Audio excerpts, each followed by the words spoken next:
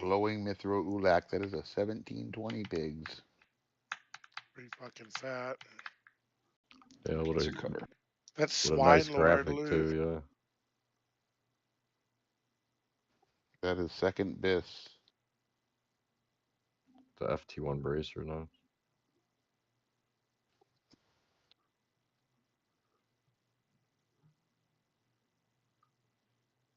Cool.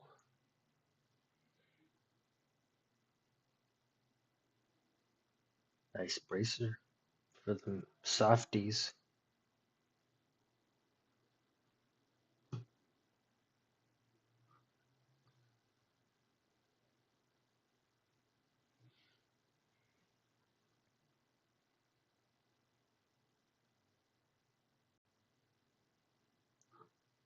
Oh yeah, sorry, stuff will come.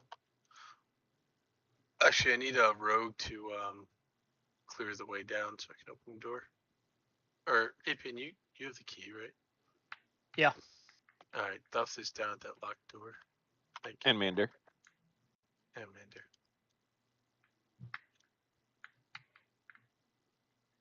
Oh, I just bought it, Danny. You out of points. Damn! These softies going for that freaking. Closing in 10.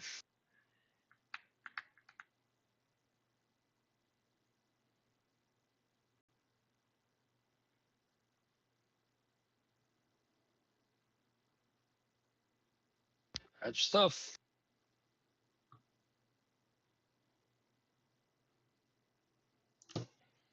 Alright, now sounds like a good time to go take a leak. We're gonna need Tan to log over to his cleric for High Priest.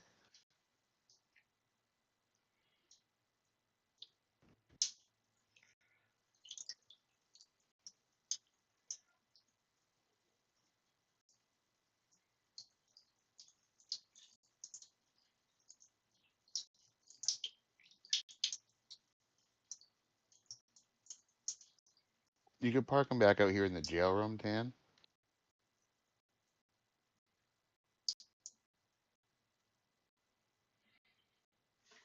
Wrong one. You're up for it, fucking home. Kill Jack's fucking do. Line up, pig. Pay the fucking pauper.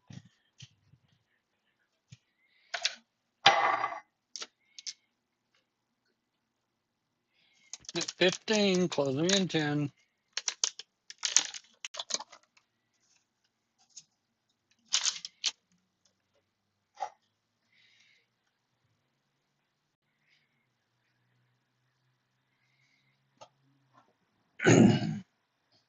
Brad Polio.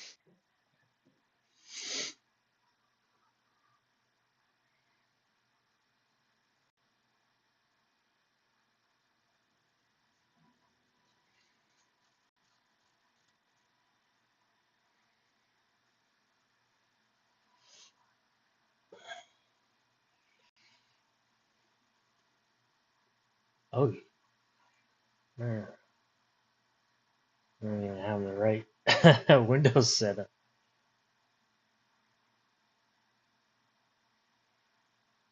There we go. That's better.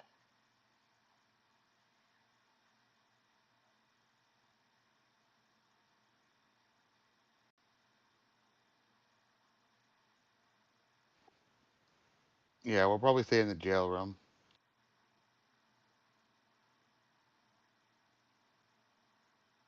Closing in 10.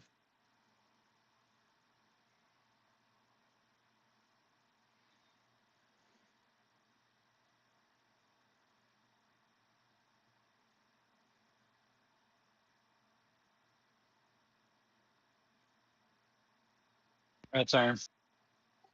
That's iron. 10, you want to send Tanner as a raid invite, bud? I And made you Dan. lead. Oh, yeah.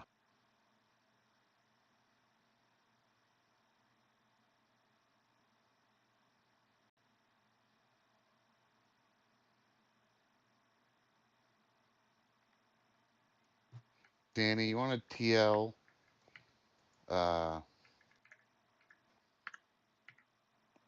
TL Greek back down the entrance, and then he can invite the pigs down there to Mukduk's group.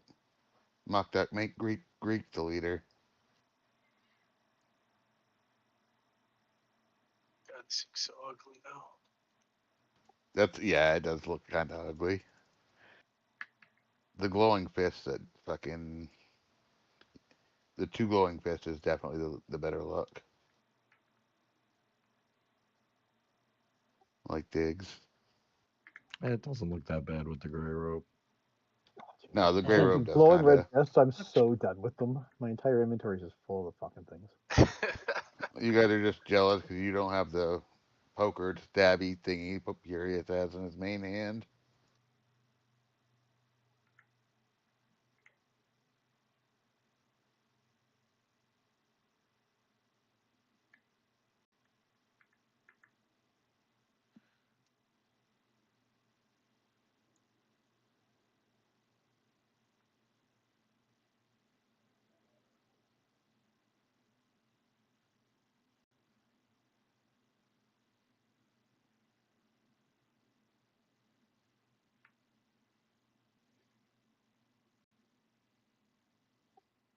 Top four and Mandy, are you guys at the entrance?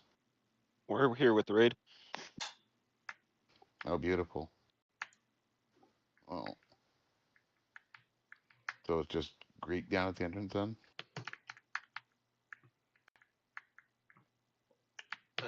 Let's go back to the jail room.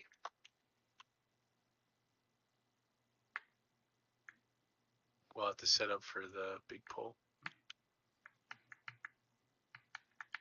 I guess we're ready.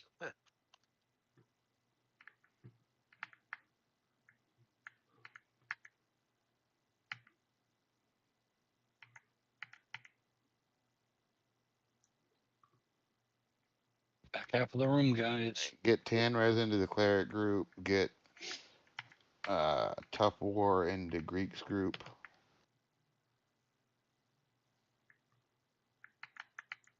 So at this point on Monday, we still hadn't pulled this, and we hadn't done the rags. So Yeah, we're moving pretty good tonight. Stream lemon. We Fine. well, 9:45 right now, so we gotta In get. theory, if we were going to speed up this prep time, we can absolutely get this in rag or archlich this evening. All right, so everyone get back here on this back wall. Rogues are gonna start getting targets for us. I'll take third disciple. Yeah, All right, I'm Necro. gonna go Is- this out.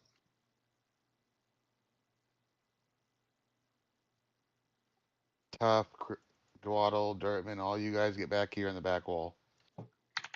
There's gonna be 12 angry mobs coming through that door. You don't want to be over there. Holy Tank, you're AFK again. I think he's in the same spot. Exact same spot, dude. Exactly same.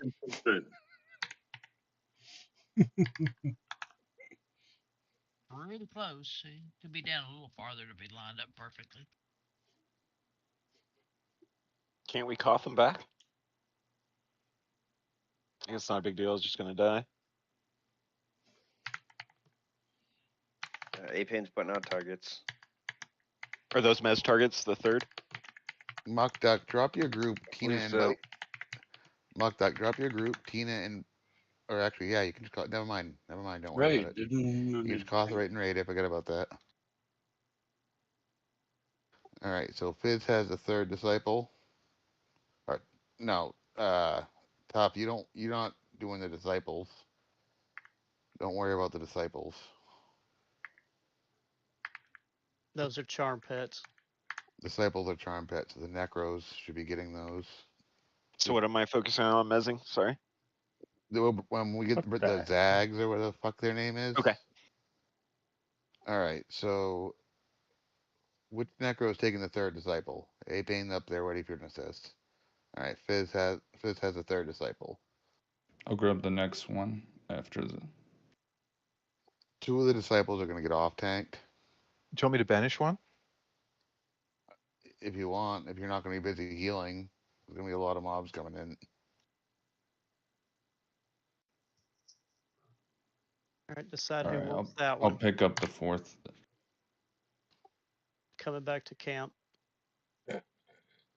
I got it. Good. I can't see. I don't see invis.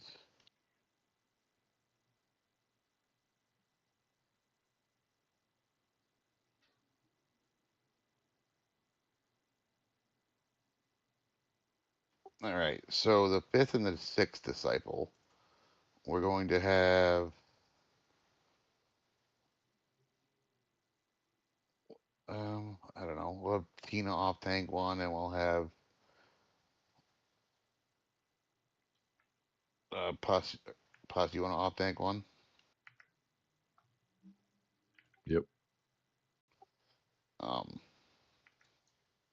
So cleric that said they can. Cleric said they can banish them anyway, but if the clerics are busy, then I don't. 6 is someone on 6. We got that one taken care of. Anybody grab 5 yet? Right, so Pus assist Runderig, Crimden for 5, and I have Tina. it. Tina assists Apane for 6.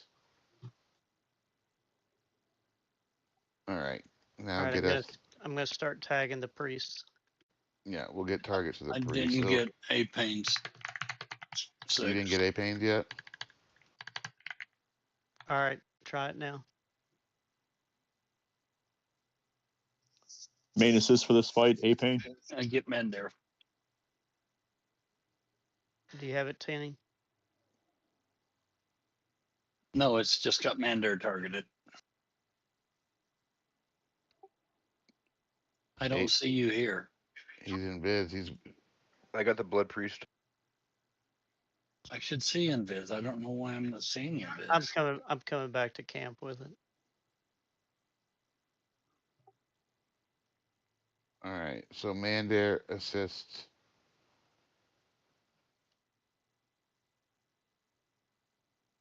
Mandar assists Crimden. Got it now, Tina. I did. I got the blood priest. Tina, you got your target? Yep. All right. So all the disciples are covered. Blood priest is covered. Kolo will assist Crimden next, and Quarm will assist Apane next on the next 2 priests.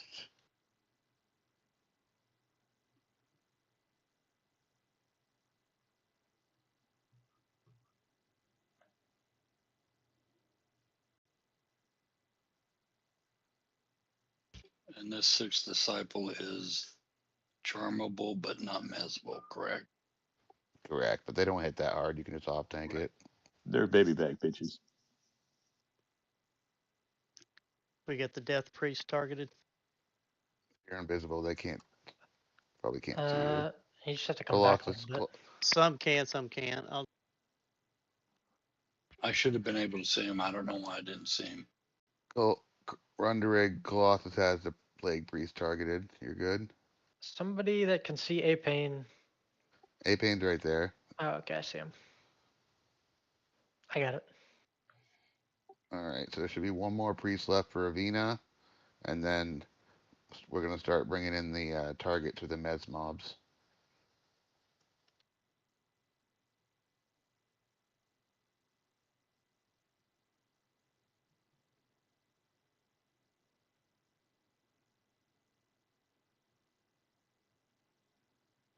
All right, so Avina assists Crimden. Does anybody have the plague priest yet? Yeah, Mandar does. No, I have blood priest. Oh, Colossus has a plague. Cola has a plague priest. My bad. Are all of the priests accounted for then? Priests are all accounted for. We're ready to start targeting the enchanter, Mez mobs rather. All right, Avina assists Crimden.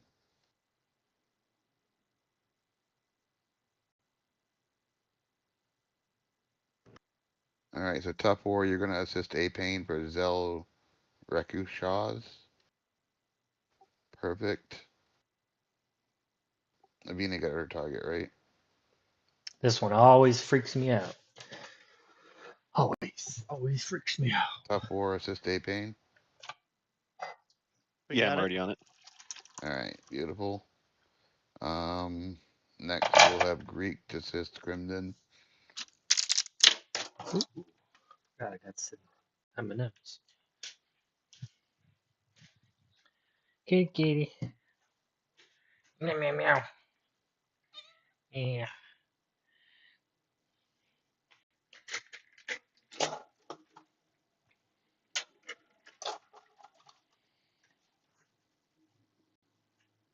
All right, baseline, you're gonna assist A pain when he comes back.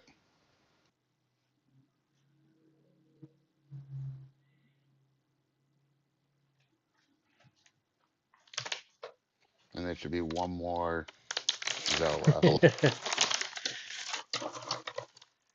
Got it baseline.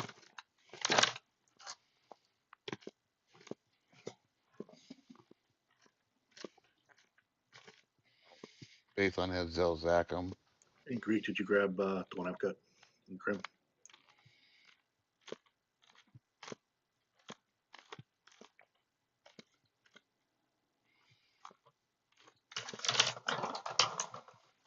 Yeah. Encrypted in RGC, please. The Greek and Tough and baseline all have their targets. I'm taking the last one. Baseline, Hey, you're Ben gonna should be need to grabbing that now. baseline. You're Okay. gonna need to ooze your mob and then mez it because they're pretty resistant. Danny hit trade. I need an RGC real quick. I've got Creo's ramp. I think that's the last Yep, one. that's the last. He should be. I got. Yep.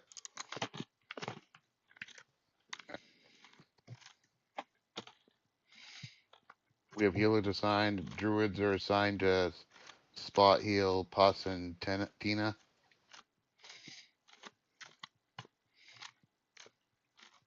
Yeah, clerics have all got assignments. All right. I'm gonna put Bogler on Tina, and I'll put Dirtman on Pusgut, and then if we call for spot heals, Dashin can help. I Swap the need. druids since Tin's in my group anyway. Are the traps still down, guys?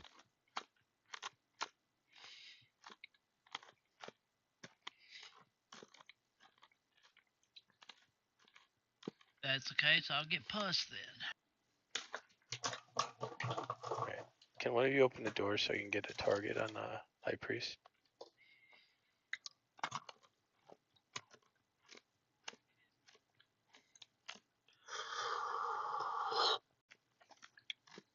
Thank you. I thought we got a couple copies of RGC from Rag 1 and 2. I passed them out. Rag 1 drops it, not 2.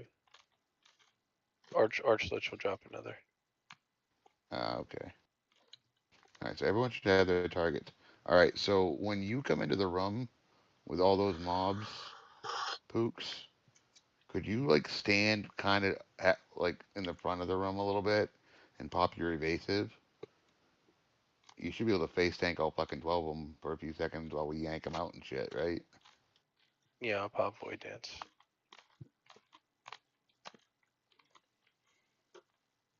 I mean, last time I ran to the back of the room and you guys had them before they even hit me. I think Avina died like instantly last time though. Like from a bunch of mobs on Avina, or just we didn't get heals on him? Not sure exactly what got him.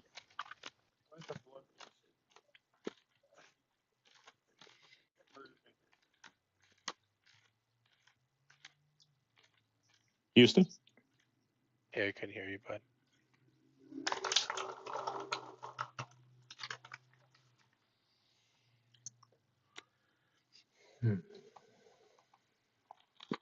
Alright, we ready for this?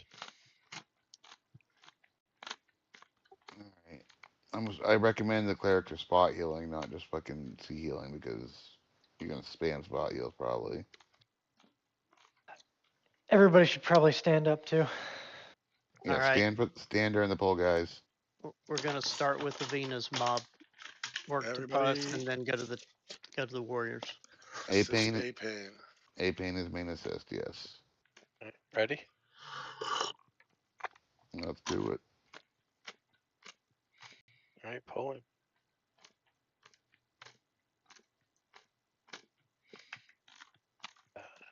Spell interrupted, hold on.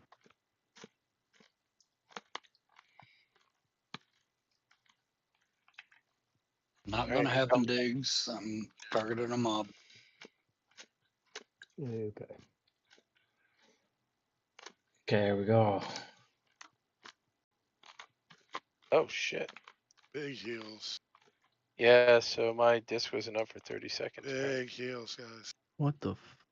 Commander's toast. And there's down. I got stunned. Commander, what was your target? Blood priest. Everybody dying quick. Blind.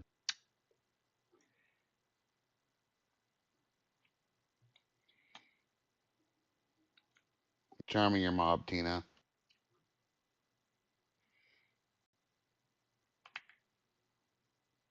Should I grab one of these as a pet now that I got shit locked down, or? If you can, absolutely. Like blood Biggs is priest gonna is on a take the blood cleric. priest. Take the blood priest? Okay. No, you can't pet the blood priest. Oh, fuck. Zell Crew is running ramp. No, I'm trying to tank it. Can you charm the 5th disciple? I'm blind. Yes.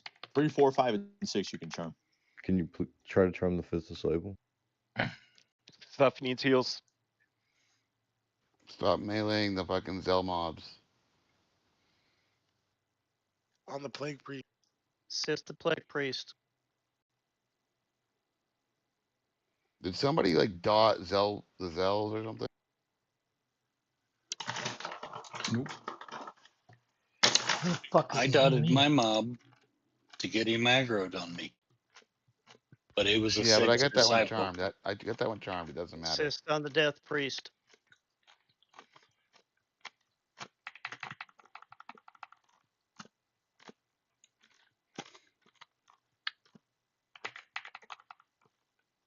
After this, we're gonna take out the mez mobs.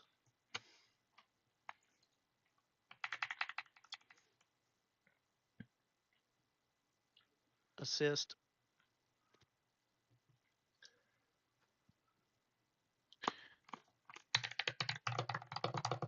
Got 3 clerics dead.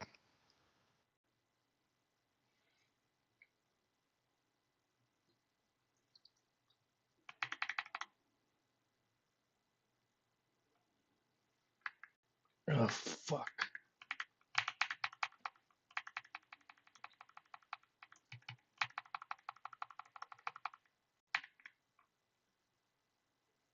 Assist on Zell creation. I'm dead.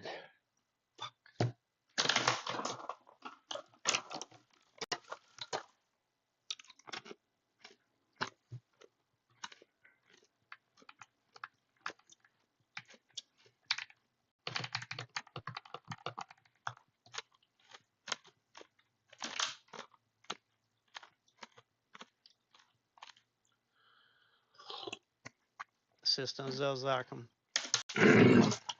I see why the tank's dying fast. Cam needs a spot heal. Oh, never mind. Yeah, sorry. Dwaddle's the only tank up, or cleric up. You are a liar, sir. We're almost there. Oh, Thug is up. My bad. We're just about there. We're killing the last of the Zells now, and then it's easy. We could take res.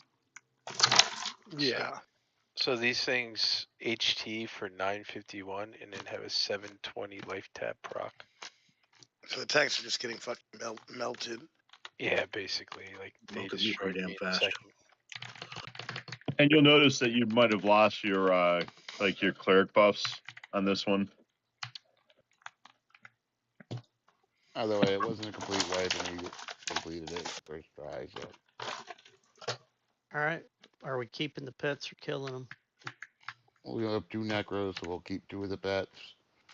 Then we have 2 enchanters, so we'll just not. We'll keep 2 pets. That's it. I crashed after res. Kill 2 of the pets. That's it. Not clean, guys- but not filthy. So do you guys want me to stay on the Enchanter or go back to the Ranger? Yeah, I crashed on mine too. It's servers right now. Now would just that stay. yeah, stay on the Enchanter. That way, if anything goes wrong, you guys can pick up the charm pets. Okie dokie. Plus, High Priest. No, that Archlich dispels himself. High Priest doesn't. Clean, guys. Clean. I'll need to move my Ranger before we leave this area because he doesn't have an eye or a Ranger gate. I'll give you my whole Rush Elder beads, dude. I need to just go buy some or go camp them real quick. I just haven't done it. Yeah, I figure if I Wish I just had give Toland's BP. if I give you my whole Rush Elder beads, you can always hammer out, right? Yes, good call.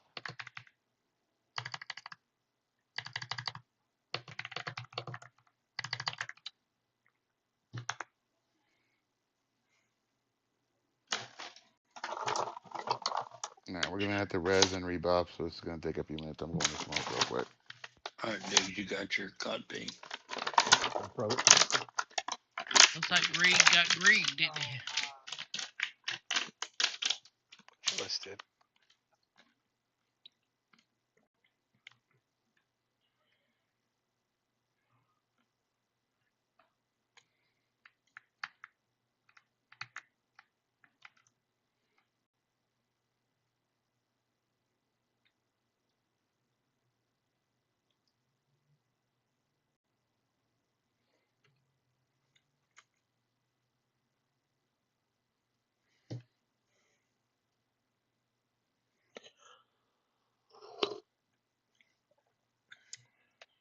Damn crashed when I took that res. I'm trying to get back in now.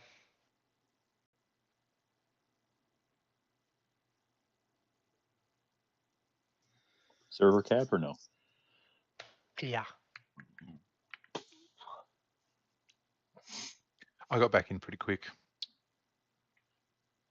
Yeah, when I wasn't getting the server full message, I got the 1018 message, so.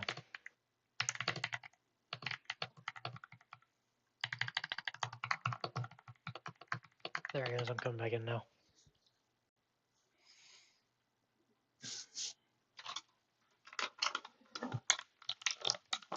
Do do do do.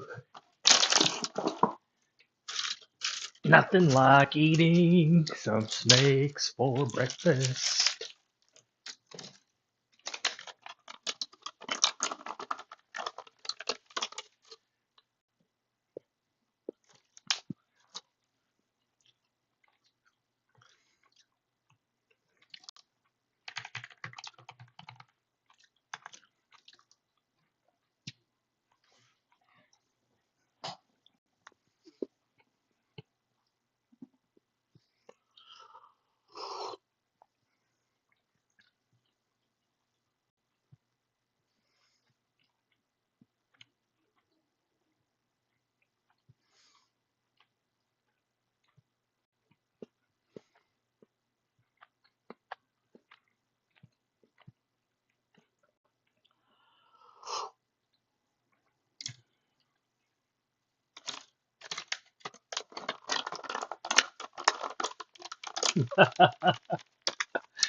So if a paladin pulled all 12 of those with DA up, would it eat up all the harm touches?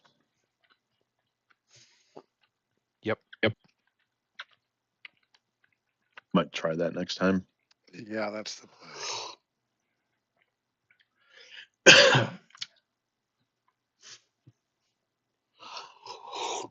I do like watching Mandir eat all 4 of them though. Kind of hurt. Something about the way he falls.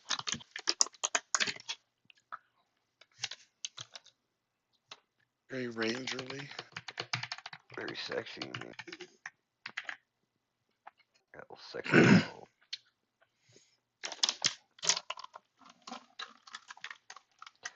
I like to think like crumple, though. I like to think that. Getting the drains, I'll be back.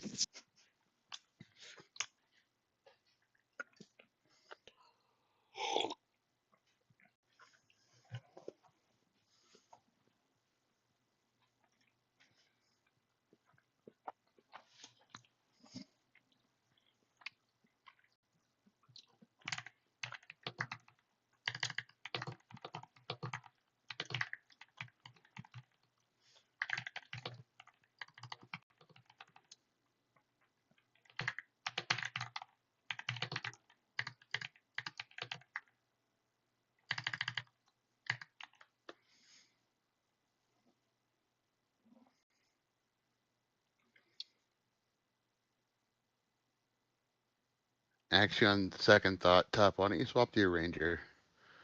The AM3 Ranger will be way more helpful. Okay. I'll met up a little bit and then swap over.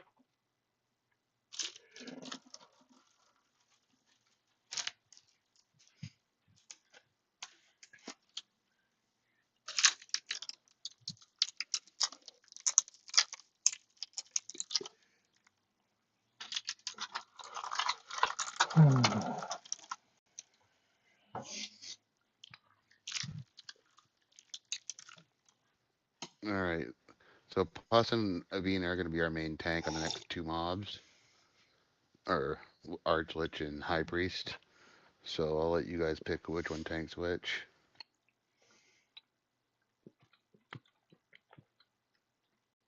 He's on Ram, right?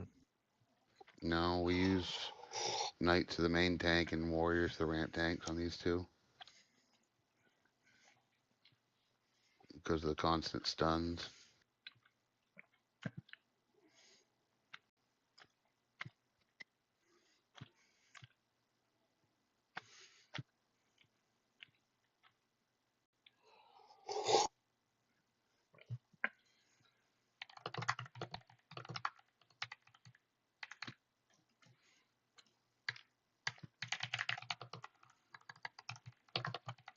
We're gonna need to get group resist magics out on everybody also.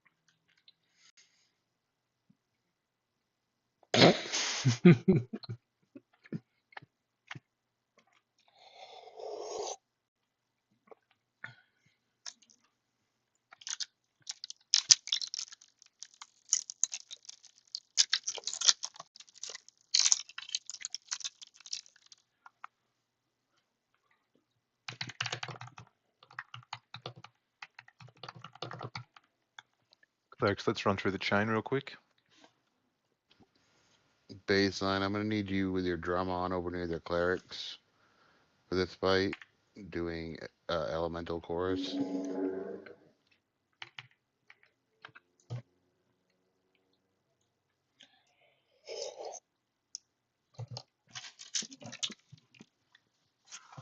I'll be doing the same thing, hiding behind a wall up near the melees.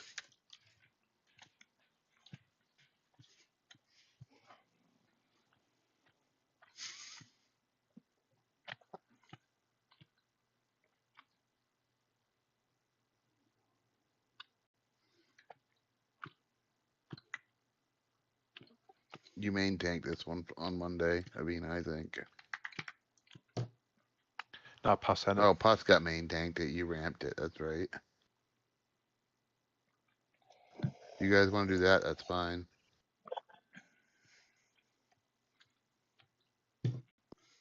A hammer saves a lot of mana, I'm assuming.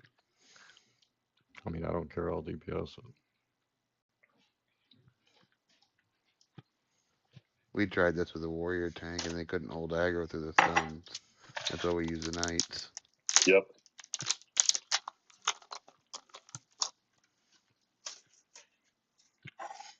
Yeah, I know, but you just said do you want him or warrior on ramp, so it's Well, better no, if I like- DPS and he tanks because Yeah. he doesn't.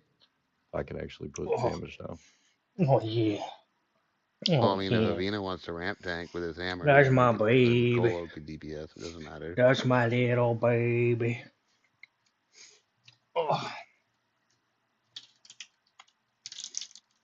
However you guys want to do it. Hey. Clerks, let's go again. But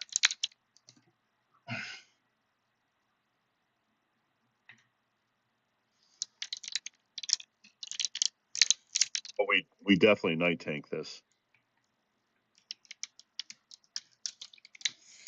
Yeah, I mean, I'll tank it, that's fine. Yeah. This might all be. And then the Warriors can go in and try and get back up on the rampage list. Wait. It's a trap there. It's a trap. Star Wars reference? Yes, sir. Oh, it's Star Fox. Good game. Nah. Admiral Akbar was before Star Fox. You have to say it more like, it's a trap. Go ahead, say it like that. Songs off, guys.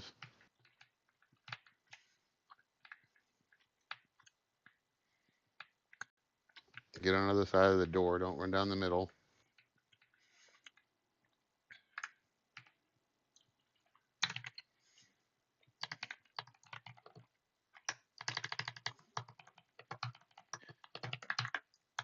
Can we get shrink on all the clerics? Yeah, we need all the clerics shrunk. We need, when we're ready, Avina will go in and set rampage, and then we'll have Mandare, then Quarm, then Colo. And then Puss will go in. And then we can move in position. We gotta bleed the stun.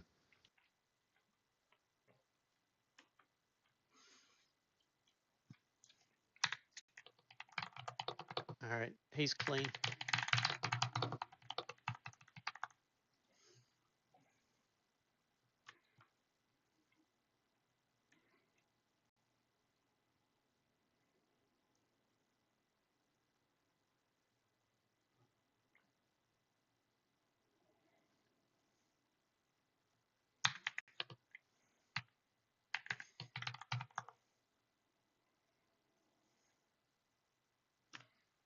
This one's unslowable. If we get a DI on Putzcut and Vina.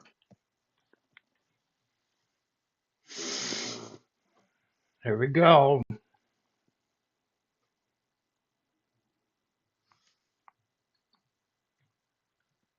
Sorry, I missed it. Who's rampage tanking?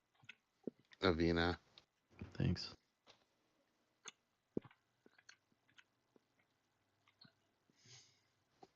Ramp order is gonna be Avina, then Mandare, then Quarm, then Colo.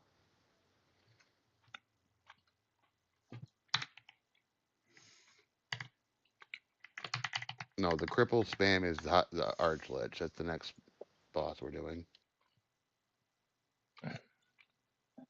If Putzcut goes down, I'll try and pick up tanking duties. Yeah, we just can't let it go down the fucking rampage list. Or go, yeah. Can't go to Avina. That'll fuck everything up. Ah.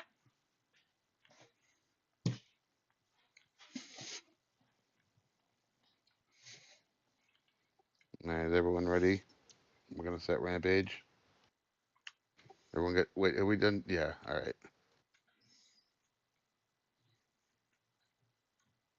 Avina is going in to set rampage. Once you guys set rampage, you have to stay in there. Alright, go in and tag it, Mandare.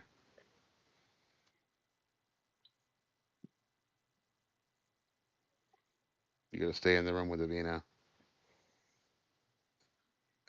Alright, Quarm, go ahead. Colo, go ahead. Bueller, go ahead. Us, go ahead. Everyone else move up into position.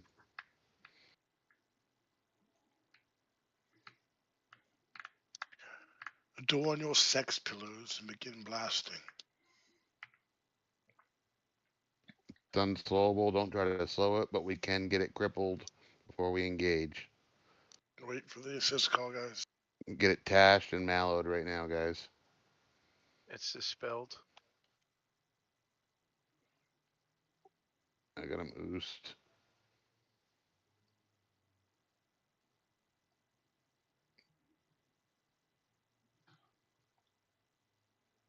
Dum dum dum dum dum. Control your pet. Crippled. All right. Roll chain on pus. All the druids, I want you guys watching Avina.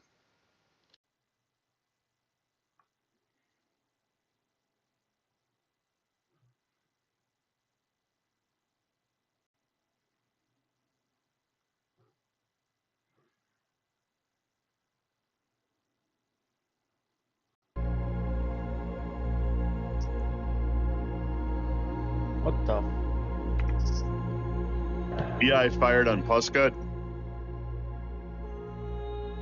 Sorry, I jumped in.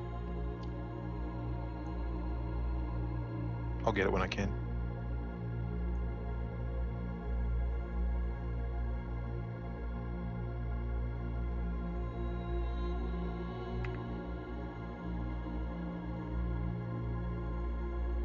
Was that a pepper?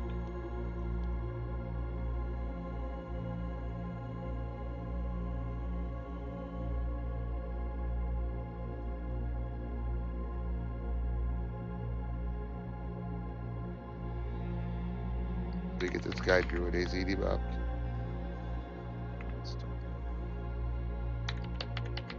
Herman's working on it.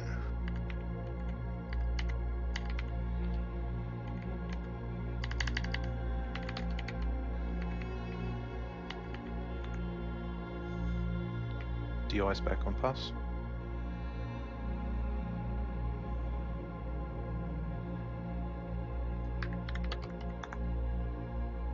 Gaping, I would recommend not going at the mob from the front because he does a stun on the tank and everything around the tank.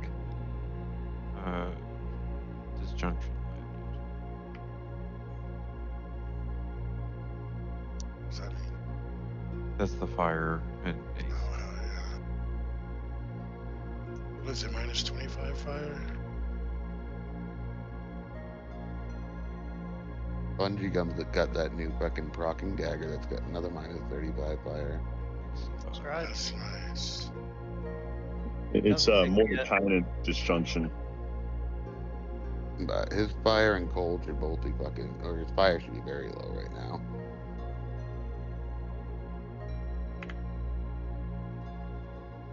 I feel like we're killing this guy faster than last time. Are the disciples still dog? Like terrible damage? I'll tell you at the end. By clicking that, like fucks up the part we're certain. They're gonna be better this time than last time. Yeah, we gave them a lot of stuff this time. Yep.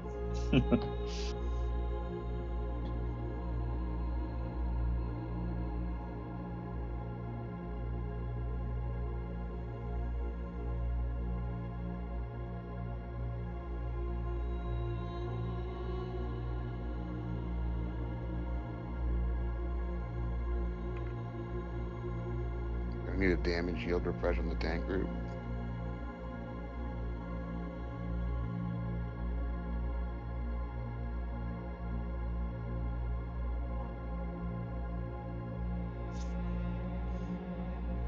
That sword might be that tank sword for him. With the Oh, the one Ssra that we were bait. talking about. The Yeah, Raz that edge. one's like a 1920. Isn't it mate only though?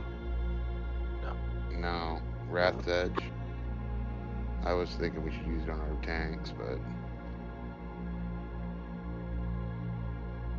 It's 13 base, fire 3, bane 3, decision, delay 20. it ends up being a 1920 with a It 150 would be damage fire awfully proc. nice and often. I've been reading that a lot of tanks just use either like a Bach or Blood Frenzy in the main hand with, even though it doesn't do white damage. Shield. Then you could put your Ssra damage in the offhand.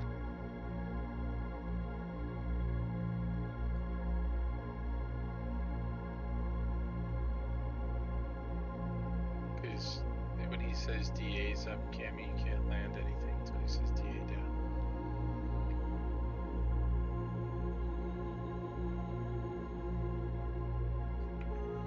He has a hammer that procs DA.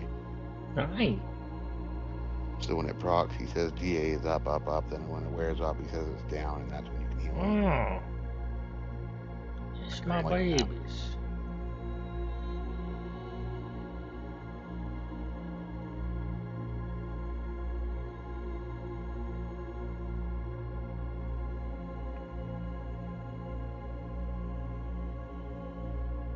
Go ahead and pop discs.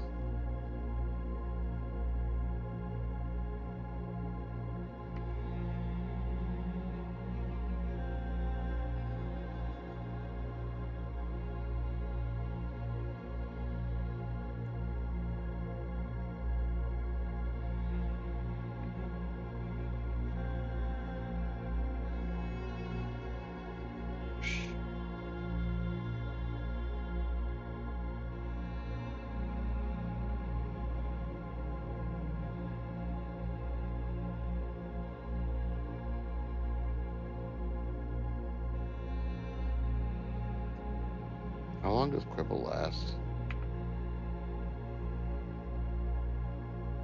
Like 4 or 5 minutes typically, but if it's getting wiped out or what, because he's getting really splashy. Yeah, we cripple it.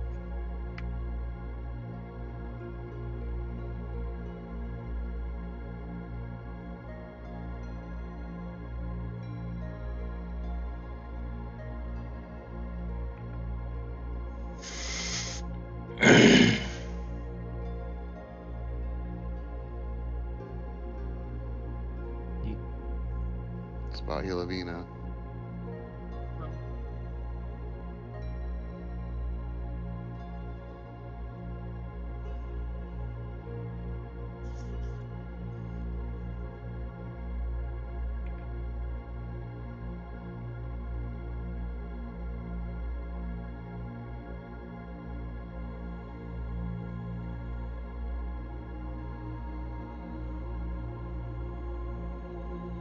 Did we Paragon the Cleric group yet? Yeah, we did one. Get another one into him. We only have 2. But I can if you want. Mob's at 18. Don't put the MGB it, just Paragon him.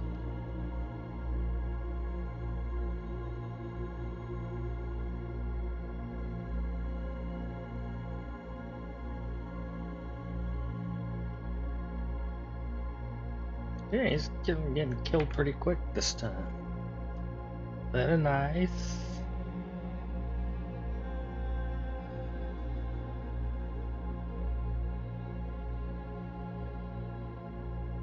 He doesn't rage, so don't worry about that.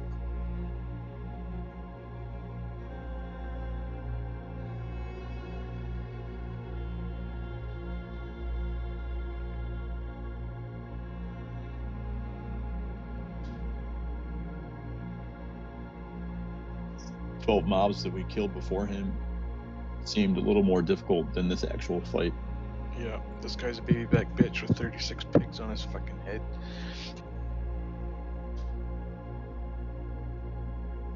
We established that this was farm status on Monday. Oh yes.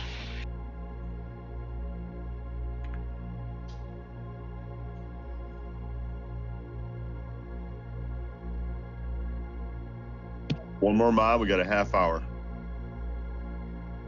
Yeah, we got some trash on the way to his room now. Not that much. It's like 10 mobs, I think. Clean, guys. Very clean.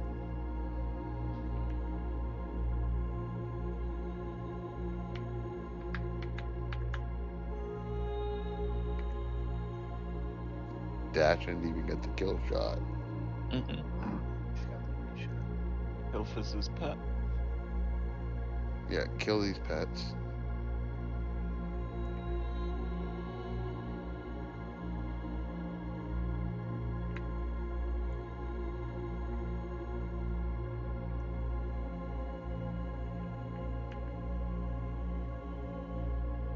There it is, the Wrath's Edge.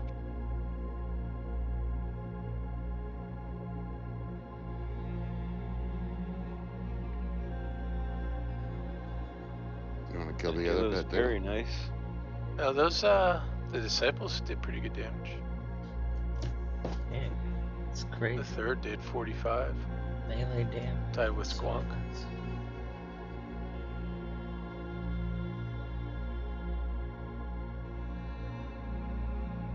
That ends up being a 1920. Against Ssra, yeah. And low fire. Which, like, every Ssra has, so it works out.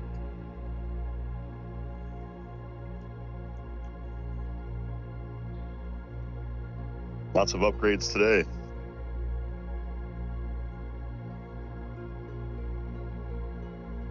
Yeah, it's a nice head. 100. Yeah, it comes with the rune on it. It's very nice.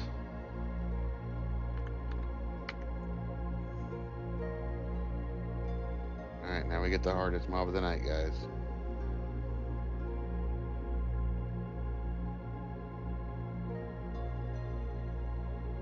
Don't try to leave the room because there's traps out there. Closing in 10.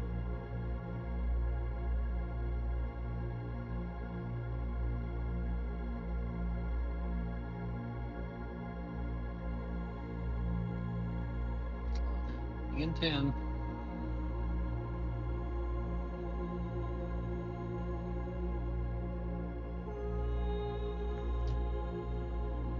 That's us.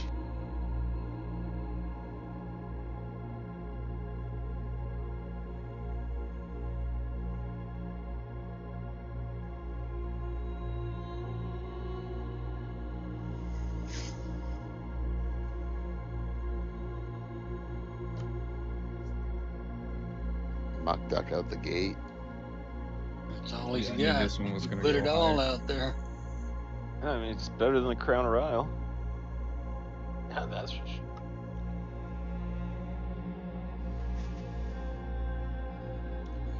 You don't have enough Sebula, sorry.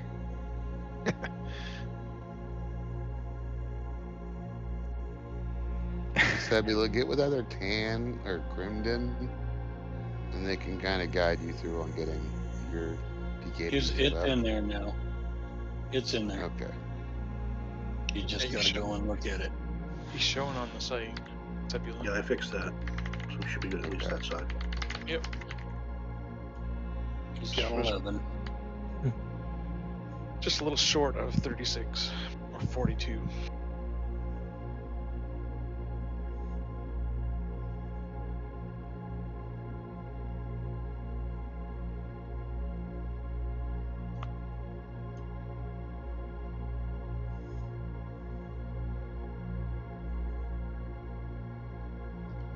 Closing in 10. Oh.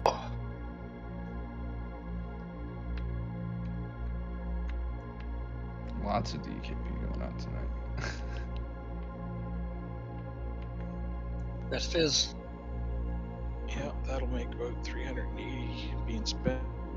And that's the first time we've hit that number in quite a while. Thanks, Dirtman. Good to see you, buddy. Good night, gentlemen. Okay, later, man. Later, Dirt. Later, Gig.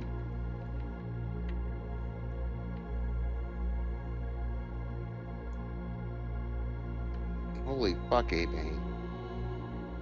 Whoa. Wait, did you Not, guys? that's not a bid. Is that intentional? 120? It's supposed to be 12, I think. It is not intentional.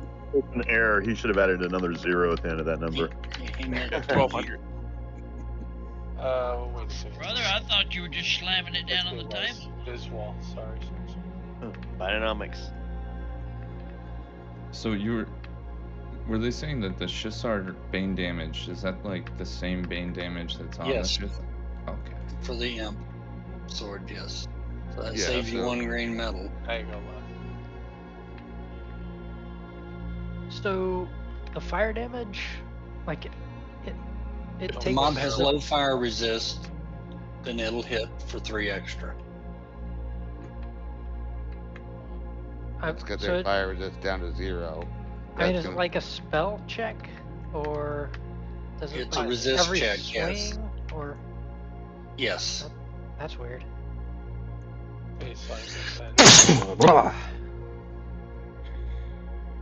So against snake, it's guaranteed 1620. Against snakes with low fire resist, it's 1920. And almost all Then these snakes are pretty low fire. 150 damage proc. You guys need to understand that on Emperor, though, he debuffs you to increase your aggro generation by 95%. So, rocking weapons you might want to be careful with. Yep. Turn and smack your ass. It was told by some of the other necros that they say to feign and just like you, as long as you're feigned, your dot ticks don't seem to like add aggro. Did base flying fall down and go boom? He took a wrong turn. His corpse is in camp. Yeah, I thought they were my friends. Tell them how you feel. Tell them how you feel, A-Bane.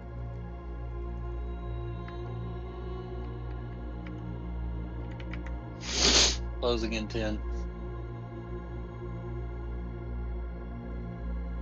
85.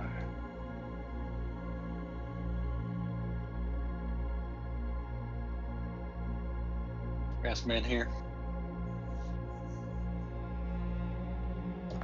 Strong man in here. Yep.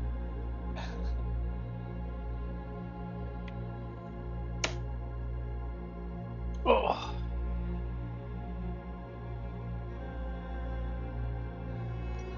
Grassman. Delta, I wouldn't go that way. We're moving, guys. Let's go. We got one more boss to kill tonight. We have 2 tanks up here. We have clearance.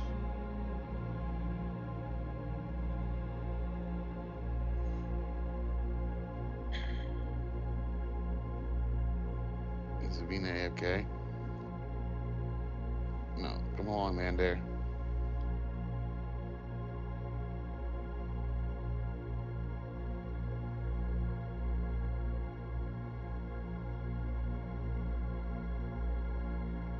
It's alright. I was just making sure, bud.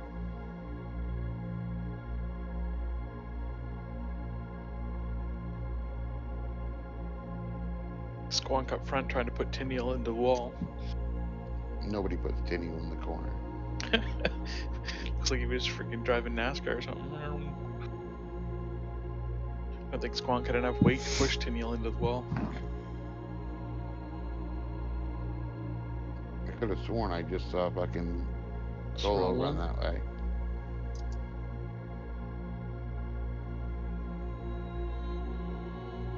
Well, as a reward, and my mouse is all locked up. Come on up here, Ducks. Hurry up. Before the door closes.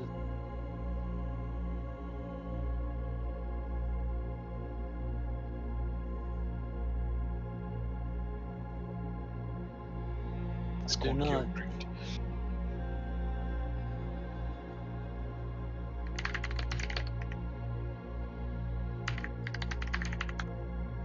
You'd have to be a drifting bot because I don't think NASCAR is your game at that size.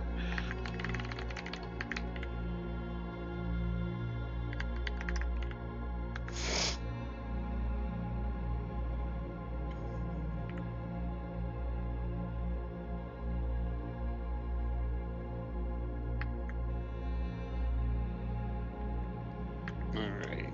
These Crypt Curious Guardians fucking hurt, so.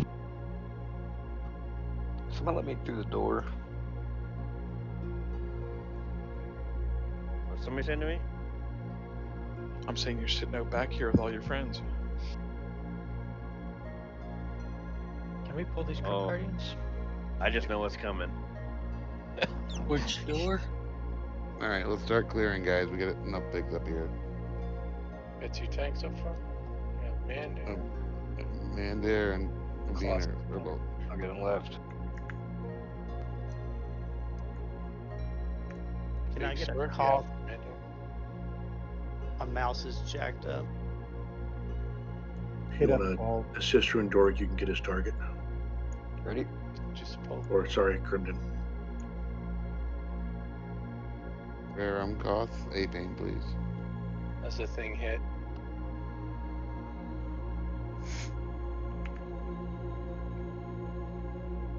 Where you at, Mander? And Aaron and Avina tanking. He's on the Right ramp. Mandir, On pull the it ramp, back. ramp. Pull it back around the corner to your left. Over here. What the hell? Who It said they're should be- locked behind the door? But Mandir was locked behind the door, but he got through. But Hey, Muktuk, assist Crimson. I've got A-Pain targeted. That fixed it. It was F12. yeah, F12 disables mouse control. What you get for slamming on it? Didn't slam it quite hard enough. Just because you got all. It's not twins. Drag the train to Mandir and evade, and you'll feel better. Didn't slam it hard enough. It's not twins, mama. You don't have to slam it super hard. Jeez.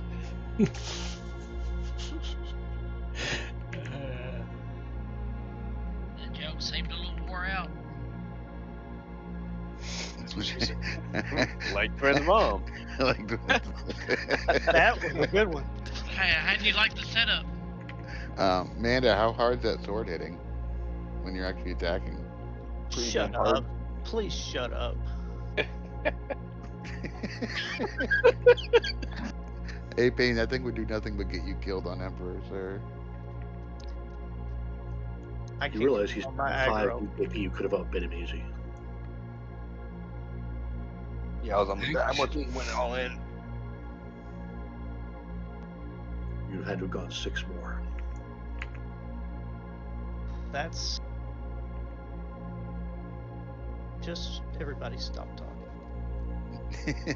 We love you, man. It's okay, buddy. Keep the mobs coming. Oh, Mine. I'm sorry, brother. Hey, it's just our blood. We need that. That would have never happened if Bogler was bidding.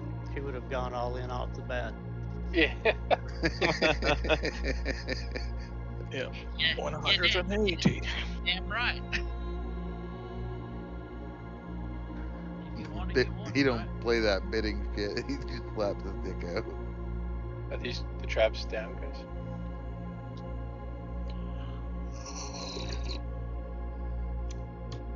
I'm busy wallowing in my pity. It's a pig tray. Brother, just think about it. We both got outbid by brothers. All right, the first one's disarmed. How many are there?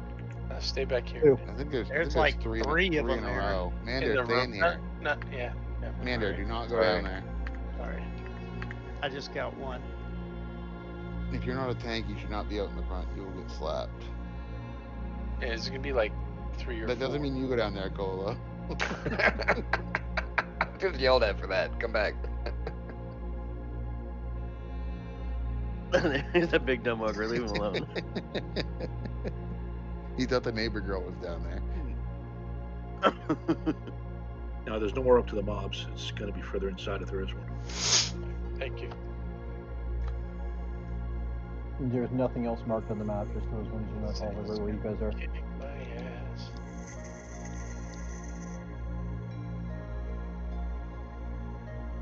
I get right when it goes around. Oh. It's 3, I think. We got 5 tanks. We're fine. Better than 4. Just get them Sabina. separated. Avina tank. Keep you Spot heal separated. Avina, Spot heal Avina. 1 second.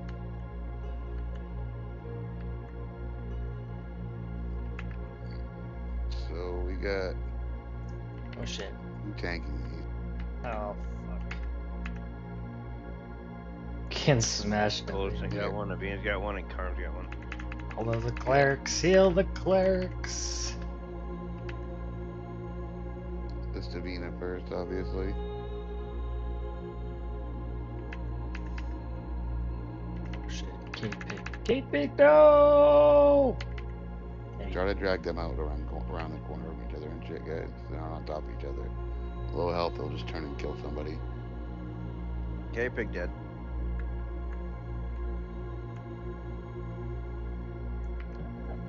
Point.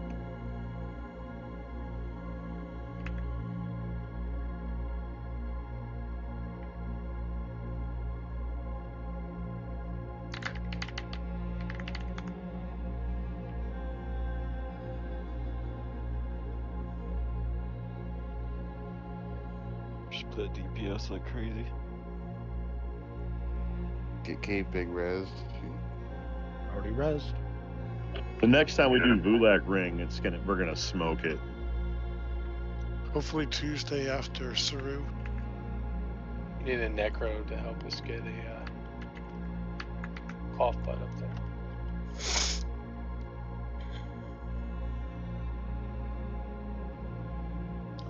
Yeah, I want in on that. And a bard. Yeah, just let me know when. I got the weekend off, so.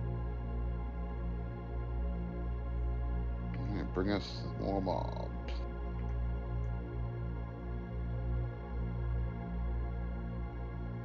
Like I said, if you're not a tank, you should not be out in the front there. You should be hiding.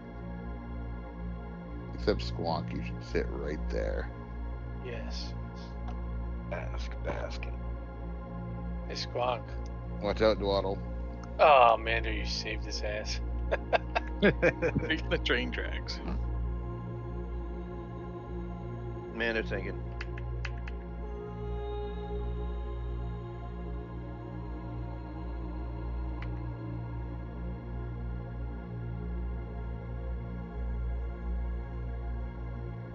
Now we're getting some Ssra blood.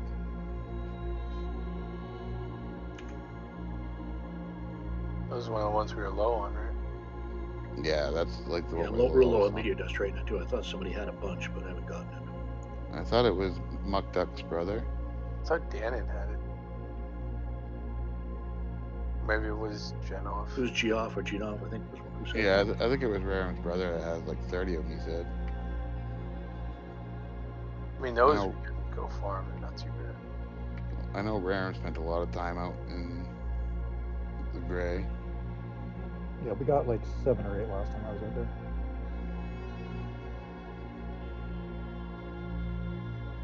Were you at the pond or was just? Because it's the pond. Yeah, Alright, there's gonna be 3 again. Alright, so it's gonna be Avina, Puss, and Mandare. Try to get them separated and dragged.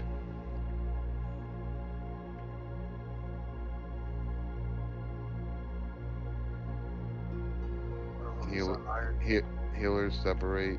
Oh, apparently one's on Colo.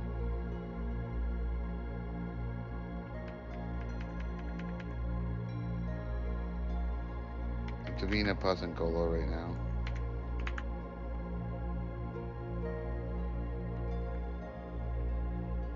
After Avina goes his Puss, guys.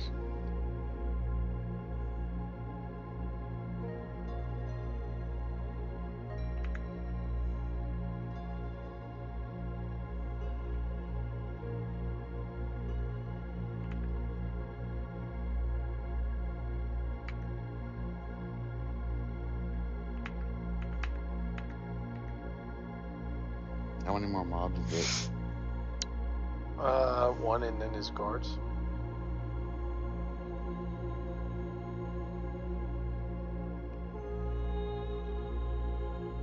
Should almost have him dead by 11.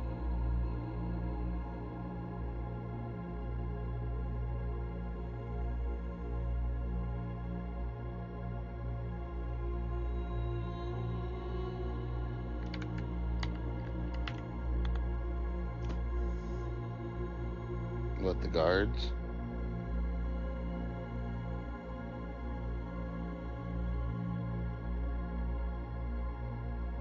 Alright, got another yellow coming in. I can pick it up.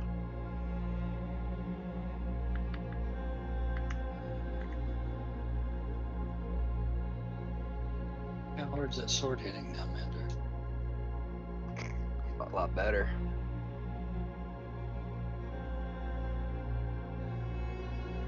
Is it hitting for like over 100? That is my question. Yes, not much more, but I'm definitely seeing over 100 more often than not. That makes sense. More than I had in the past.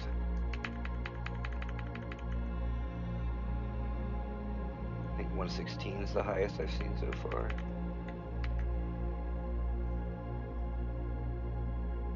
Have you seen a lot of procs out of it, or?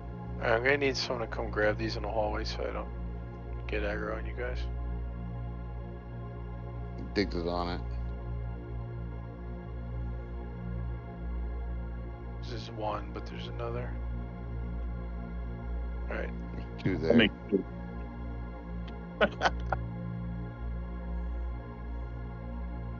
One on Avena.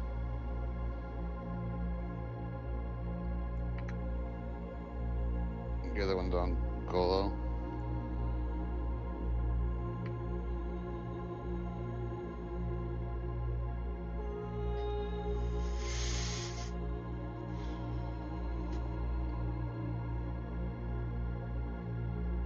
What the fuck? Did my songs hit you and put me on rampage?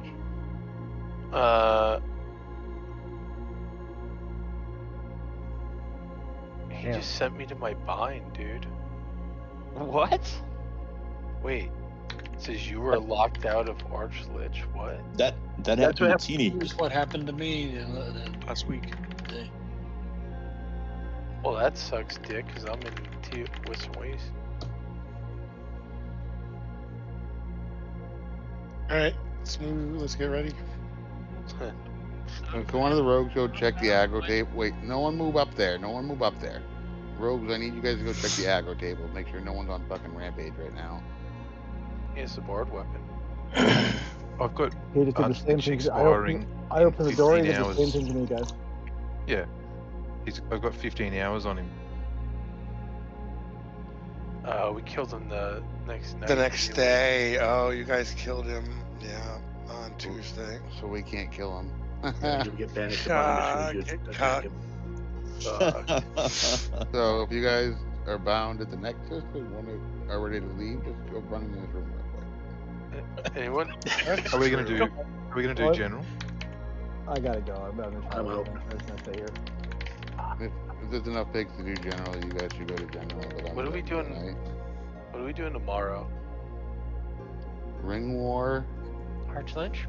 and then Archlich. Oh, if we have enough pig, we could do Archlich, but he's the hardest one in here. How the fuck am I gonna get out of here now? I will come get you. I'm bound there. Oh, thank you. I gotta rebind. If you don't have your M key and you need the insignias, you need to stay for general if you can. But if you are heading out, like I said, and you're locked from the other night, Yeah, do we do a final pick? Well, I guess now we gotta We get have them on now. the same schedule as the rest of them. So maybe we shouldn't kill it. It'll fix it on Monday. Alright, pig 6. So that means big turnout on Monday, so we can clear it all.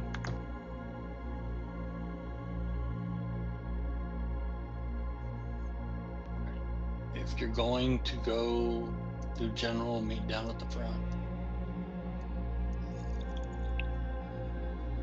Well, I followed Mander into a place we shouldn't have gone. Yeah, I didn't realize people were just killing themselves. we're not. We those of us that are locked just ran up to the fucking mob, and he warped us back to our bind Snake point. portal. Oh, that sends you back to bind. That's an easy way to get back to the bind. Yeah. Locked. As As long long as as you're you're locked. locked. If not, you go without your gear. Yeah, you go one way or the other. All right, guys. Well, now we need. Now we got two mobs. Now we got 3 mobs in camp. That had the 1719 board weapon on it too. So all you guys are going. fuck, How I is just died? how is Silly dead in the Nexus? Try the curse rotting, just like it's killing me right now. Yeah, that makes sense. Yep, it's killing me right now too. I love zone at low health. Save Died it. yourselves. I died it. MGB Paragon, let's go.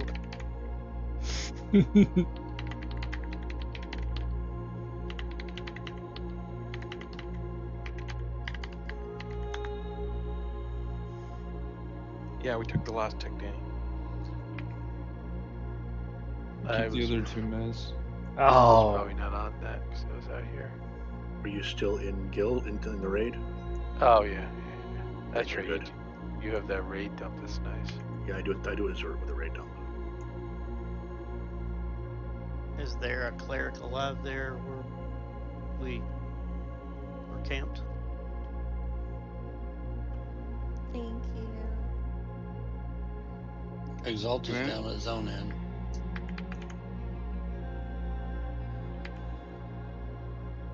Jack, did my Paragon save you? Yeah, Thug, can you GRC me, please? Oh, someone already did. Beautiful. I need it too, please. Yes. You want me to do what? Remove. Remove He doesn't credit have. He doesn't have remove curse.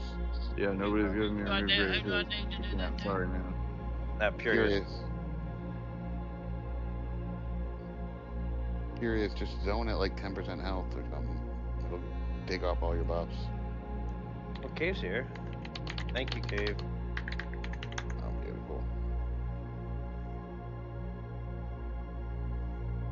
Mandara looks naked. So And- we've only got and 4 level people 59. going to the general. Mandare trained is fucking the raid.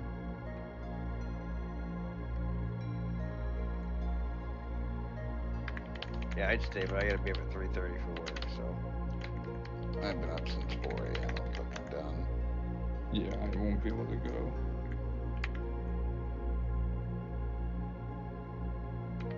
But now I feel bad and I want to help the pigs recover, but there's really nothing I can even do. We're good. Mandare's still running around naked in the Nexus. Bogler, are you Is bound there- at TOV or you want me to go to I'm bound at TOV. Over there and pick you up. Thank you, sir. Good raid tonight, guys. Have a good night. Yeah, we definitely proved we can clear all this shit in one night if we weren't locked out. Whose alt is Arcturus?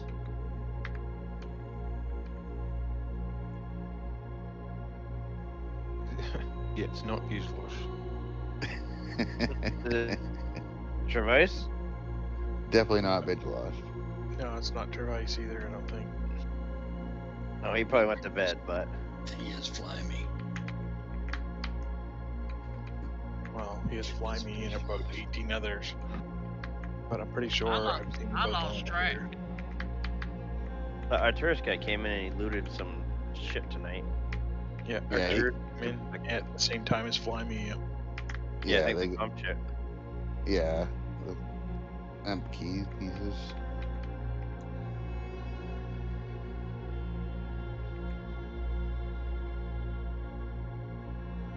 You lucky I didn't change that bind. Thank you, sir.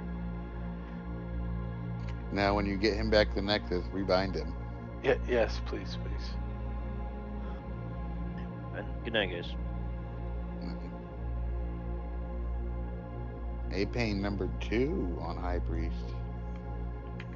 Or number 1, A-Pain. Number 2, Crimson. Curious, number 3. You monks gotta step up your game. And that with a crappy offhand weapon. imagine what I could do with a real blade. And There's- imagine there's what I l- could do if I could read and see that Mandair only had 89 PKP. I just crashed.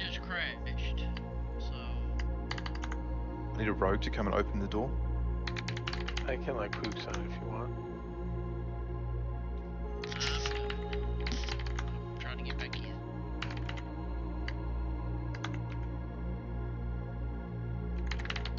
Oh, I can res nice and from where I am.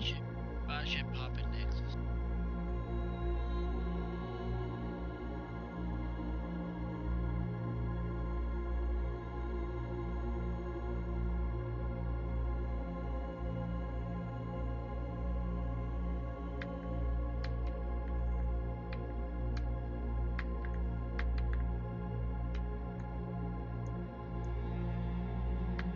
All right, night guys. Good raiding with you.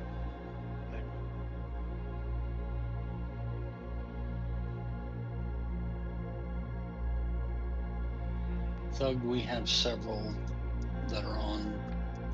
I think we've got 3 on tunes.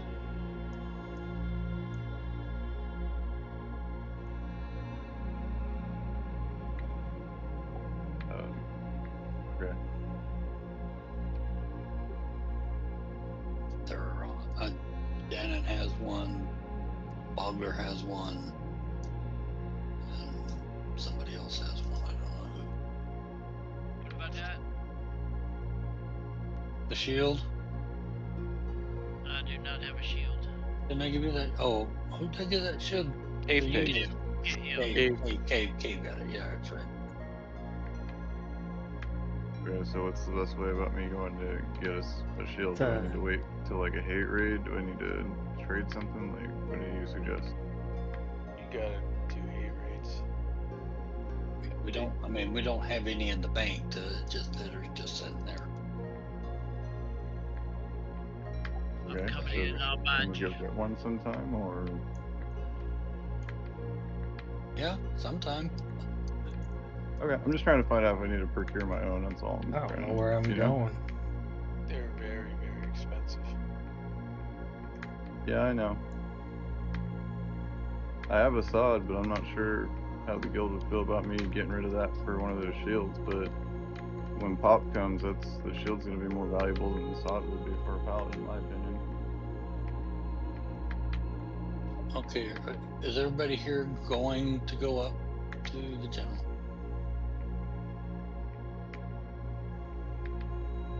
Don't have a road. I don't see a road. I'll log over poops in a second. Just Yeah, we have one. Bungie's here. How many people need it? If it's just my warrior, there's no point. thank you. Sir. I need it for my ranger here. It's the last piece I need. So we need 2, 3, 4. Stabula, do you need M key? Yes, he needs MT. Yeah, I need it. I was just about. I'm gonna call it for tonight.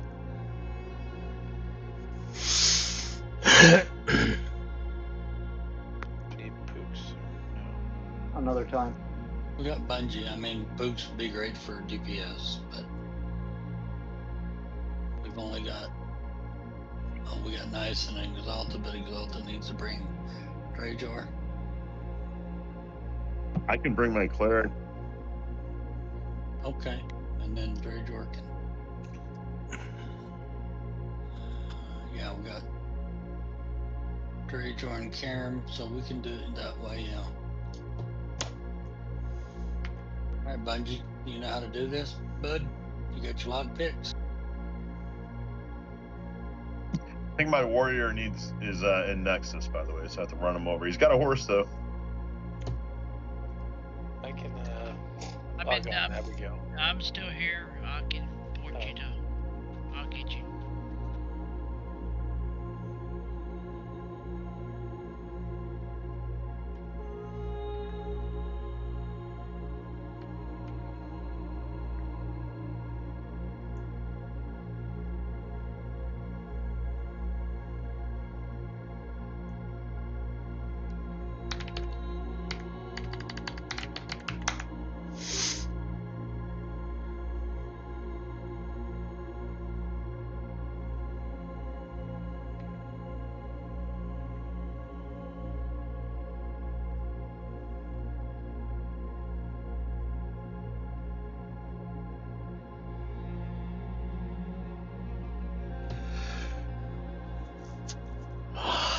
We condense this to 2 groups.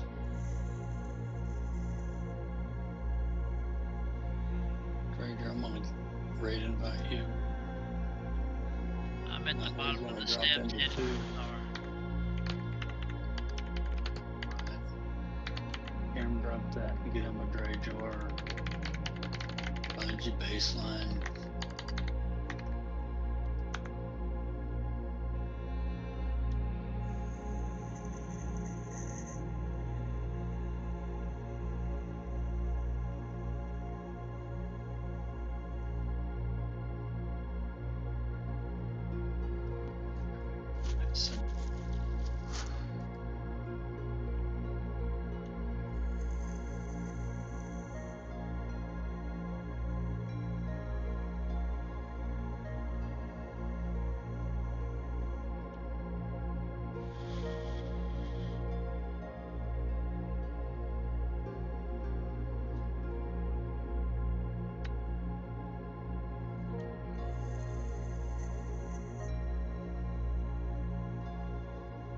Send you to Twilight. Crow, say something in guild on your cleric, please, so I can spell it right.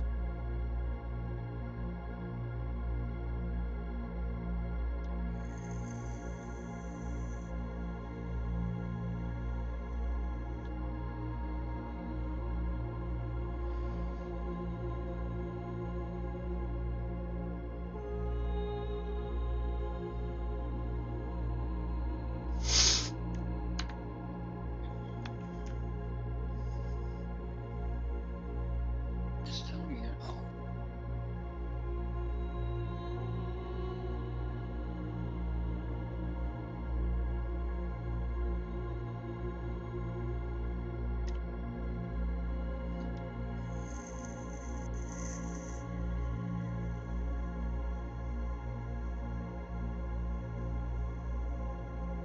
You should be able to do the pound rate invite or rate accept.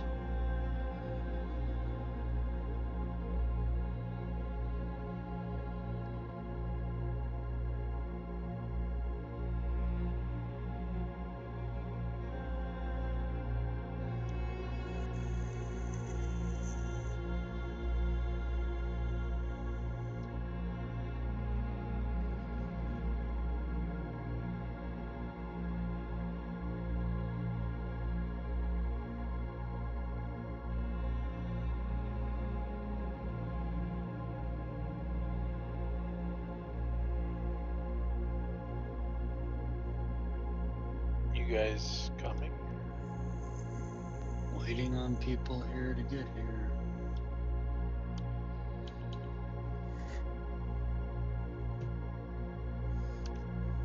Baseline, join the group.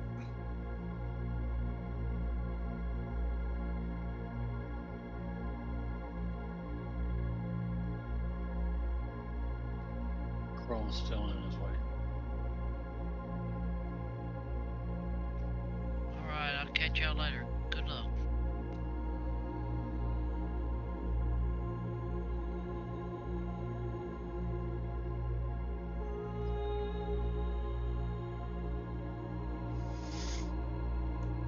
Crow, you know, remember how to get there? When you do that in the yoga, it looks like a dog dragging its ass in the ground. It really does.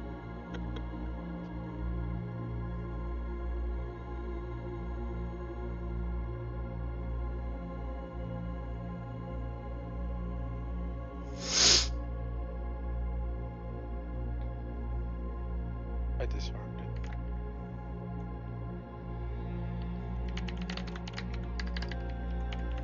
Well, we ain't got everybody here, so hang on. I know. You can kill these couple though. Yeah. Hell are they? Pretty killed, I guess.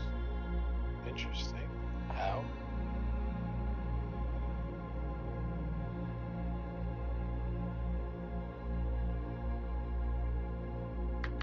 In and hug right.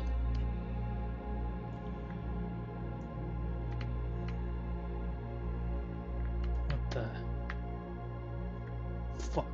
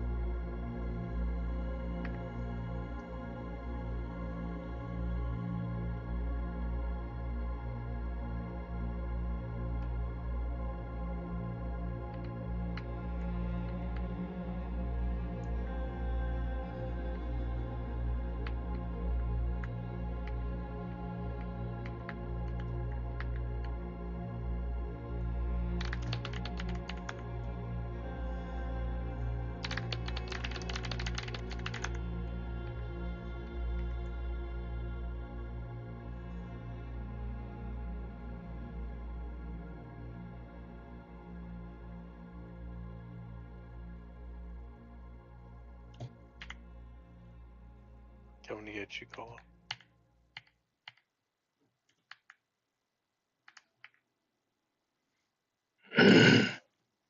Hopefully niacin too.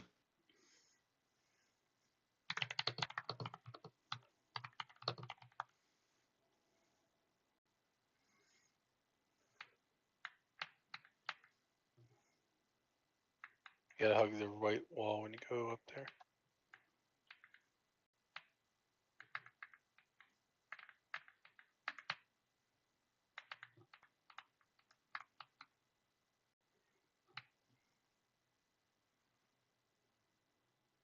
If you zone out, does it get rid of the curse, or you actually need to do something about it? If you zone out low health, it'll dispel all your buffs and debuffs. Otherwise, you need a curse removal.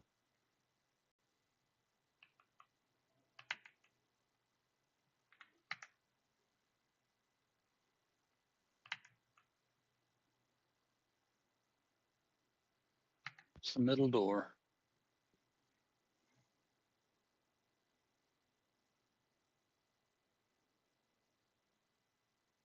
Bungie's going down. You just zone bungee at low health, it'll get rid of the curse. That's what I just did. Okay. He died, or Well, if he died or zoned out.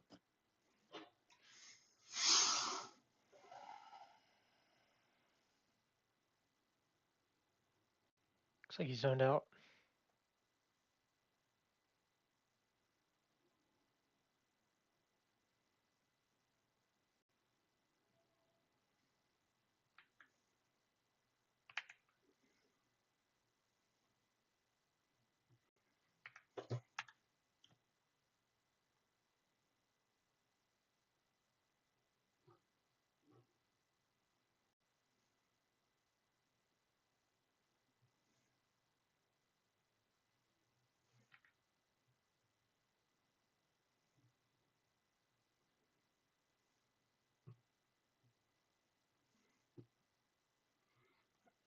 Oh, niacin.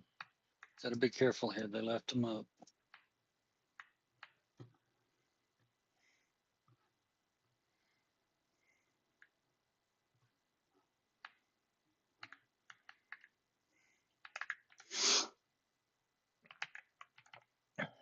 I'm assuming we're gonna assist Exalta first.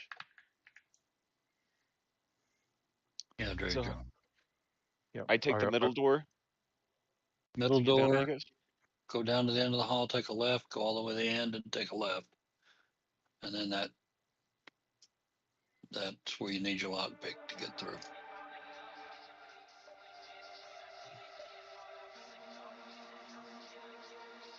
Alright, I got the left one. When you go up the little ramp, hug right until you get to the back wall and use your lockpick to get through that thing.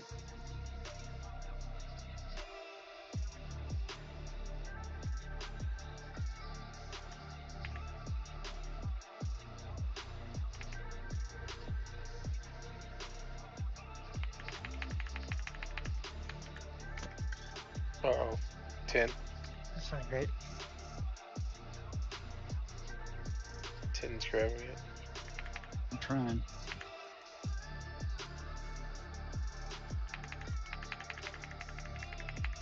Ten's first.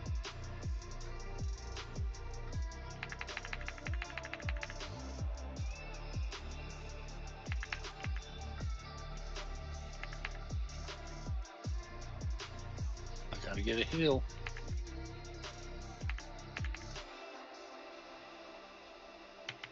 Fuck. It's not Pooks.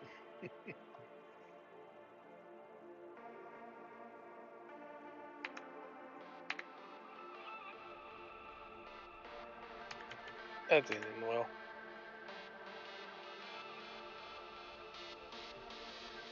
Yeah. One of the clerics should probably go ahead and die, and then box the other one.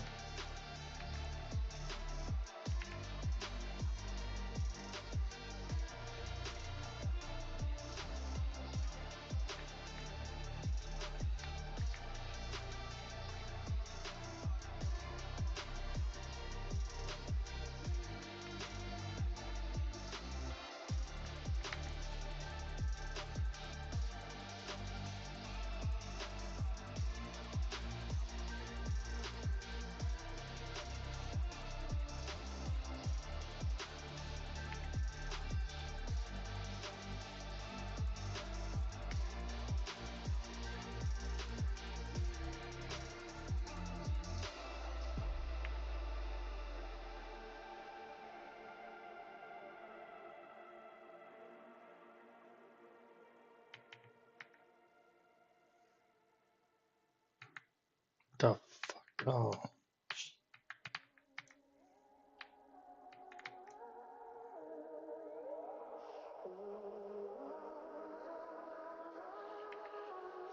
Did you guys hold on? No. We're just dying more slowly.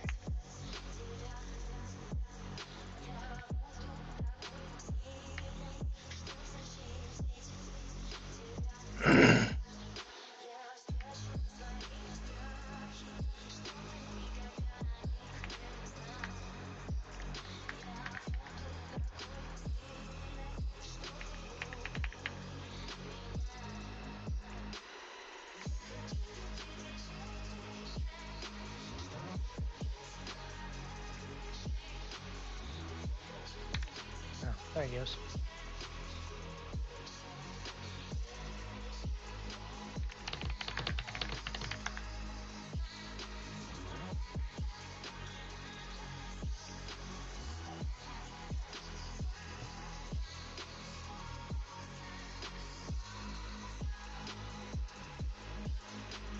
Okay, you got your res box, just don't take it.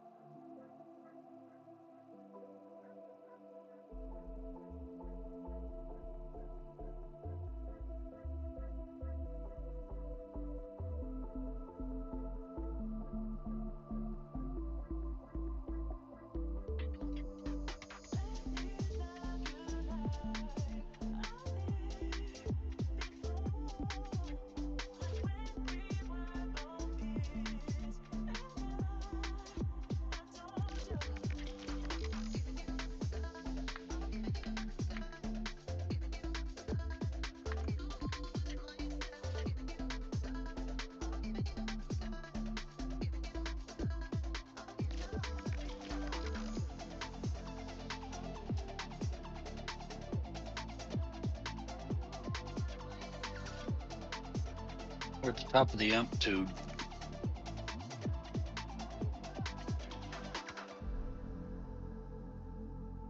We got a box on Niacin, so should be good.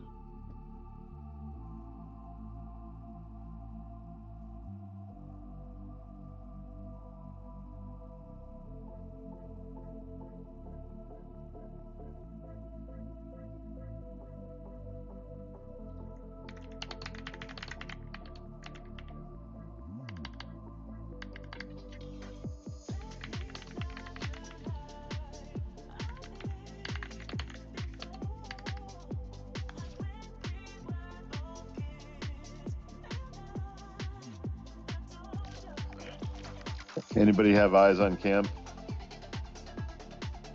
You should be good at taking Niacin, I would assume by now. They probably would have roamed back by now. Yeah, I don't think they camp corpse.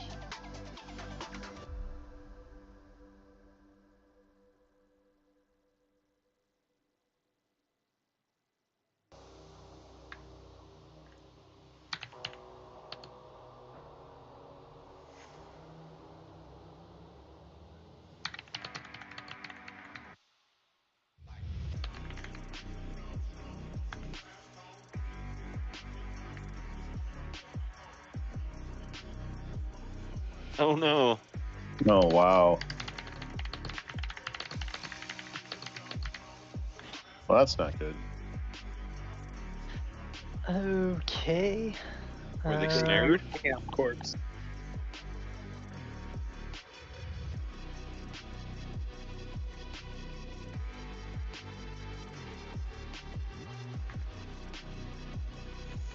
Forward a rogue and a cleric back? Does anybody has a better idea? My cleric's there. Just need a rogue with lock picks.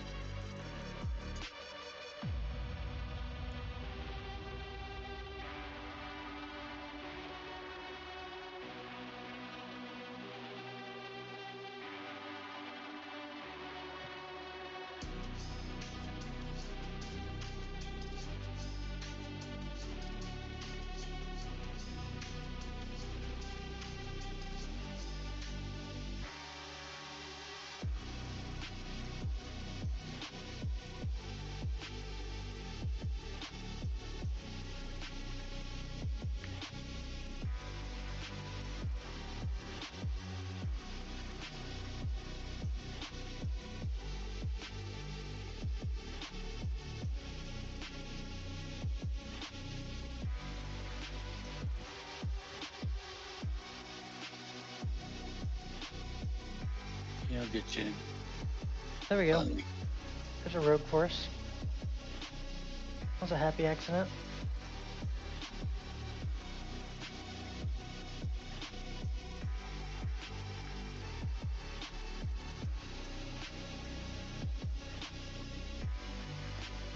Do the front splash, pound.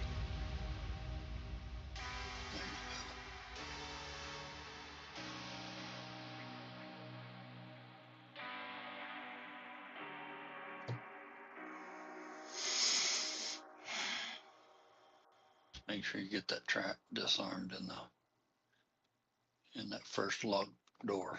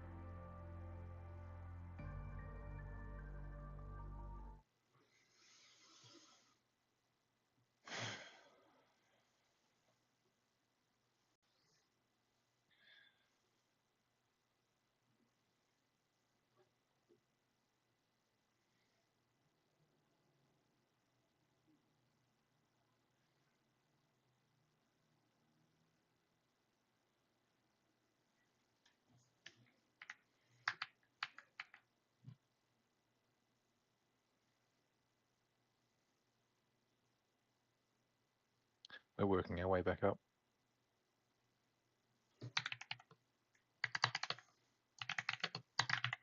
Let him check to make sure that the guard's gone away.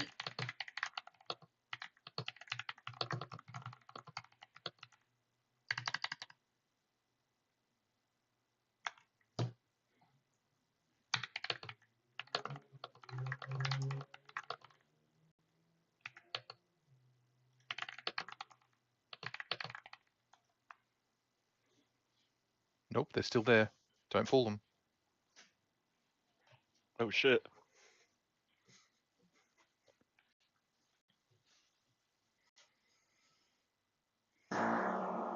Oh yeah. Maybe pull him back. Yeah, we'll res on this side. I'll I'm heading back in right now, so I will get Holy Tank out from behind the door.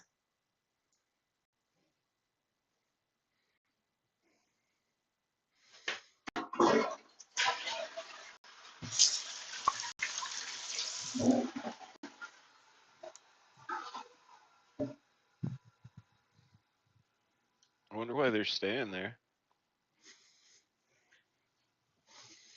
There must be corpse campers.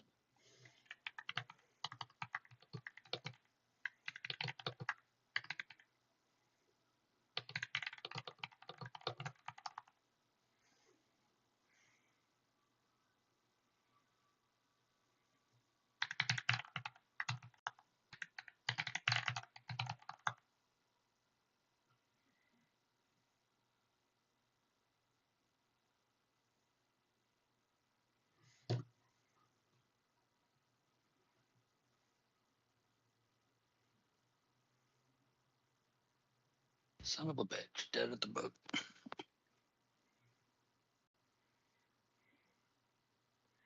They aren't campers, they said. And here we are. Hey, Tin, I'll res your corpse up here and we get the other one after. Yeah, but I gotta go over and get Holly and, or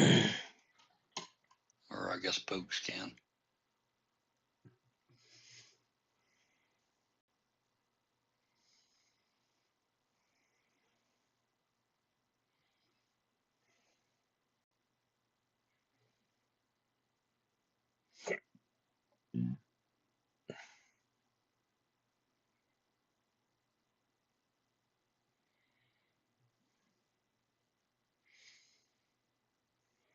They're going back. Watch out.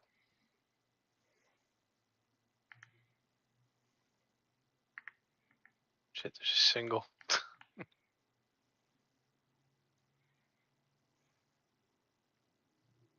What do you need me to do? Go get what? Holy camp out from behind Creator. Locked door.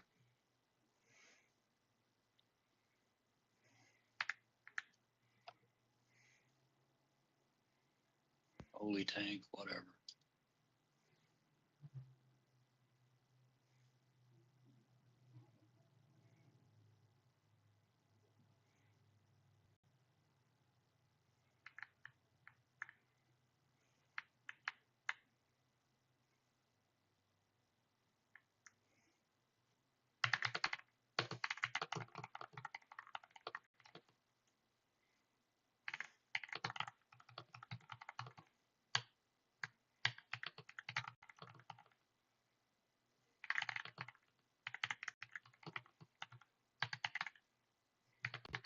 That corpse will probably poof. I didn't have anything on it.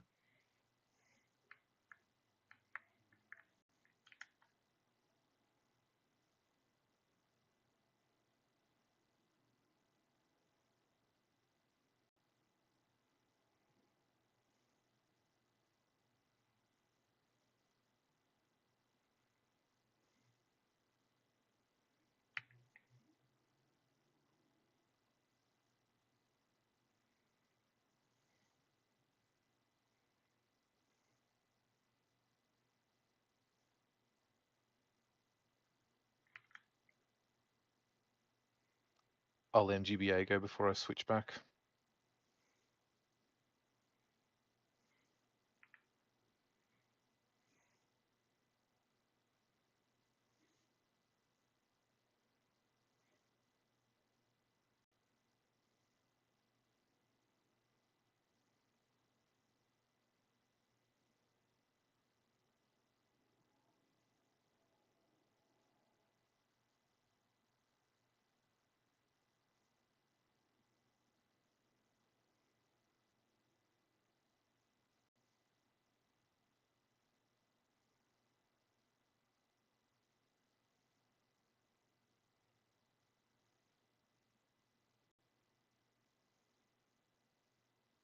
He's at XTC, you said, right?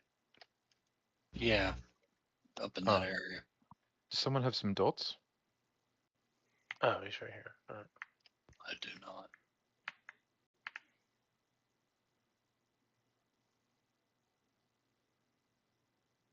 Thank you. I got some. Nice. Thank you.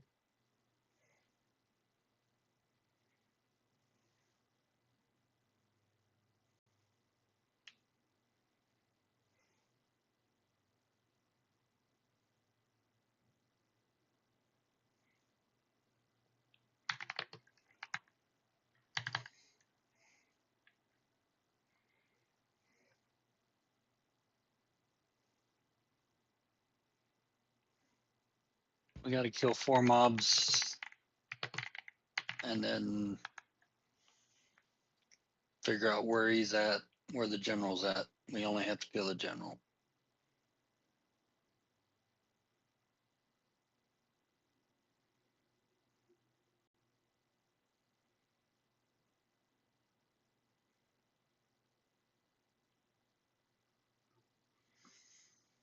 Oh, no CMVs.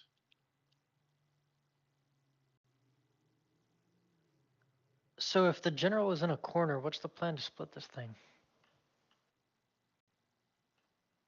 Off tank?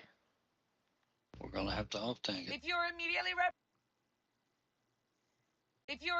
reprimanding instead of You take the general, he takes the off tank, we kill the off tank, then we kill the general.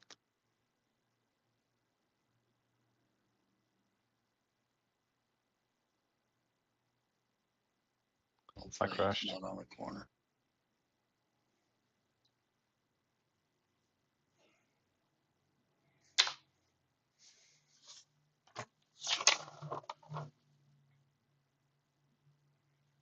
He's not in the corner, he's in the middle.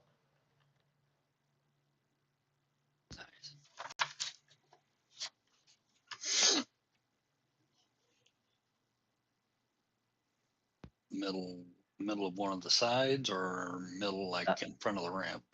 Middle right.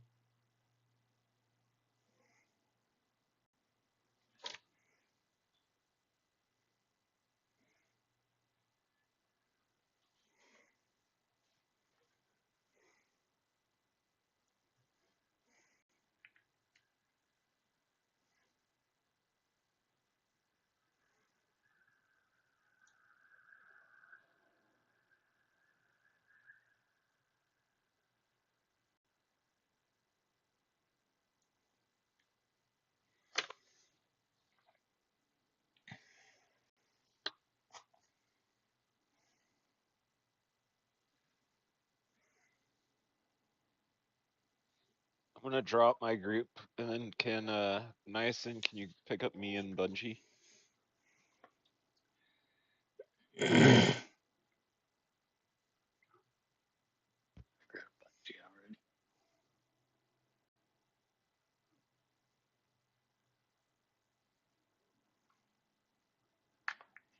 Thank you.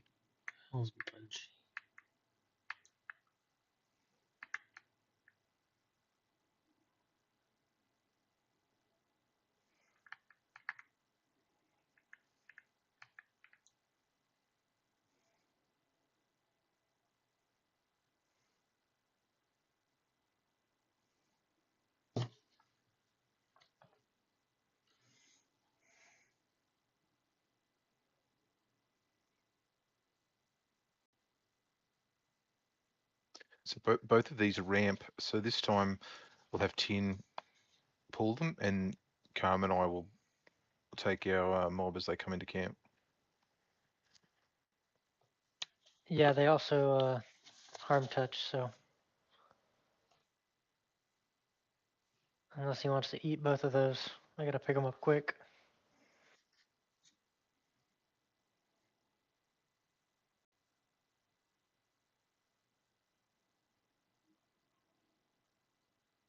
Say when. I got 3 minutes on res effects.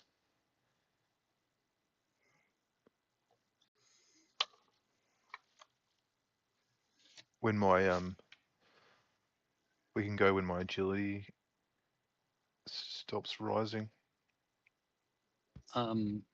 Nice and pick up Drager. Alright, I'll take the right side this time.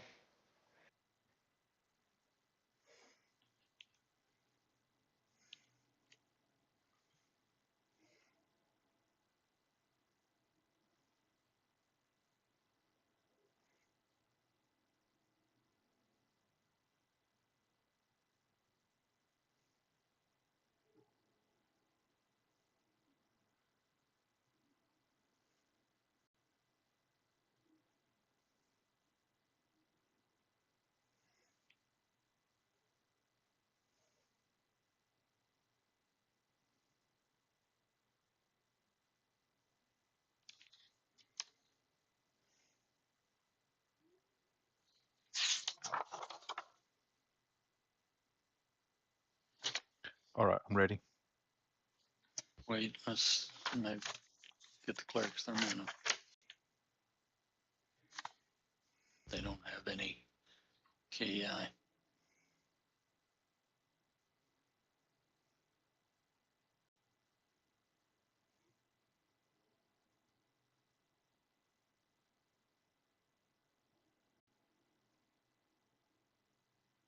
Still have Thuff in zone. I can run him over here.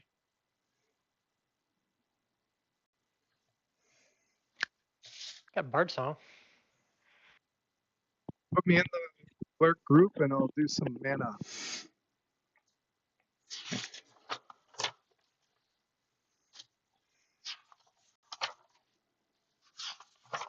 Well,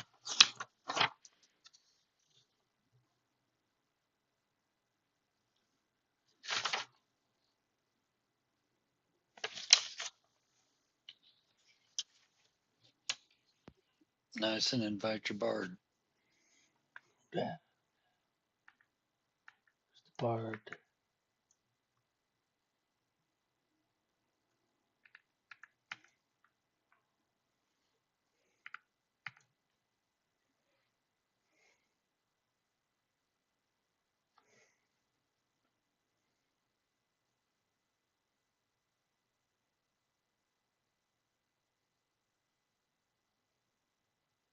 I'm in the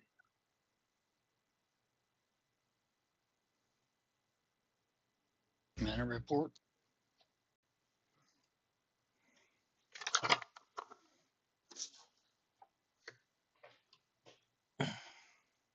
Crow, how you doing? About 70% now.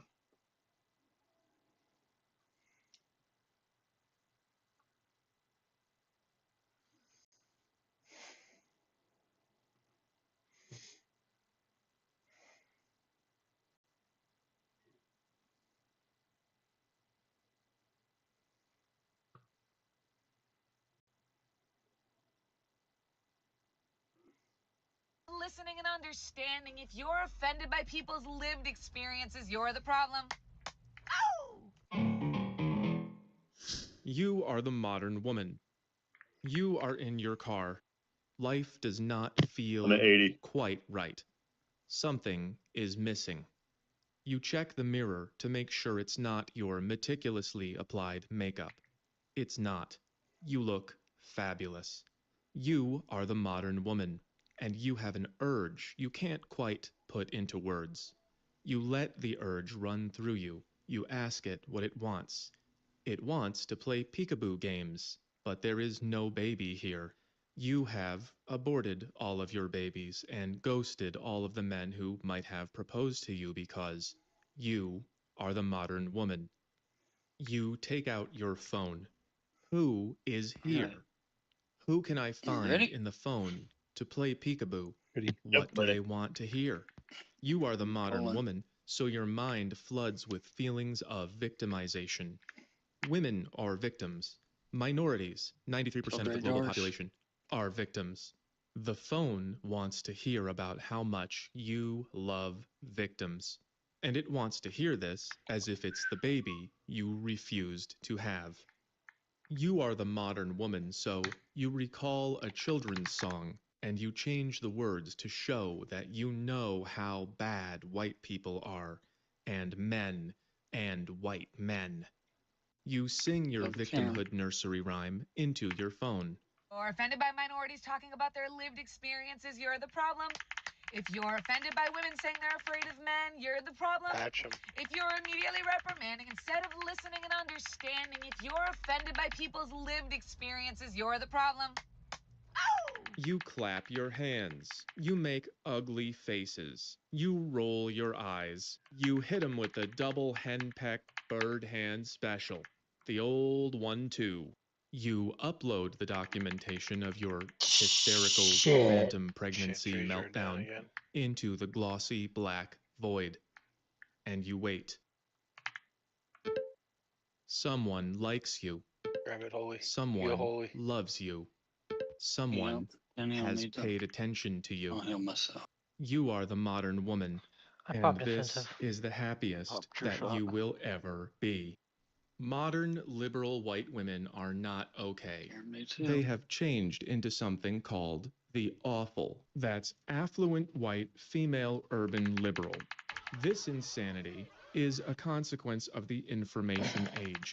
These young women are being bombarded with emotional content, and it's making them lash out at the men they should be supporting. The information age is dangerous. Somebody could be selling your information to anybody, even these freaks. That's why this video is sponsored by Ssra. Ssra helps keep me safe from these people by searching for people selling my information, then taking it down. Data brokers have a lot of data, and they have to remove yours if you ask, but they make it hard to ask. That's where Ssra comes in. Look at this data broker report. It has someone's name, age, date of birth, address, relatives, neighbors, and it keeps going. Ssra can help keep this information private and tell you when it's on the dark web. Ssra has real-time fraud alerts, a VPN, an antivirus, a password manager, and 24/7 US-based customer support. And if something still goes wrong, Ssra has $5 million in identity theft insurance protection. If you try Ssra free for 14 days at Ssra.com/homath, Ssra will scan the dark web for your information, set up alerts, and start scrubbing your info off these data broker sites. And that's all in 2 weeks. Plenty of time to see if your information is at risk. Try Ssra free for 14 days at Ssra.com/homath. I'm not leaving myself vulnerable to these people, and you shouldn't either. Women never used to be like this. The internet has warped the mind of the awful, and they're supposed to be having babies, but they're not, so they're just treating everything like it's a baby. Including men, especially white men, and it's making us hate each other. These women want to appear like they know better than you, but awfuls are actually losing their grip on reality. They don't even know what their feelings are telling them to do. This one is teaching Uncle Mark how to respect pronouns, even though Uncle Mark isn't listening, he's not on TikTok, and this is what she sounds like. Nope. They are telling you who they are. You just need to use your listening ears, friend. Uncle Mark was probably in Vietnam. His listening ears are listening for something else. If women like this and this think they qualify as moral leadership for people like Uncle Mark, that's pretty sad. But the truth is a lot more sad. This beaver was born in captivity. He has never been in a river, but he's building a dam out of whatever he can find for a river that isn't there. Because beavers build dams. That is what they do. And women nurture children. That is what they do. But they no longer have children, so they are scolding children that aren't there in front of a camera for an audience. Sometimes a caged bird will pull out all of its feathers. Captive lions or bears sometimes walk in little circles all day. A bird in a I'm down to using my heel stick.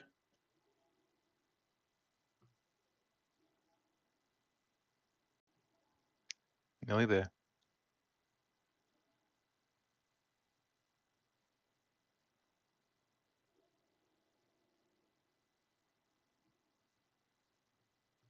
cage has a beak it's not using. It's gotta peck something. A bear in a cage has feet it's not using. It's gotta walk somewhere.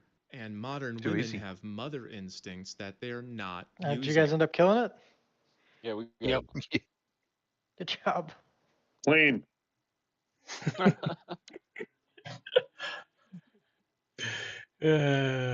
We've got 2 more at the door, don't we? Inside the door, yeah. Inside the back door.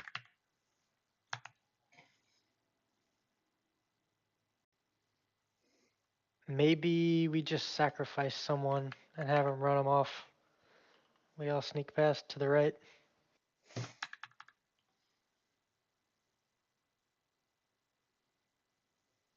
Well, I can sacrifice myself. Or I'll do it since I've got res effects anyways. I don't care. No, I'll do it when we get ready.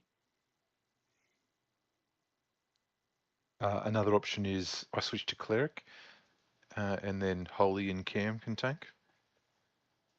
That would work too. Because my cleric's got KEI as well.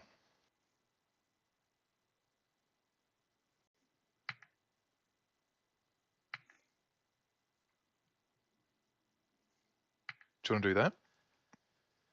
Yeah, I think that's probably the smarter move.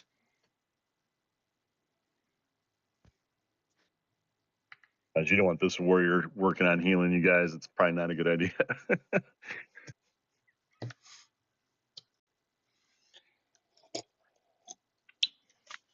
I'm not cut out for clericing. It's like riding a bike.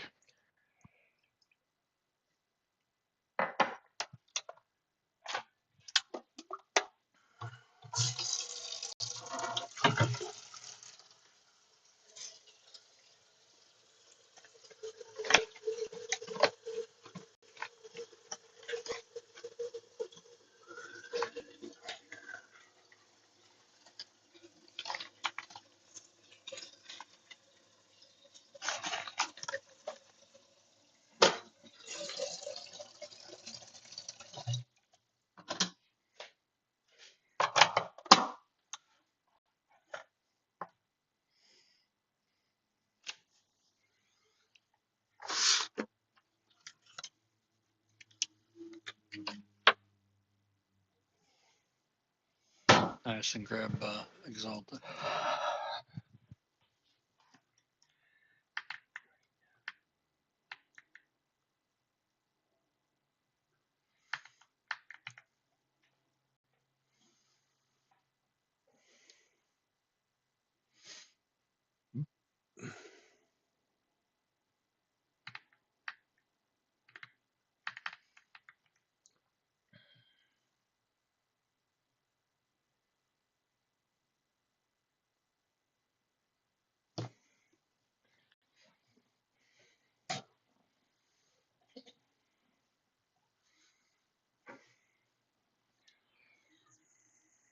They have to mother something. The beaver made a dam out of SpongeBob because that's the closest thing there was to a stick. The bear walks back and forth because that's the only place there is to walk. And awfuls, affluent white female urban liberals, lecture us like we're babies because we're the only thing in their lives they're allowed to talk down to. Modern women grew up surrounded by images of pathetic men who need to be corrected by the women in their lives, and then they went out into the real world and found that white men were at the bottom of the status hierarchy for some reason. The reason remains a spooky mystery. And just like a beaver is Yeah, if someone identifying wants to things that you can sacrifice, carry, run women to the are left, identifying things everyone that can run to the right. deserve. For example, this guy does not need to be spoken to like a special needs child, I could do but it, some of but these then guys might, someone's gonna and drag me. probably everyone from here down. Baby talk can be activated by low status.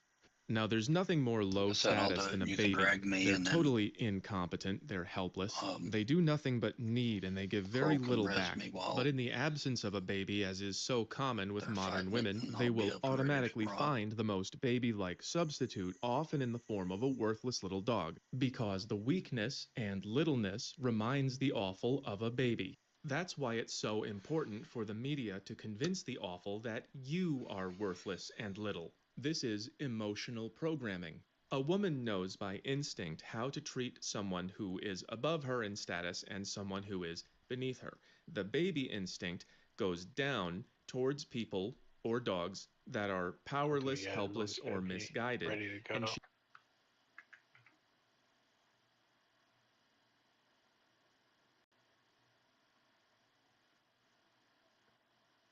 So we'll have to sacrifice again for me to get my warrior through, or I can just die to them on my warrior, I guess.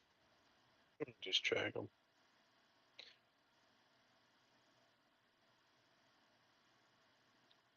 I mean, honestly, if we're gonna do that, you probably just play the warrior. It's just gonna be the general. Unless y'all want to try to kill him, since we got 3 clerics now.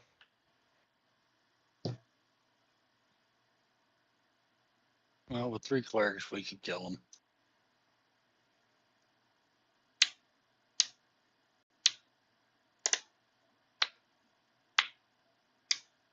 Can I get an ego from whoever's got the most mana? I'll get you. he treats them like children who deserve equal snacks. And thanks to the media, the awful believes that no one is more misguided than white men, and no one is more deserving than everyone else. This is why they constantly vote for equality. They see you not as a man, but as the We'll bad kill baby holies stealing first, snacks and I'll from take the good heals on baby. So Quarm. they vote to steal snacks from you to We'll hand do the out same to pool, all the 10 mil victims pools. who deserve, just like this guy. This is where our dating problems become more political and psychological, and that's why I'm expanding more into psychology. All right, Bungie, I need you to operate this door, and Pooks is going to operate the other door. Stays open long enough.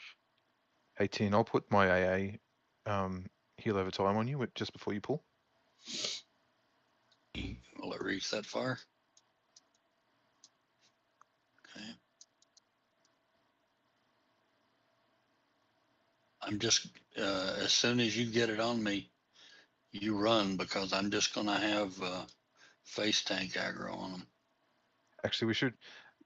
Pooks, can you get a target for Holy and a target for Cam? Otherwise, it'll just avoid any confusion.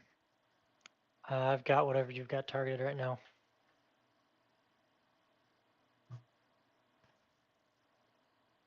Oh, I gotta do Ago on Holy.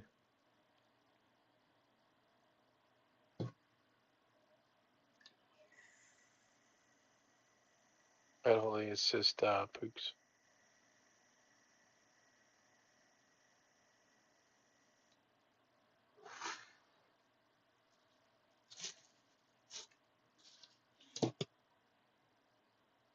There's only so much you can accomplish by lifting weights and buying a nice Ready? shirt. You can't Do it make to the it. world function that way. You can only the nail on the increase heart. your position in the market. And that makes you basically the Okay. last man to drown on a single.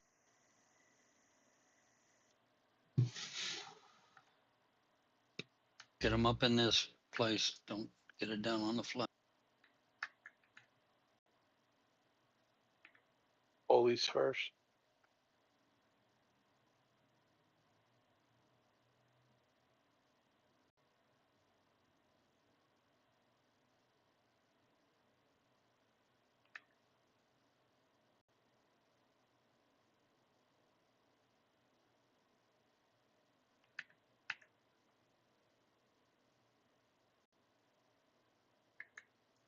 If somebody can they strip the damage shield off mine? Both of them, I guess. Like Ranger or something. I'm trying to get Mark of Khan on it.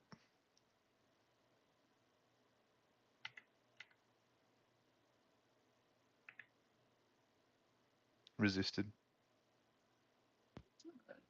Loading it.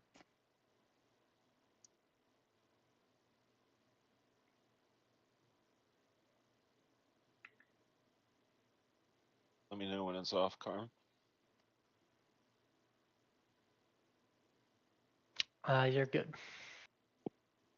Good? Yep, got it. Appreciate it. Holy, you get yours off.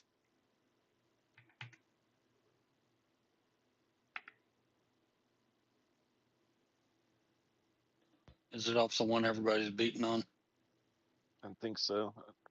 Yes.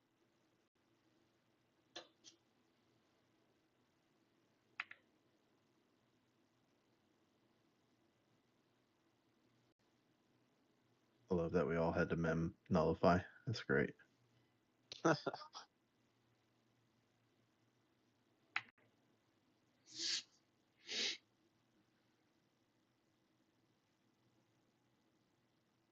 Can I get a hot on me?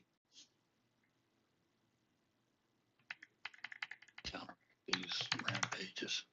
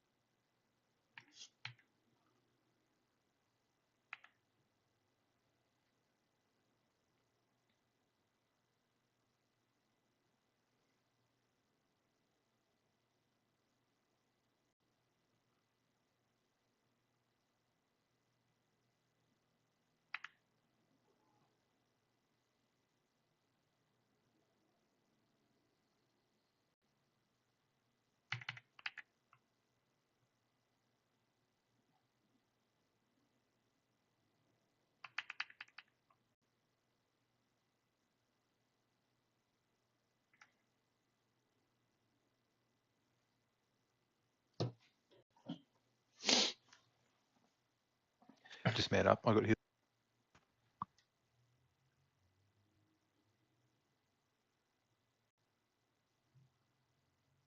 Sinking ship. If you want to help me keep the ship afloat, you have to understand how your thoughts and your actions actually create your culture and your society, and how they also create you. And women like this are also having their minds created by their culture and their society, which you are also a part of. That's why I made this chart. Do you see the 4 colors? They are the same as the 4 colors here and here, and I'm going to use this to show you how you and Awfuls are co-creating our culture of disrespect. Here's a quick summary. Modern women are going nuts because they're in denial that they are women, and ironically, this makes them act even more like women. And this all comes from the denial of nature. People at these levels sometimes think that they don't have a lower self, that they can be something other than what they are. But it's not true. Birds are gonna peck and beavers are gonna build. We used to know that men and women were different. Most people with kids will tell you that little boys will make a weapon out of anything and little girls will make a baby out of anything. Men and women even process visual information differently. We all know how men will open the fridge and not see the thing he's looking for even though it's right there. That's because we look for where the thing is supposed to be, whereas women scan the entire area. So men and women are wired differently, which makes us good at it's right there. That's because we look for where the thing is supposed Kombucha. to be, whereas women Nice. Got a big old scan the stew. entire area. So men and women are wired differently, which makes us good at different things, and there are people who are offended by that because they don't want to feel limited by the way they were born, so they just pretend they weren't. That's why childless women apply baby urges to things that are not babies, but then they'll tell you that it's not about babies, even though they're doing baby talk to the most baby-like thing they can find. They are in denial of their nature because they don't want to admit they have one. They don't like the idea that what you are on the Everybody in and hug outside right? determines who you are on the inside. They don't want to be trapped by the way they were born, and they really don't want to be trapped by your expectations. They don't want to be told the one true way they have to be. So even though this is a problem of unconsciousness, it's happening because they're trying to move higher and they can't get what they need. That's called self-authoring. It's a term by Robert Keegan. Listen again. We use the names that people tell us. That means I say who I am, not you. That's self-authoring. And that means I don't want to be told who I am anymore. I don't want to be forced to conform. I want it to be all up to me. She's just using pronoun people as an excuse. The problem is, when she says, I am who I say I am, They are telling you who they are. You just need to use your listening ears, friend. she's not using her listening ears when we say who we are. This is also how you can tell who the bad guy is. She is making demands of you, but your demands are not her problem. She also looks like a beluga whale, and ugly people tend to be evil. So even though she doesn't know it, what she's saying here is, everybody has the right to choose their own identity and to be included. Except for you, because you are a socially acceptable punching bag. This is a typical moral failure that shows up at about the 6th level of consciousness. Pump is good.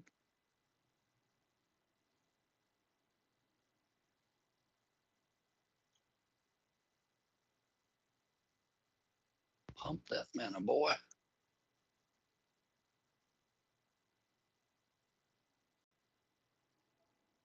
But we need. Do we need crack? Pump it, pump that mana.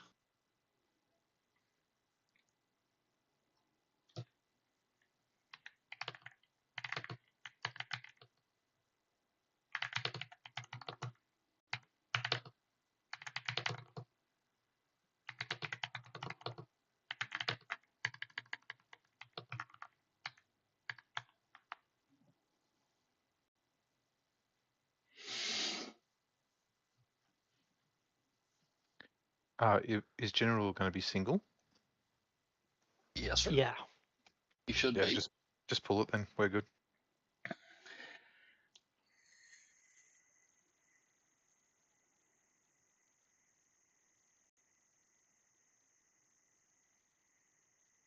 You want me to pull it, Tina? I got it.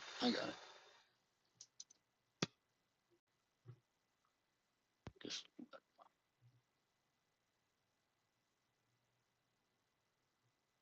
here he comes.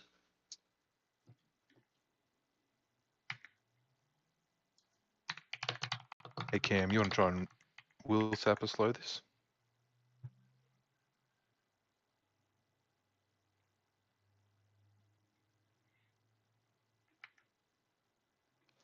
Sure.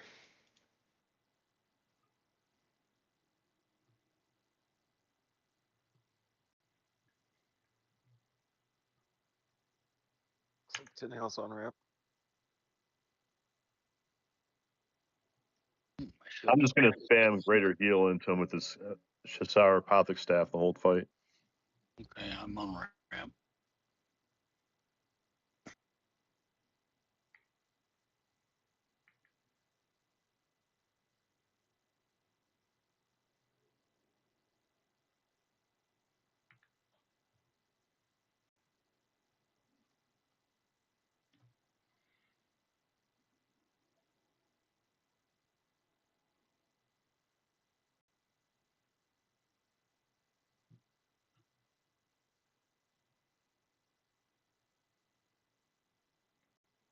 ramp. Immune to slow. Okay.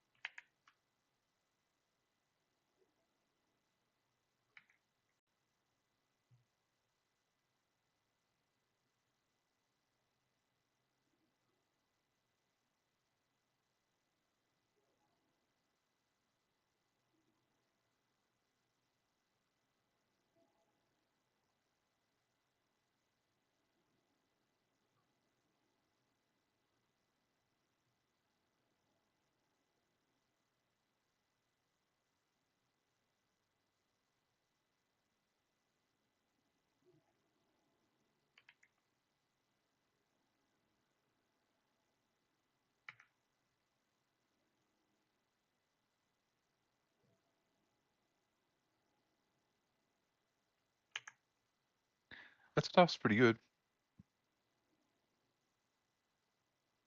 Except for this, I can just do these little heals the whole fight. You guys can do the bigger heals. Do you not have one, Exalted? No. It's relatively. Do you have your VP key? VP? No. Well, that's pretty easy to get to, but it drops from, was it the first or the second dragon? First one? Silverwing. Yeah. Or is it Hardcar? One of the two. I think it's Silverwing. Yeah, it's the very first dragon. So it's pretty easy to do. I had to use it in 2 fights ago because I ran out of mana. That was the only cleric alive.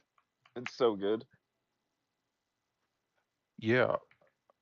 It'll be awesome, like in VT for just clicking between heals if the chains are long enough, because it'll be on horseback, so it's free.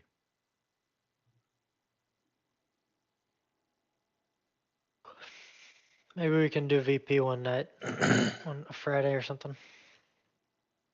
Go do first Farador too. Silverwing, you can 6-man.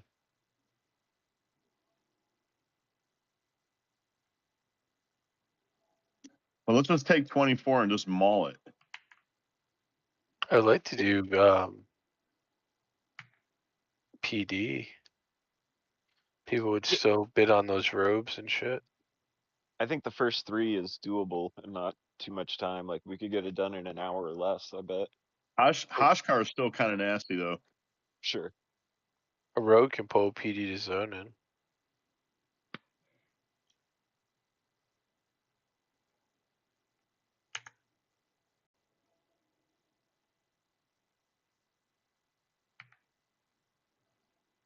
Does Pooks have a VP key? Negative. Well, I would love to do more track because I still want a Toland's BP. Yeah, I'd love it, Donald's.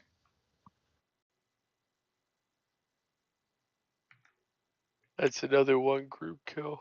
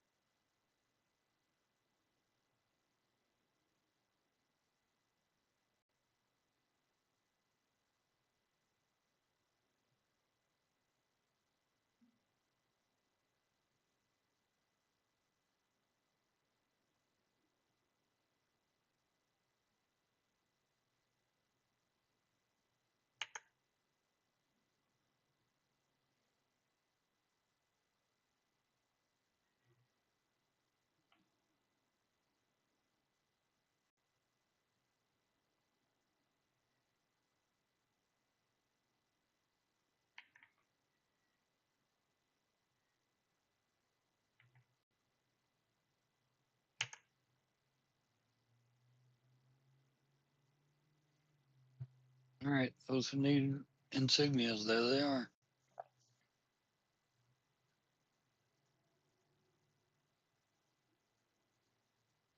Switching over.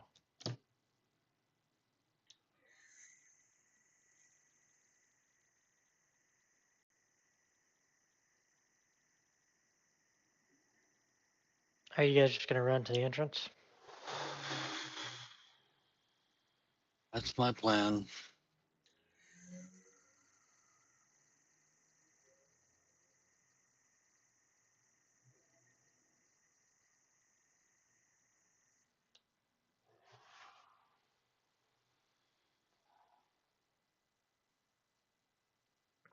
So where's the door that you actually open with this key? That portal over there in the middle of that. So when you first walk in the door, you can see the portal ahead. That's the amp chamber. Interesting. Is there more to the zone or whatever, or is it still in the zone? It just takes It's you still to in the this zone, yeah. It's just a chamber, but it's like a little room when you zone up, and then a big chamber. Does he have any guards, or is it just? Oh, yeah. yeah. Yeah, he's got the blood of You guys Ssra are- and eight snakes. If you guys are leaving, come over here. Like to zone in. I'm just gonna gate back to Nexus. We'll see you guys tomorrow. Thanks, Bro. Later, Colo. Can I get a raid invite? Yep. I'll wait for Exalta.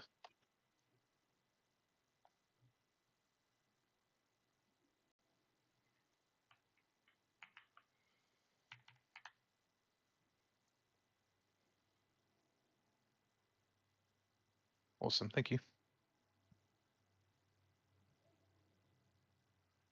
How many was left on there? 2. 2. All right, so we got 4.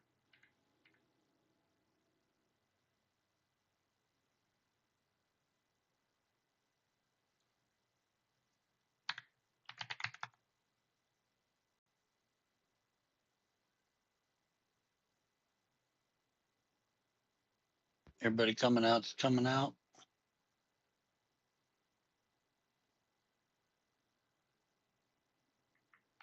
Holy Tank, the all way out.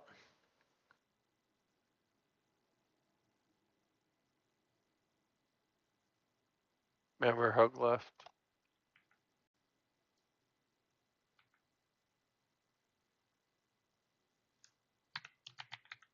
Yeah, who got that? That was me. I got pushed up to the top of the. Just Mesm and run. You want me to die or what? I can't miss him. Oh. Fuck. Why did I just get hit at?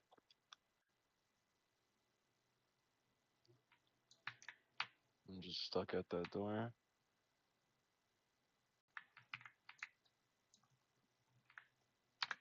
What should I have done there though? Because I couldn't go back. I could only move forward. Can send pooks. I need a cure or I'm going to die. All right, I think they're both nice. Let's get the. Come to the front side. Come to the front side. I'll heal you. Sorry about that, guys. Just go. Just go. There's gonna be a train coming. Big train. Shit.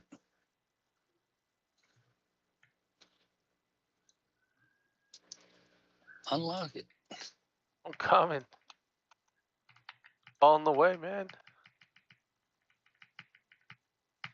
The fun doesn't stop. Go, go, go, go. Run. Oh shit, how'd I die? You got the curse as well. You set the trap off.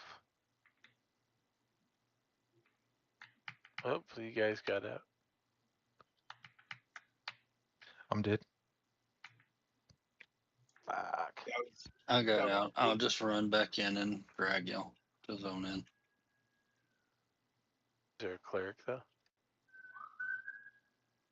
I think Wendy's is out here. I can get her in. Hey, my corpse didn't rot.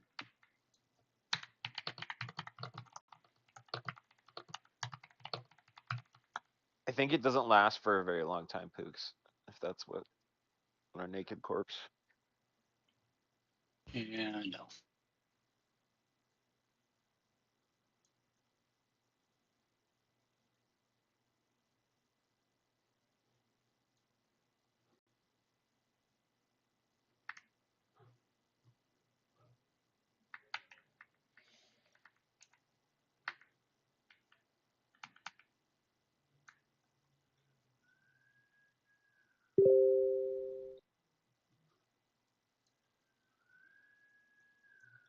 Consciousness. I call it false enlightenment, and it sounds like this.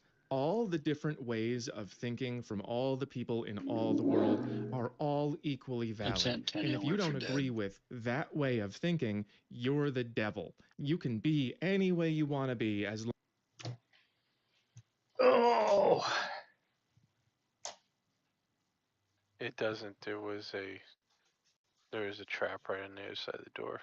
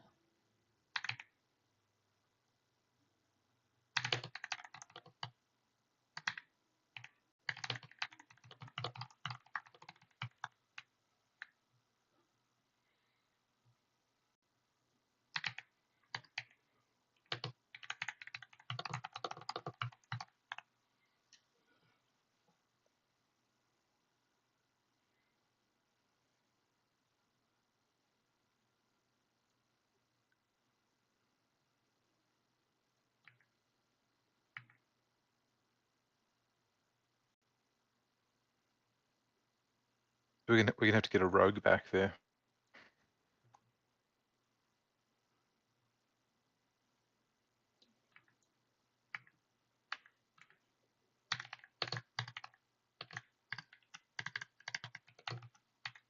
Bungie and Pooks are dead. Nice and stuck up top.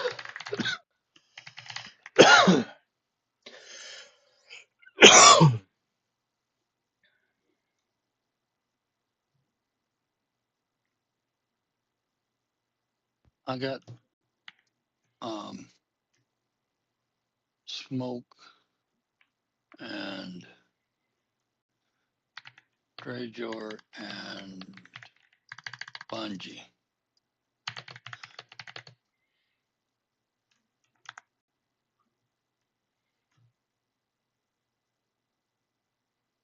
Oops, where did you die? Where'd you have? You were right there by the door, weren't Yes, sir. Right on the other side. you? Okay. Just didn't see your consent.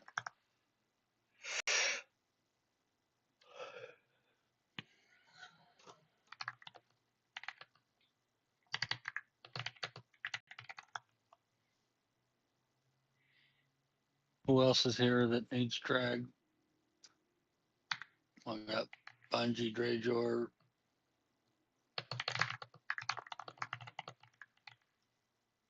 Pooks.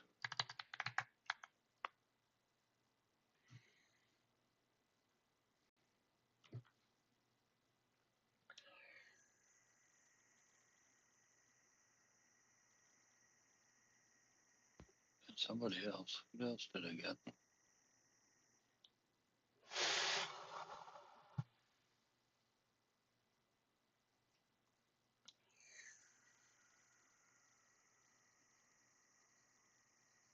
smoke. So I got 4 corpses to zone in.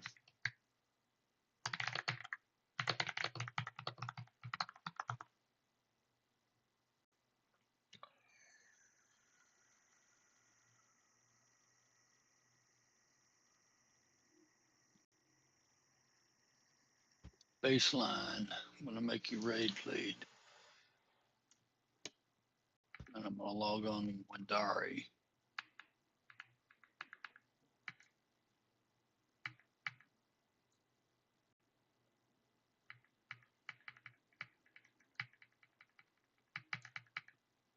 Long as it's just this Should be specific right way and none of outside. these. So level 6 wants to understand everyone and include everyone and be included, but then you can't include anybody who wants to have things their own way. And that's most of the world. Recently, a white American girl tried to do this to the entire Muslim world. Listen to this. If you are a Muslim who is transphobic and homophobic, not only are you contributing to the mass killing of LGBTQ people, you are also contributing to the Muslim genocide by giving.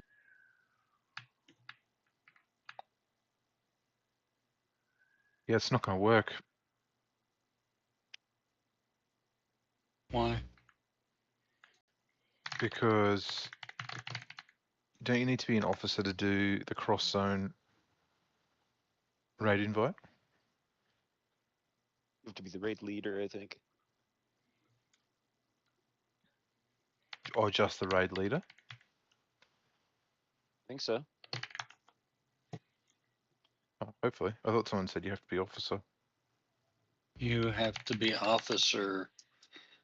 Yeah, the raid leader, to get into the book, the raid leader has to be an officer. And I screwed that up. No, it's in the cross zone invite. I can log Exalta back in, and Niacin can invite Exalta.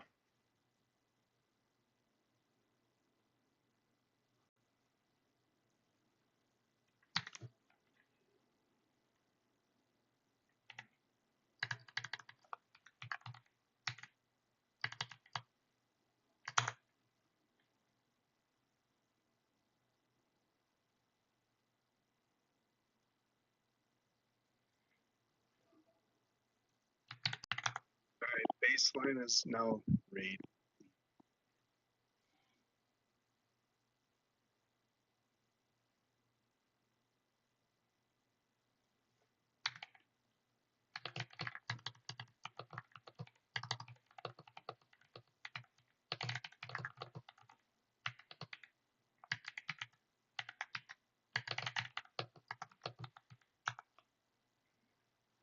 The name Golem's up.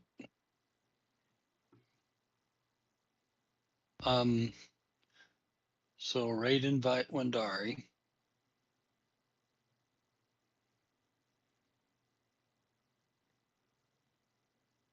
Is Windari an officer? Not sure if she's still an officer or not.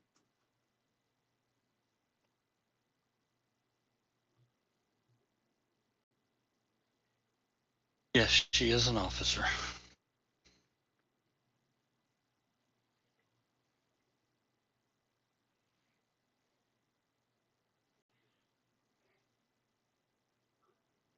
So baseline or whoever has raid lead. Yeah, but where is do Windari? that. I'm standing right outside on the pad where I invite everybody to the raid. Alright, I'll be right there. You need your invis.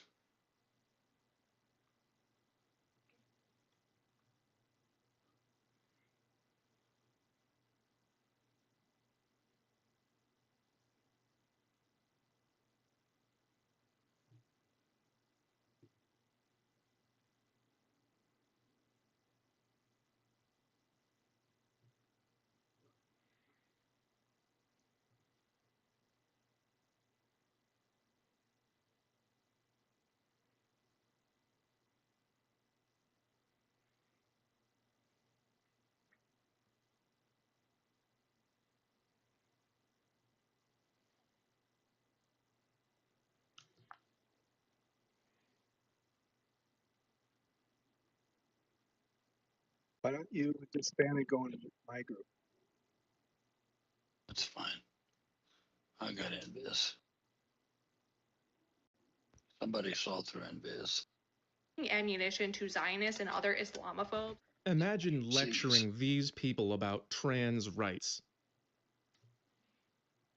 Yeah, but I got Celos. All right, clicks coming in. Oops.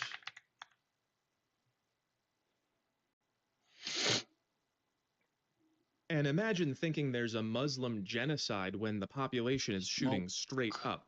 But for the awful, facts do not matter. All that matters is these are her puppies and they need love. They're minor. They're minorities. I mean, if you look only at white countries, they're minorities. The poor babies. It doesn't make any sense, but that's why we don't look to TikTok car girls for moral guidance. Here's how the chart is going so far. I made it chronological, so it'll start in your mind and go to your actions, which go into the world, which then act on awfuls, and then they will have their own thoughts, and they will have their own actions that go into the world and affect you, and it'll go back and forth. There are only two ways I know of to interrupt the baby talk problem. One of them is to just be someone she doesn't want to talk to like that, like a boss or an expert or someone she's attracted to. This is, of course, difficult to do in today's society. Most of us won't be able to get much respect. So the other way is to make her play by her own rules. Just sink down to her level and baby talk her right back. So if she says this, if you're immediately reprimanding instead of listening and understanding, if you're offended by people's lived experiences, you're the problem.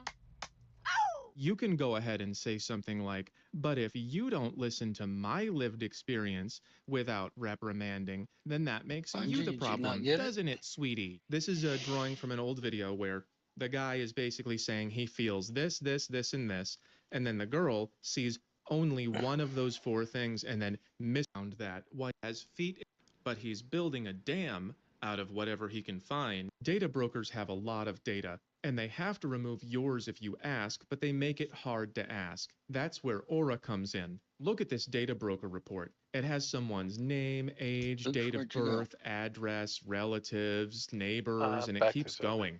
Ssra can help keep this information private and tell you when it's on the dark What the web. hell? Ssra has got a Realtor sponsor? 7 URs and I Ssra alerts and start scrubbing your info. Option is at not leaving myself vulnerable to these people, and you shouldn't either. Women never used to be like We this. have to get The internet has warped the mind of the awful, and they're nice and supposed to holy be from up having top. babies, but they're Thank you, not. sir. So they're just you treating want me to go up everything there? like it's a baby, I'm including not sure men, if they're especially hammering men, out or especially white men, and it's making us hate each other. These what women damage. want to appear like they know better than you, but awfuls are You're good. actually losing their grip on reality. They don't even know what their feelings are telling them to do. This one is teaching Uncle Mark how to respect pronouns, even though Uncle Mark isn't listening. He's not on TikTok. And this is what she sounds like. Nope. They are telling you who they are. You just need to use your listening ears, friend. Uncle Mark was probably in Vietnam. His listening ears are listening for something else. If women like this and this think they qualify as moral leadership for people like Uncle Mark, that's pretty sad. But the truth is a lot more sad. This beaver was born in captivity. He has never been in a river, but he's building a dam out of whatever he can find for a river that isn't there. Because beavers build dams. That is what they do. And women nurture children. That is what they do. But they no longer have children, so they are scolding children that aren't there in front of a Tenniel's camera. outside and needs a res. But Iron can log him in. Am I going up to get those two, or They can both gate. Holy Ken? He's got a hammer. Have beads. I think he said he had beads. Okay. You mean log wind down then? Yeah, you can do that. Let me camp her out. Remember, she changed her password.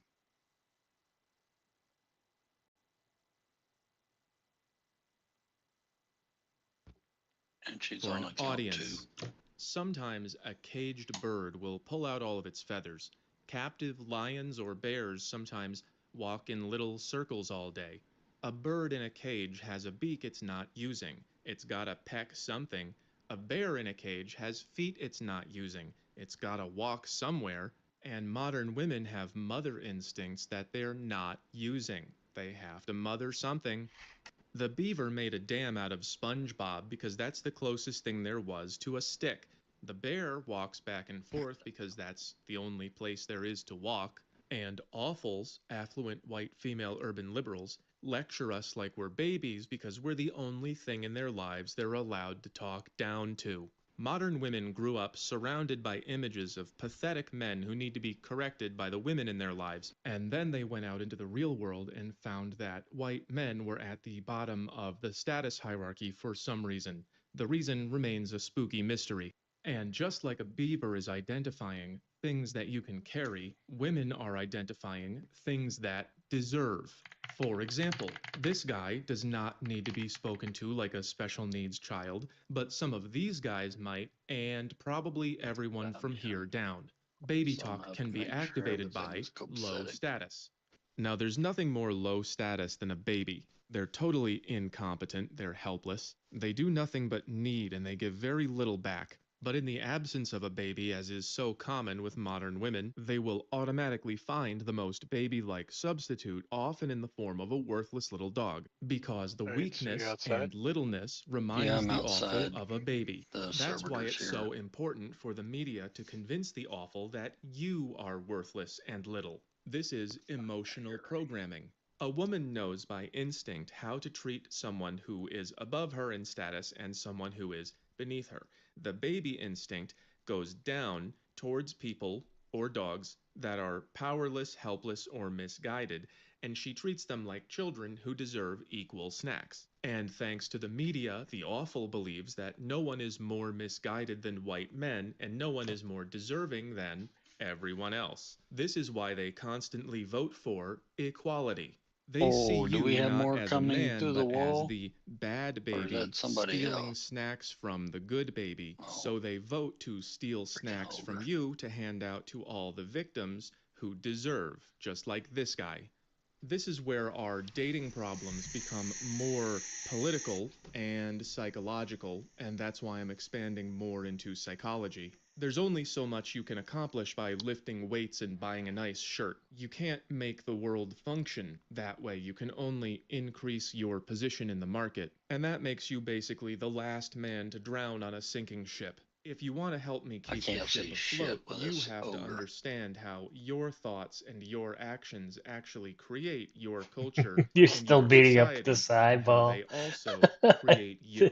And women Jesus. like this are You sure you also got the having right their hammer in minds the created by in the their inventory culture there, and buddy? their society, which you are also a part of. That's why I made this chart. Do you see the 4 colors? They are the same as the 4 colors here and here, and I'm going to use this to show you how you and awfuls are co-creating our culture of disrespect.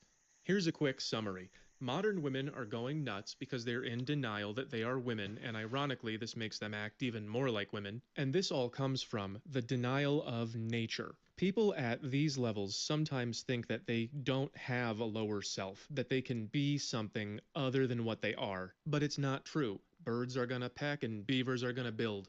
We used to know that men and women were different. Most people with kids will tell you that little boys will make a weapon out of anything and little girls will make a baby out of anything. Men and women even process visual information differently. We all know how men will open the fridge and not see the thing he's looking for even though it's right there. That's because we look for where the thing is supposed to be, whereas women scan the entire area. So men and women are wired differently, Who got which the makes kill us on good that? at different things, and there are people who are offended by that Drop because some they don't nice want to feel arms and limited by the way legs, they were born, so they just pretend they gloves for weren't. That's casters, why childless women apply baby urges to things that are arms not for babies, but then they'll tell you that it's not about babies, even though harbours. they're doing baby talk to the most baby-like thing they can find. They are in denial of their nature because they don't want to admit they have one. They don't like the idea that what you are on the outside determines who you are on the inside. They don't want to be trapped by the way they were born, and they really don't want to be trapped by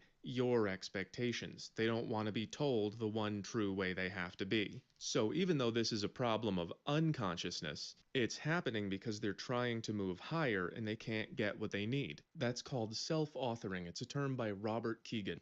Listen again. We use the names that people tell us. That means I say who I am, not you. That's self-authoring. And that means I don't want to be told who I am anymore. I don't want to be forced to conform. I want it to be all up to me. She's just using pronoun people as an excuse. The problem is, when she says, I am who I say I am, They are telling you who they are. You just need to use your listening ears, friend. she's not using her listening ears when we say who we are. This is also how you can tell who the bad guy is. She is making demands of you, but your demands are not her problem. She also looks like a beluga whale, and ugly people tend to be evil. So even though she doesn't know it, what she's saying here is everybody has the right to choose their own identity and to be included.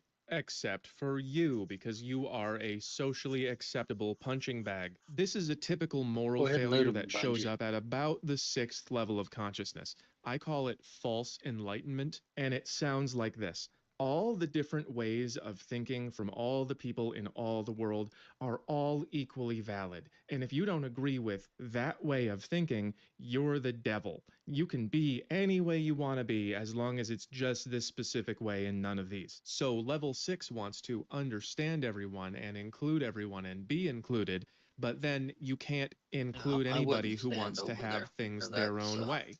And that's most of the where the world. golden spot. Recently, a white American girl tried to do this to the entire Muslim gotta world. park her Listen to back in this. there. If you are a Muslim who is transphobic and homophobic, not only are you I had it contributing right to the here. mass killing of LGBTQ people, you are also you can park her contributing over to there. the Muslim genocide by giving ammunition to Zionists and other Islamophobes. Imagine lecturing these people about trans rights, and imagine thinking there's a Muslim genocide when the population is shooting straight up. But for the awful, facts do not matter. All that matters is these are her puppies and they need love. They're minor. They're minorities. I mean, if you look only at white countries, they're minorities. The poor babies. It doesn't make any sense, but that's why we don't look to TikTok car girls for moral guidance. You can Here's how get the in the chart is going baseline so and move far. her I made it inside if you chronological, want. so Doesn't it'll matter. start in Oh, your yeah, mind forget the and click go to your here. actions, which go into the Forget the world, click which then act Baseline on didn't awfuls, play and then they will have their his own EB thoughts, song. and they will have I their own was actions that go into that's the world and affect you, and it'll go Is back it and coming forth. back in? There are only Yeah. two ways I know of to interrupt the baby talk problem. One of them I is have to just a be clicky. someone she doesn't want to talk to like that, like a boss or an expert or someone she's attracted to. This is, of course, difficult to But do in sometimes I today's forget to society. click. Most of us won't be able to get much respect.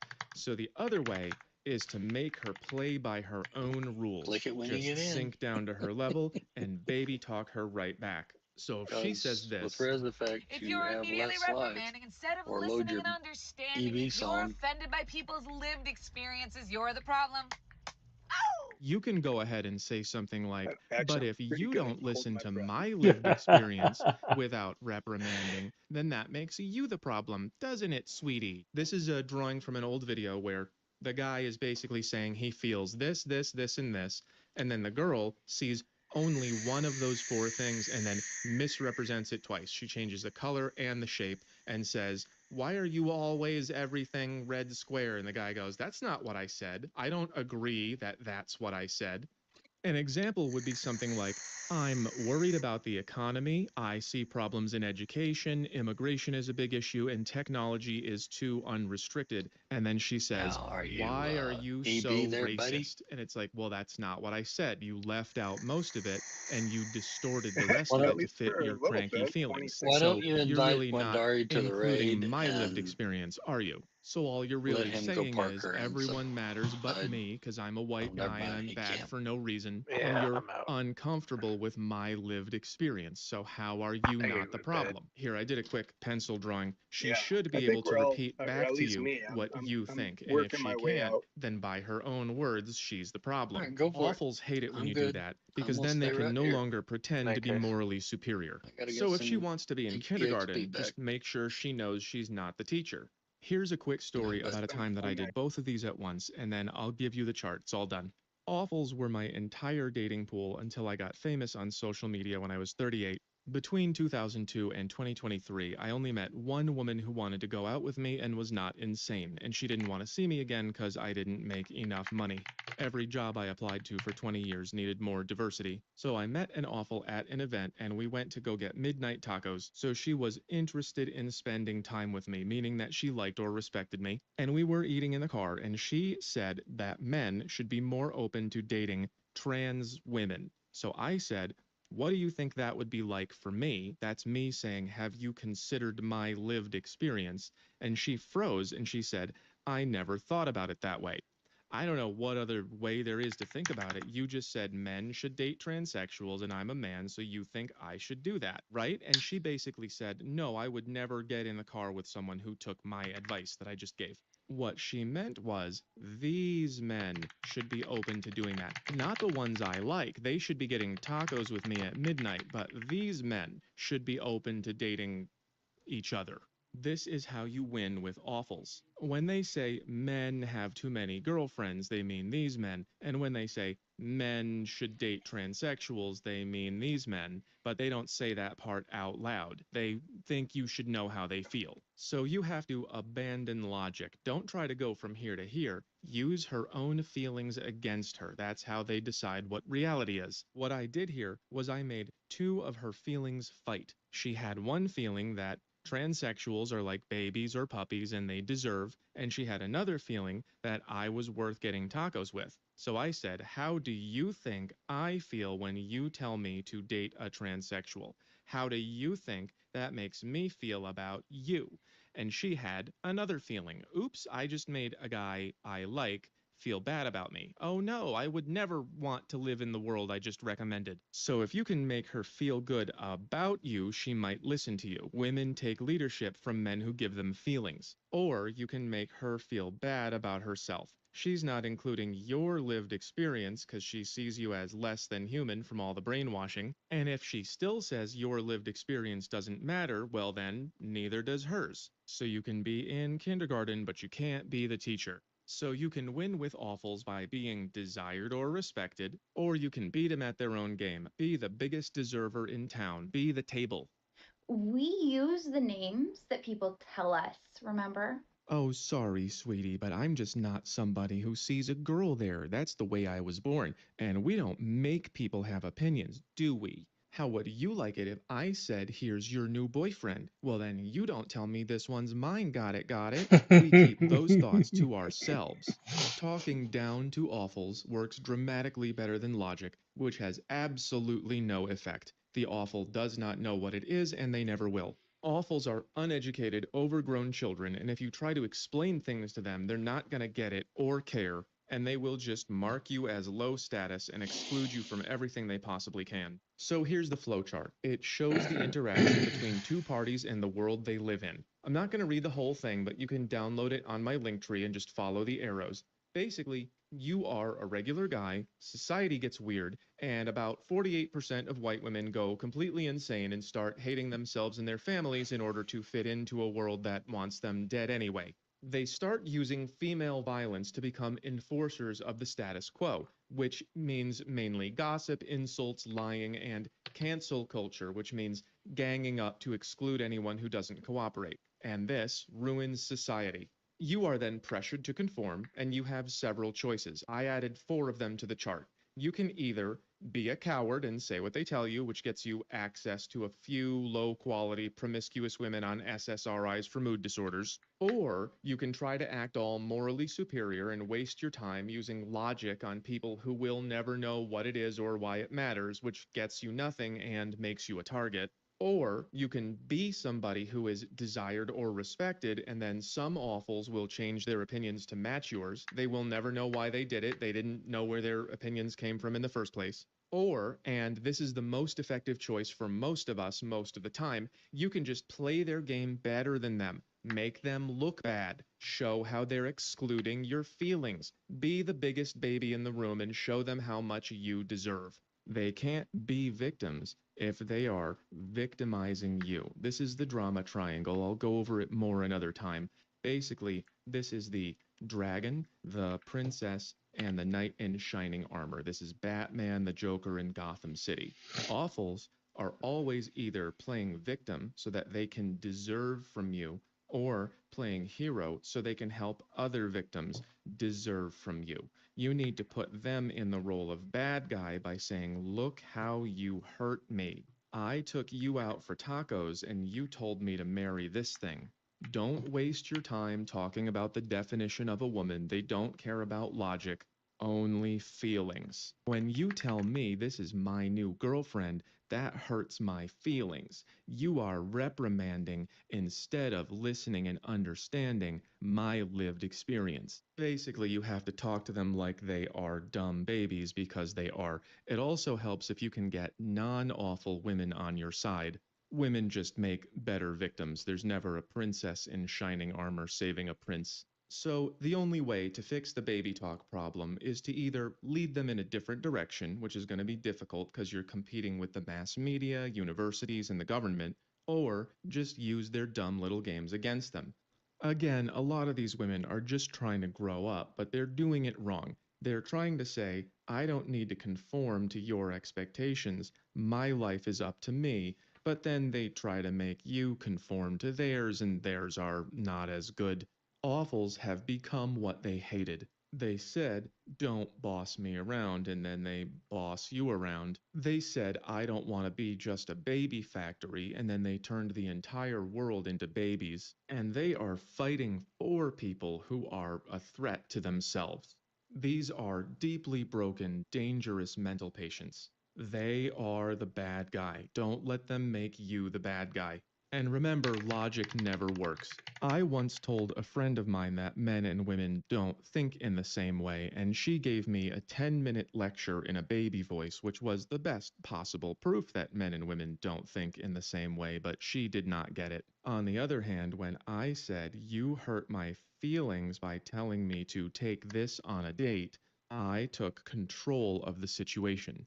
Whether or not they know it, awfuls are manipulating you. Manipulate them right back. Remember to like, share, follow, subscribe, and click the link in my bio for all my stuff. Oh, thrones are dropping. What the?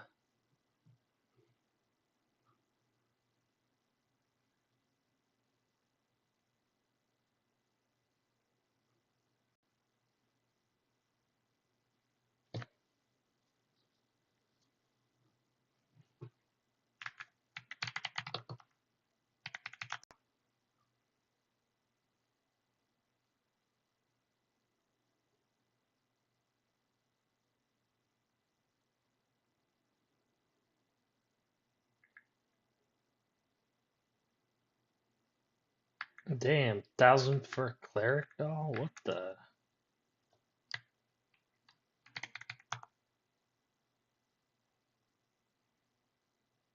Hmm. I'm gonna have to buy that just cuz. Just out of principle.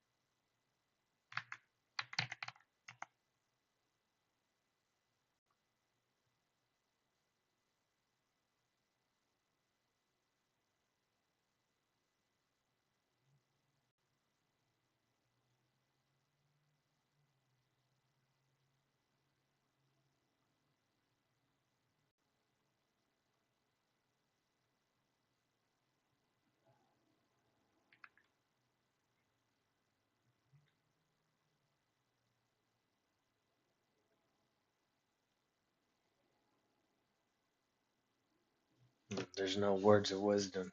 We need to get you a red flower.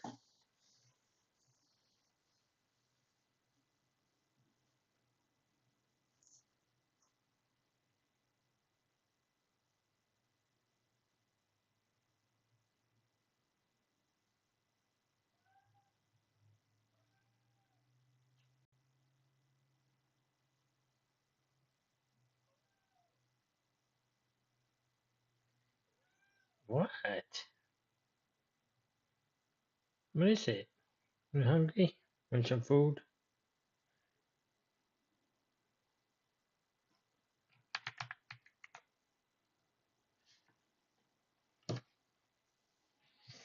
Come on, let's feed you.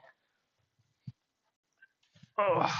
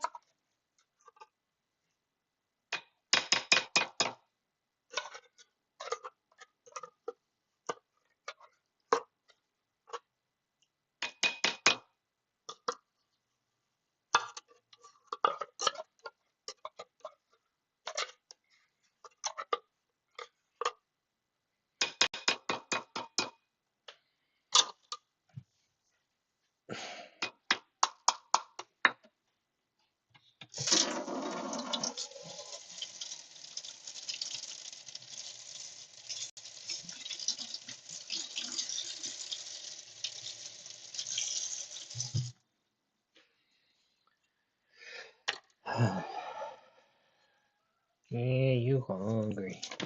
That's my baby. That's my little monster. That's my little babies. You hungry? Mwah.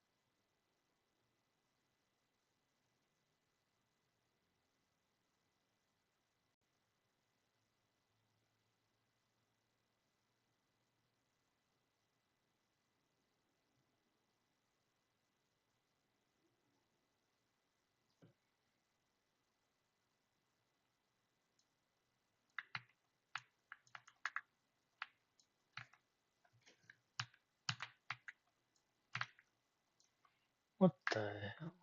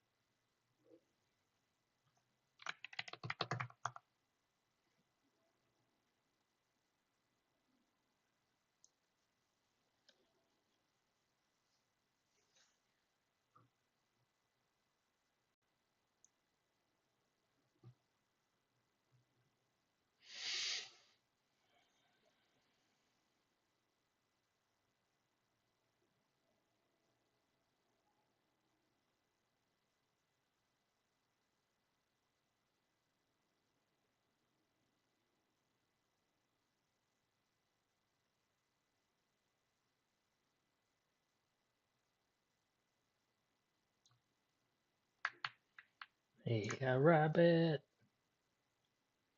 Get over here, bunny rabbit.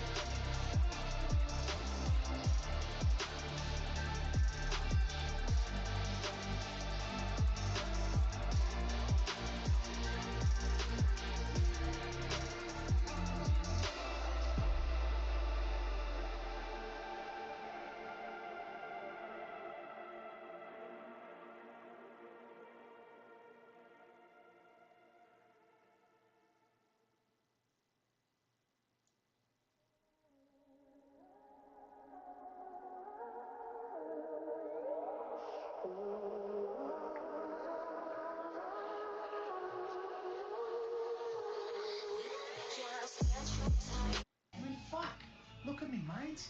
Look at me. I'm flying. I'm fucking flying.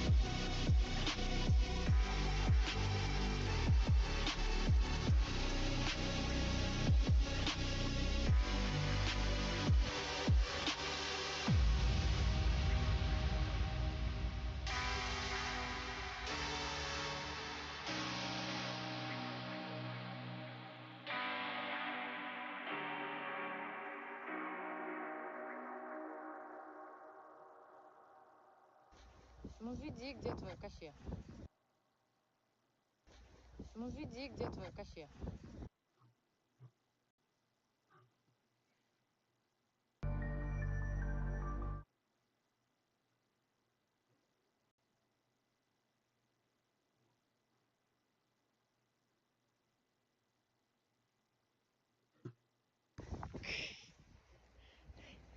Ого! Это вот там кафе? Damn, Это now that's первый some дверь открыто, snow. нет? Может, нам туда не надо? А, закрыто? Я хочу, чтобы вы посмотрели уровень снега, в котором похоронена моя машина. Где-то там моя тачка.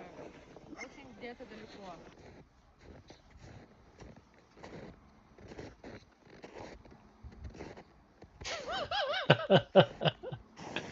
Trying to dig the car out.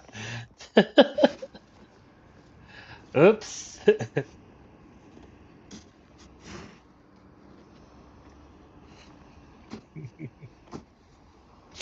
Смотрите, если вам Fuck посмотреть no. надо, вот там пролази, сейчас покажу.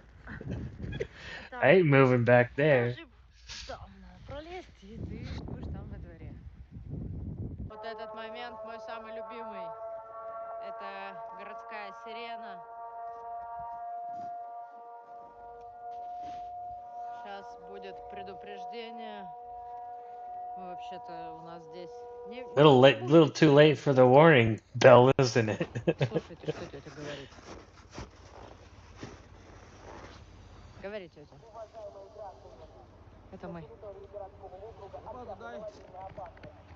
There is danger. Доброе утро. Ну вы молодец. He's digging his car out. Ну правильно. And it's snowing in already. На дорогу не кидайте. Проехать можно даже. Дороги-то нет. Ну она... Дороги, говорю, She's like, you can start driving. But there's no roads. Oh man.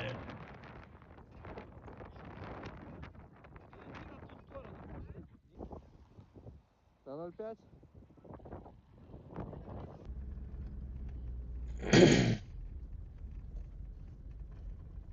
И а неразрушимость? О, как мило. Красавчики. Молодцы.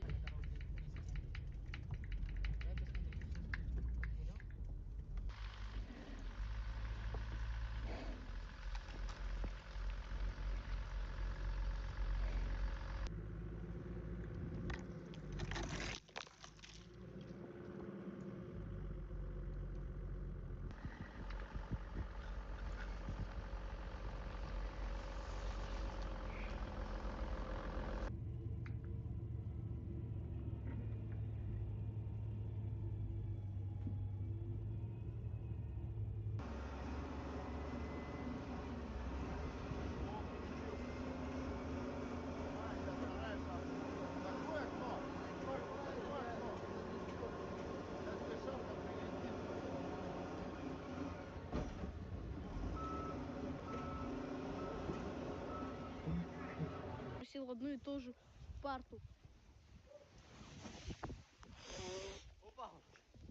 Давайте. Все, делаю стартовую. И раз, два, три. Уебок такой. Сейчас снимаю. Ну что, зря ты лез? Он ничего не залез. А это знаешь что? Это дюна.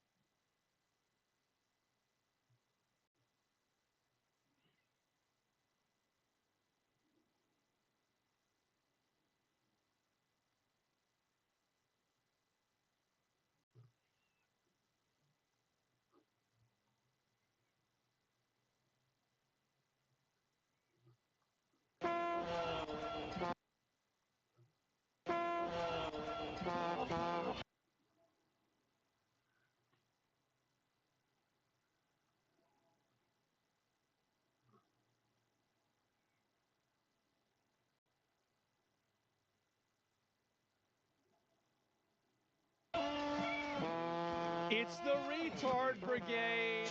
Uh-oh. Oh, wow. It's the retards. Look at them go. Oh, isn't this beautiful? You know what this sounds like? This sounds like Bugs Bunny before they bring the fucking, like he's like, doing this. This is what he's like. And then out from the fucking stage is like the cane, and they're like, come here, bitch. Get the fuck out of here. That's what it's like. Yeah. They some Looney Tunes now. Oh my God. I thought this shit was a noise disturbance.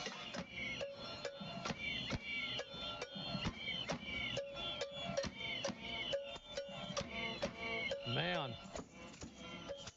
Imagine being a person that's in that hotel.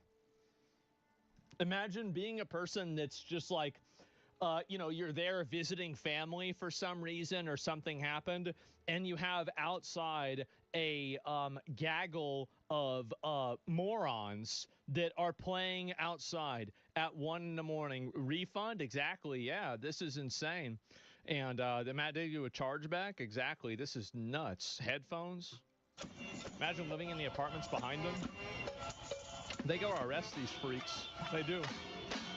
See, this is the kind of, by the way, this is the kind of behavior that, like, I don't know why we tolerate this. I really don't. Like, if it was up to me, we'd put all these people in jail. We would. I think, I think these people are future batteries. That's the way I see them. I see somebody like this. This looks like a future battery to me. Did about 7,000 worth of This is damage. crazy. It's unlawful, disturbing the peace. Yeah, this is insane. LRAD? I like the sound of the LRAD. That sounds good. Yeah, I mean, because they like making noise. They like fucking with people's eardrums and then with their brain making all these noises. So why not? Yeah, I mean, I feel like that's fair. Honestly, like, that's fair. Like, I mean, if you're going around causing all this problem, it only makes sense to use the LRAD on them. Protesters, and you can see here, too, they're already crashing out. Look at this. They're like zombies, bro. It's like World War Z. It's World War R. The R stands for retarded. Look at them go. Look, look, look. You see them shining these lights at the police officers? They're trying to fuck people's eyesight up. This is a person who's trying to hurt you. Look.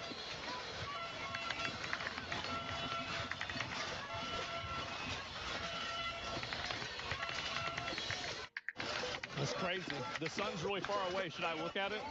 Oh. It's intended as harassment? Yeah, it is. You got these zombies going out there. And then this is finally what ended up happening. And I was very glad to see this too. And so anyway, this is what they did.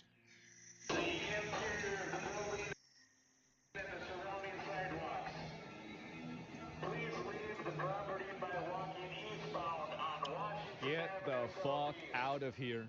If you do not vacate this property, get out of here. You will be subject to arrest. If it does nothing, then why do it? Yep. To leave the property. 12 minutes. It doesn't look like anybody's moving. They got 12 minutes. Well, there you have it. The warning has gone out. Mm-hmm. The cops are on scene. They're using this massive They're about to get rid of them. type speaker system. Mm-hmm. And these activists. Yep. The group made up They of just going out there causing problems. Students have been warned. Uh-huh. And it looks like there they are. Getting ready to march in. They're gonna go get them. Could happen any minute now. Thank God. They're lining up on the streets. Then a warning has something? Yeah, exactly. Oh, here we go. We'll watch. Look. See, they got the sticks. They gotta use the sticks more.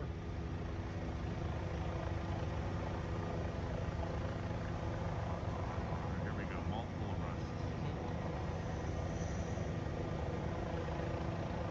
arrests. See? It's all police. It's not National Guard. It's not the federal military. It's not Border Patrol. It's not the Bureau of Prisons. It is the fucking police. Man.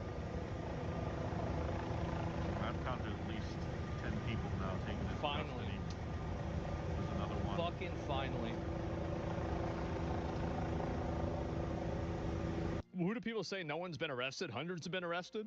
Well, no, I mean, like, I'm happy now. Like, they need to get off. Oh, they're putting them on the retard bus. The bars on the windows. That's the prison bus. I haven't been on a bus since high school. Like a school bus. I guess it kind of makes sense. A school bus. If you're not in school. But I'm just thinking about it. I haven't been on a school bus for a long time. Yeah, you go to retard jail, exactly. I was thinking about it. Short bus? No, they even had the people with mental problems get on our normal bus. They did. They're getting sent to the learning center? Yeah. Just saying, can you get a recap? Well, basically, they mobilized the police, and now the police are just totally fucking shutting these people down, man. And you can see, obviously, happening what happened is that these people were getting arrested like crazy. Look, watch. All right, I'm outside the graduate hotel here on the University of Minnesota campus. Yep. In Minneapolis right now, and after multiple warnings, officers have moved in and they are making dozens of arrests. I've seen dozens of arrests. I've seen at least 50 to 60 people rounded up. They're all sitting down across the street. I love hearing that. People rounded up. Send them to the gulags. Media is not being allowed to cross the There it is. railroad tracks right now, but again, we are being kept on this side. It's about time, yeah. To continue to do their job. Quiet. Yeah, where's all the whistles? Behind me, Where's the buses trumpets? with the bars. The trombones. That's where all The of tubas. suspects are being rounded up. Oh man, that's too bad, guys. Disorderly conduct charges. It's really too Multiple bad. warnings to leave the Graduate Hotel in Minneapolis. Anti-ICE activists suspected federal So all I need officers to just send in a were Baldy possibly staying with there like Tom and Holman. they're making a whole bunch of noise, Yeah. trying to disrupt their Well, evening. even before that, like I think Trump called Tim Walz, and if I had to guess, this is what I think happened. I think that he threatened Tim Walz with something really serious, like that we were going to immediately put you in jail or something insane like that. And he said, if you don't do this, like, it's over. And the reason why I think that is why he said he's never going to run for office again. Because, like, who says that? Who goes from, I'm going to stand out my term and I'm going to be vice president?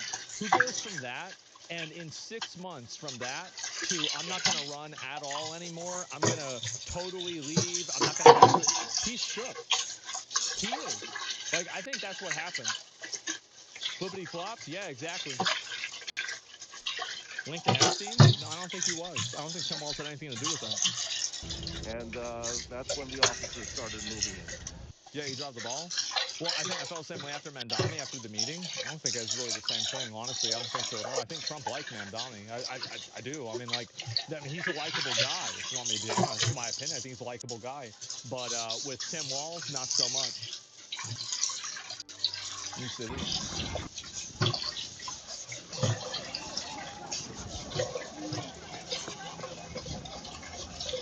Man. Just run him out. Good point. Apologies for a crash out. Yeah, exactly. What do you think John Fetterman saying? I love him. I think he's great. Also shook because he's connected to fraud, guaranteed. Yeah. I mean, that's what if I was Trump, that's what I would do. I would say, like, listen, like, you're gonna go to jail or we're gonna ruin your fucking life unless you play games, play ball. Like, you know, play the game, don't fuck around, and if you don't, we're literally gonna take you and we're gonna put your ass in prison. That's it. Okay, Whistles do nothing. Yeah, that's what I would do. Back up! Back up! Everyone, camera or not? And I would easily give him a fucking pardon. I would give Tim Walz a pardon in a second if he turned all this shit off, because 2 people have already gotten killed. Like, if he's gone, right? I mean, I get set an example, right? Set an example, but like that's gonna cost a lot, right? It's gonna be a lot. I would immediately let him go. I would. It's politically convenient, I think. Still got Frey to deal with? That's easier to deal with. That's way easier to deal with. That's so easy to deal with. What do you mean? Bro. Man. Another one, huh? It's another one. You're under arrest. Please sit down. See, she forgot what she was even out there protesting. Isn't it crazy how these people just go from one fucking stupid cause to another? It's really unbelievable, isn't it? Holy fuck. Roy says painter masks don't do shit against CS gas and pepper spray? I don't know. It probably... it's just... It's all a LARP to them. It is. Like, these people... That's why they say, why'd you use real bullets? Jesus Christ.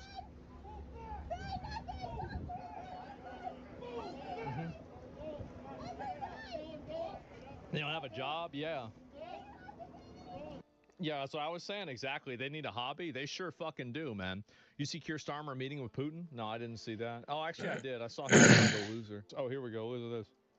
Oh, you can. Let me film you, but. You want to harass people, huh? No. How does it feel to be fucking harassed? No. So he did not deny he does work for. He did not deny it. Holy shit. He did not. Look. How does it fucking feel? He did not deny it. He did not deny it. How does it fucking feel to be harassed? Look. How does it fucking feel? How does it feel? What the fuck? Look, he said it. He said it was him. He said it was him. How does it feel to be harassed? He said it. He confirmed it is you. He confirmed. He confirmed. Oh my God. Look. Look at him.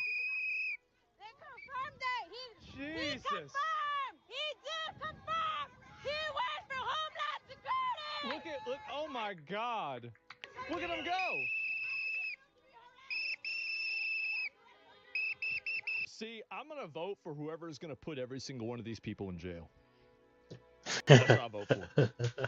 Whoever is going to take every single one of these people and lock them up like the animals they are, that's my guy. That's my guy. We're going to get them. They doing it now? My man. No, they're not doing it the way I want it done. Oh, no. They're doing it a little bit. But I want a lot more than that. That's a good start. It's nice. It's a step in the right direction. I agree, it's a slippery slope. Yeah, so is this. Too bad. Shouldn't have done it. Shouldn't have done it.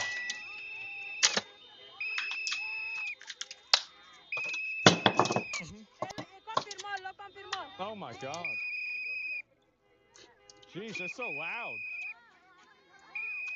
Jesus. Wait, they spawn camped him out of the buffet? They spawn camped. He's just trying to get some food. And you got all these fat hogs running around after him. God damn. God damn, look at this. And they're the ones that are complaining about random stops. Yeah, we saw you. We saw you messed up. You came out with another guy, and I can show you the whole video. Oh my God. Jesus, look at him. Full on harassment, I know. I saw you yesterday. You're gonna tell me it's not me? You don't remember me yesterday? I was on the computer with you. Come on. Oh my God.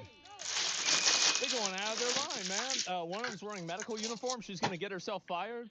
We saw you masked up. Now, how does that make any sense? Yeah, I fucking wonder, man. They didn't spawn camp him at the buffet. They were heading there to eat because they're fat and they saw him. I mean, you're right. I mean, maybe this guy made a mistake. I mean, you basically went into their main base. I mean, it said all-you-can-eat buffet. You went in to their base of operations. Like, this is like their spawning ground. This is their citadel. He was behind enemy lines. Yeah, maybe he made a mistake by doing this. Oh, yeah, and this is also crazy. Fellas, is it a Nazi to have a little motion? So, apparently... I don't know if this is AI or not. I'm kind of assuming it is. But this ICE agent has on fucking... Bro, he is iced the fuck out. Can you believe this? Guy's iced out. So this is a tragic photo of Alex Preddy, who, is helping two disabled veterans with no legs learn how to walk again. But it turns out that it was an AI-generated image, and it has 2 million views, and everybody believed it was real. Isn't that crazy? The senator from my state, Dick Durbin, that's about right, talked about the petty shooting on the Senate floor and used an AI image as a prop. One of the agents in the picture is even at the head. I don't know if this is funny or scary. There's no way this is true. This weekend, federal agents gunned down yet another American in Minneapolis. Gunned down. He got gunned down, guys. He got gunned down. Oh. Alex Preddy, a 37-year-old ICU nurse at a VA hospital in Minneapolis. Put it up. I'm going to show a photo of that scene, which is graphic, but I'm afraid it's necessary to appreciate the horror of the moment. I love how he does a preamble for showing the AI picture. Like, it'd be one thing if he just pulled it up and he's like, yeah, like, if you see this is what happened. Like, no, but you do a whole preamble and you're introducing this photo.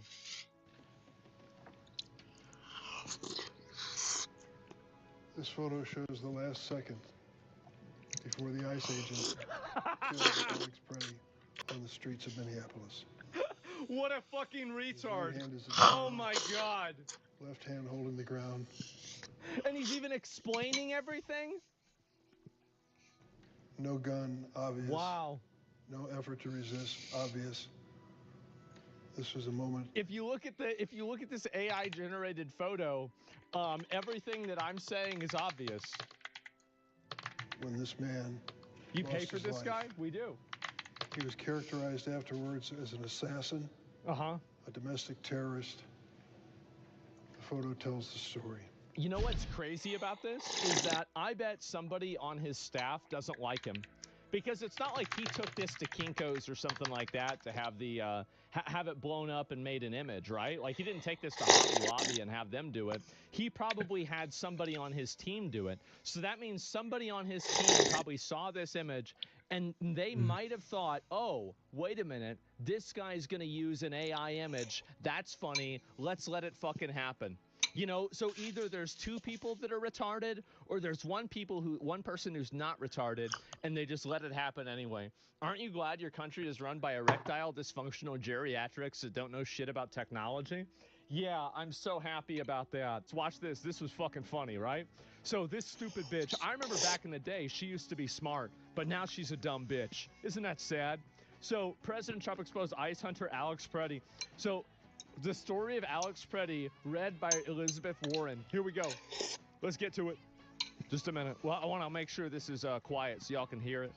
And another good ass day. Yeah. Caring for people was at the core of who he was.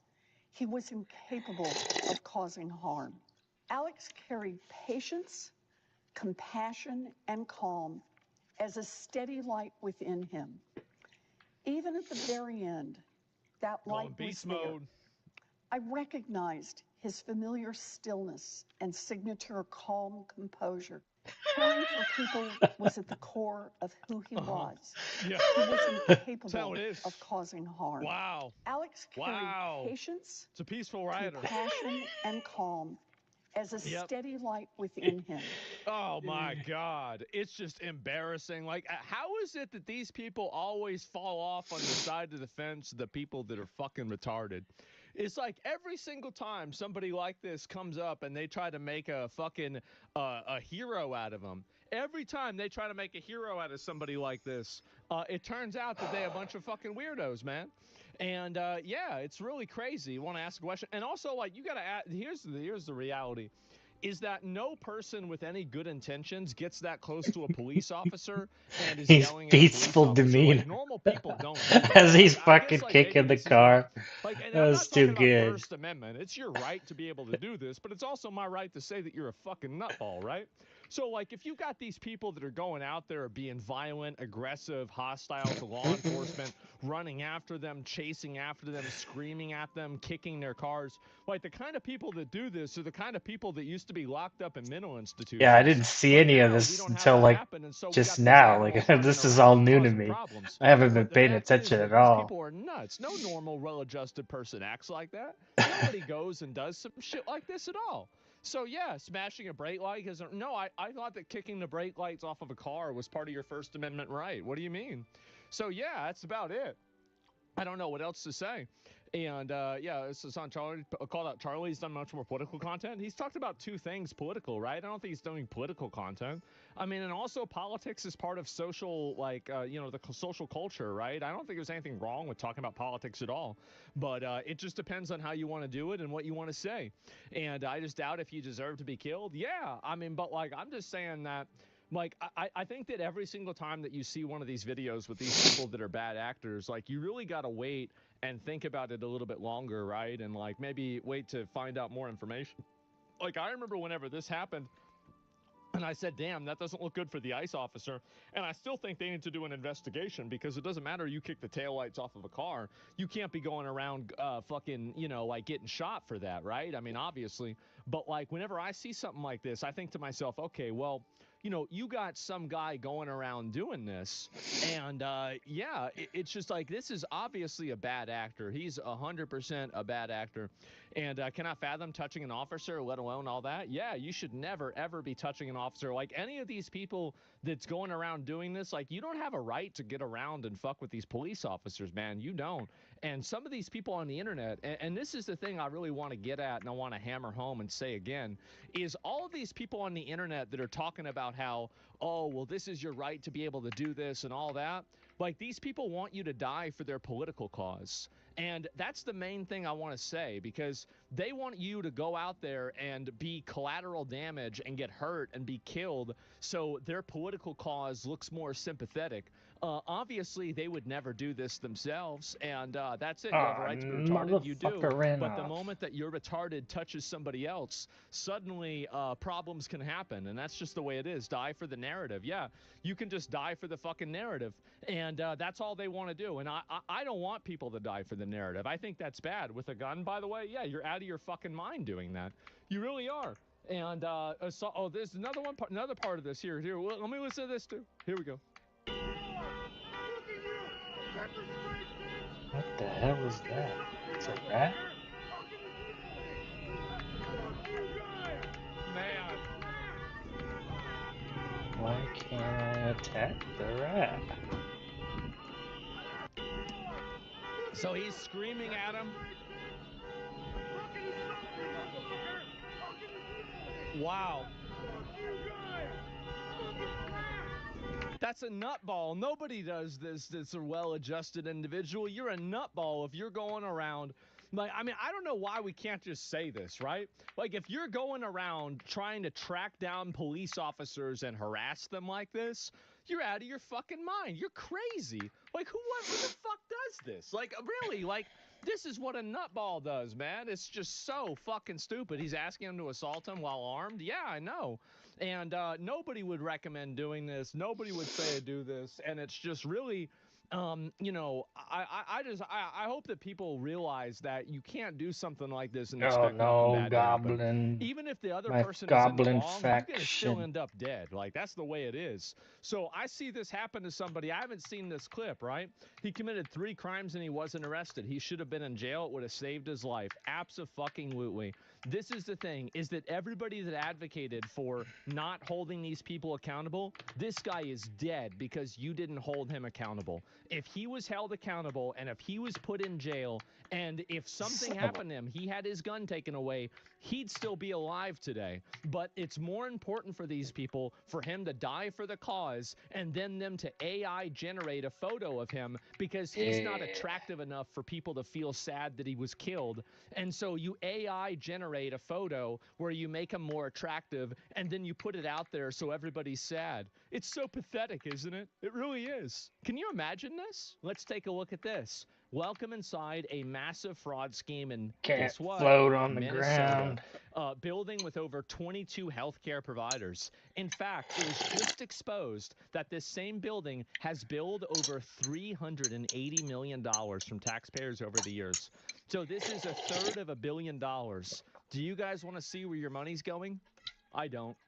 We left and we headed over to the next building that had 22 of the same home health care providers operating from inside of the building. Right here you have multicultural home care. What? Here it says it's open, but can't even get in. Meow? Oh, wow. Another Reliance Recovery Center. Reliance Mercy and Recovery. Grace Care, Inc. Right here you have Eritrean Youth Development Association of Minnesota. Another child care center. Welcome to Bright Beginning Center. But what do you guys Do you remember what I said before, bro? This was the tip of the iceberg. I said this before. think about the fraud that's taking place here in Minnesota? No comments. Right here you have No comment. Serenity Quality Care. Yeah. All of these businesses are literally the same type of business providing the same service in the same building. Another Convenience Home Health Care, Aid, Inc., and Child Friendly Space. Wow. All these companies get money from the government. Why would you have the same money essentially inside of the same building, door to door? Right here, Queenly Home Health Care. I mean, like, they're literally building the second Krusty Krab right next to the first one just for more money. In the same building. Another Convenience Home Health Care, Aid, Inc., and Child Friendly Space. All these companies get money from the government. money. They have the same company essentially inside of the same building. Fraud. That's the reason why it's fraud. Like, you've got 50. Like, I mean, I would assume I'd be all right. Like maybe 2 or 3, but 22? Nah. Door to door. Right here, Queenly Home Health Care. And also, like, isn't it crazy that there's never anybody around? Isn't that weird? And also, whenever they shut them down, nothing happened. It just does not make sense. If you're trying to operate a business, you'd want to have less competition. But here, they have all their competition right next door. We're wondering, because we hear there's lots of fraud taking place here in Minnesota, and we're wondering, why is there so many of the same companies inside of this same building? Why is that? No, I don't know that. What do you think about the fraud that's taking place here in Minnesota? I don't have any idea about that fraud, okay? I do. What do you think about the news articles and what's being spread on the news about the fraud? Right now, you are doing something wrong. I'm just asking you No, you about don't the have fraud. to ask me, okay? Don't ask me that question again. Okay. Okay? Who can I speak to? Who can I speak to? Right. Okay. As soon as you confront about the fraud, they get angry. And keep in mind, again, there is one person sitting outside. Like, I've been to these health plazas before. There's people everywhere. In any sort of a normal health plaza, there's going to be people everywhere.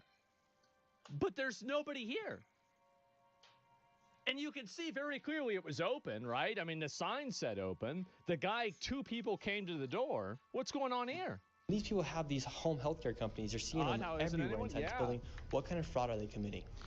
So, there's false documentation being submitted to the state of Minnesota. We really don't give this guy enough credit. We really don't. This is just one based boomer that is a patriot, cares about his country, cares about his tax money, doesn't want to see it going towards funding terrorism in Somalia indirectly, and he has gone out of his way for no money whatsoever to bring this to light to literally hundreds of millions of people.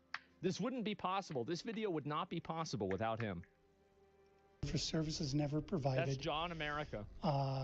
They're having John forms America, signed is in that right? advance for services that were then never rendered. As far as a year or 2 years in advance, they'll have someone sign these forms at one sitting, and then they just file those with the state of Minnesota, and nobody from the state of Minnesota bothers to check that those services were ever provided. That's right. So they're essentially just using people, the services provided months or even years ago, then filing the paperwork and then receiving money. Do you remember what I said about people that file kids on their tax returns and then they get a child tax credit? This is the same fucking thing. And, like, it is so common, you guys have no idea how prevalent this is. It's insane.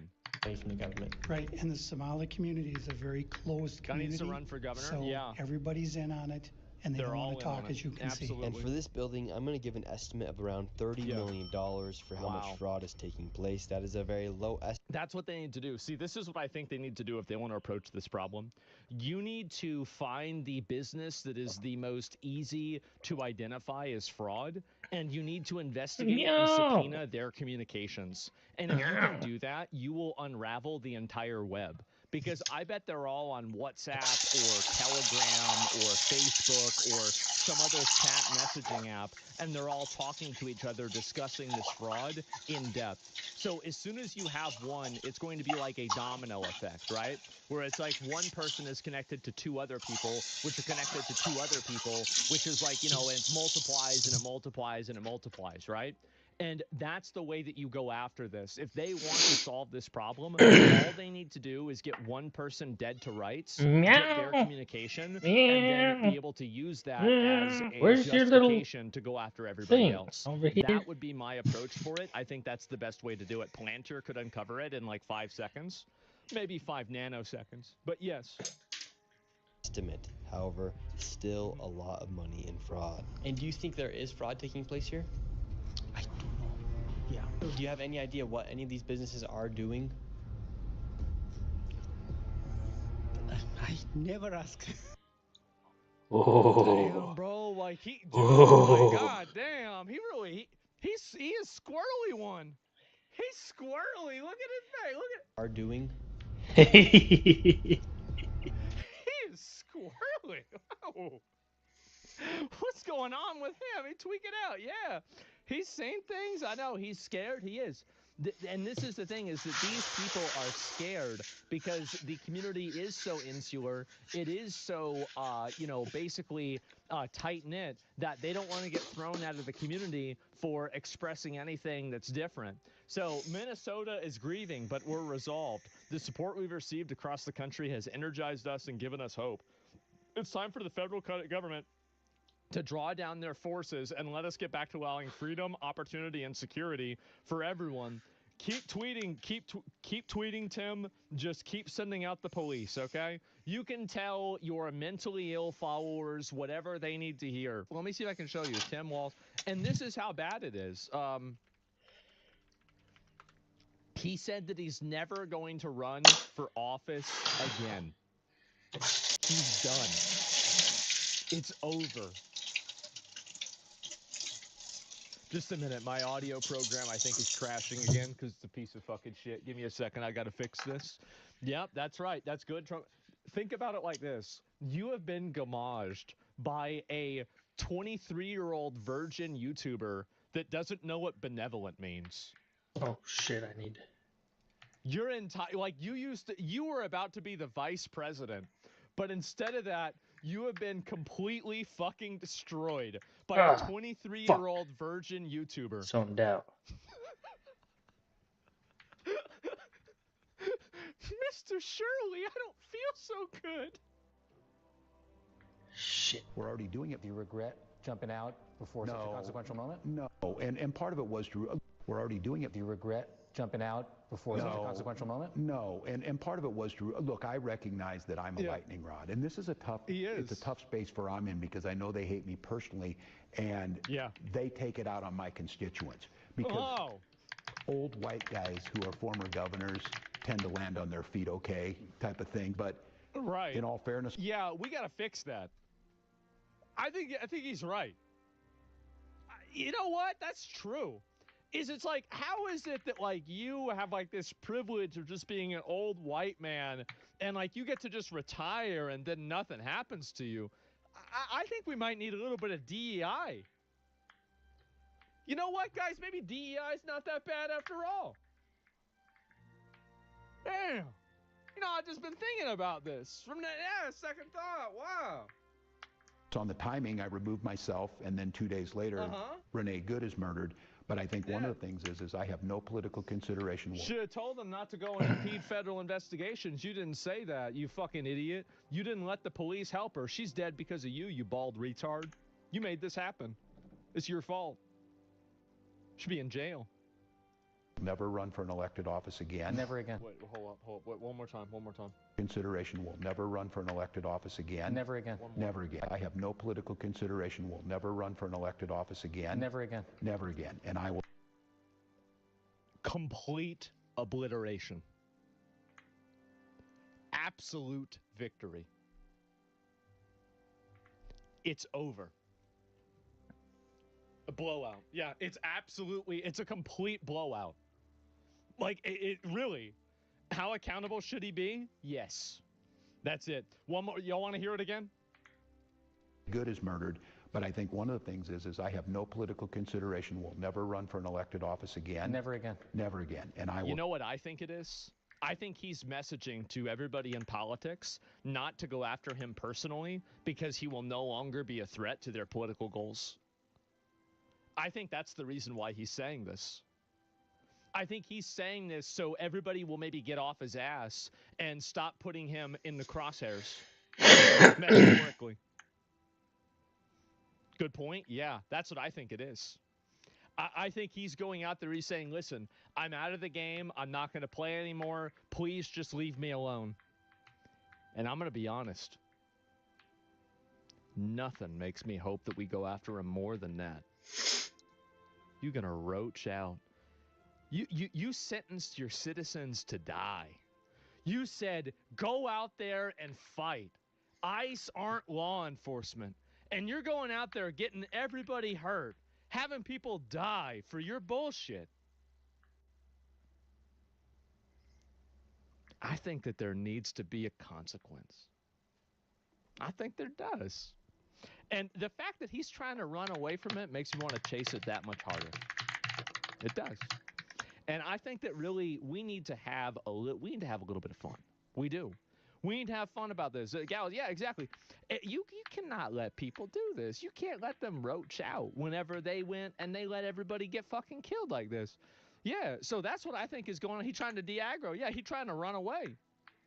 He is. Unfortunately, they won't. Dude already made a deal with Trump, and Taco Trump probably gave it to him.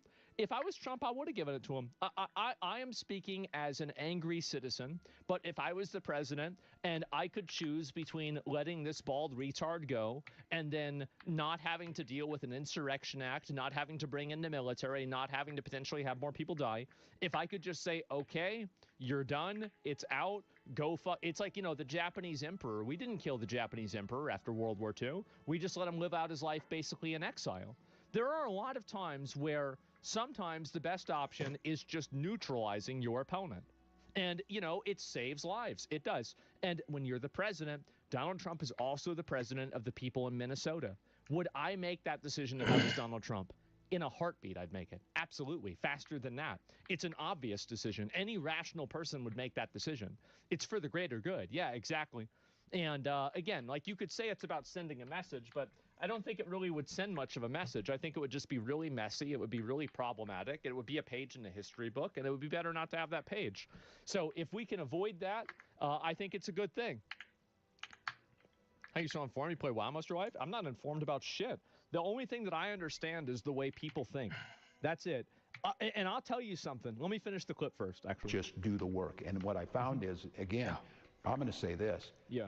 There's heroes on the streets that we don't know their names. Yeah. They're never going to run for office. Well, we don't know their names because they're wearing masks. Since you guys kept trying to dox them. The ICE agents that are out there deporting illegal, violent, criminal, sex offender, pedophile aliens, those are the real heroes. Not the weird fucking dysgenic freaks with like blue hair that are running after them, blowing whistles and shitting in their diapers so they can follow them for 15 hours a day.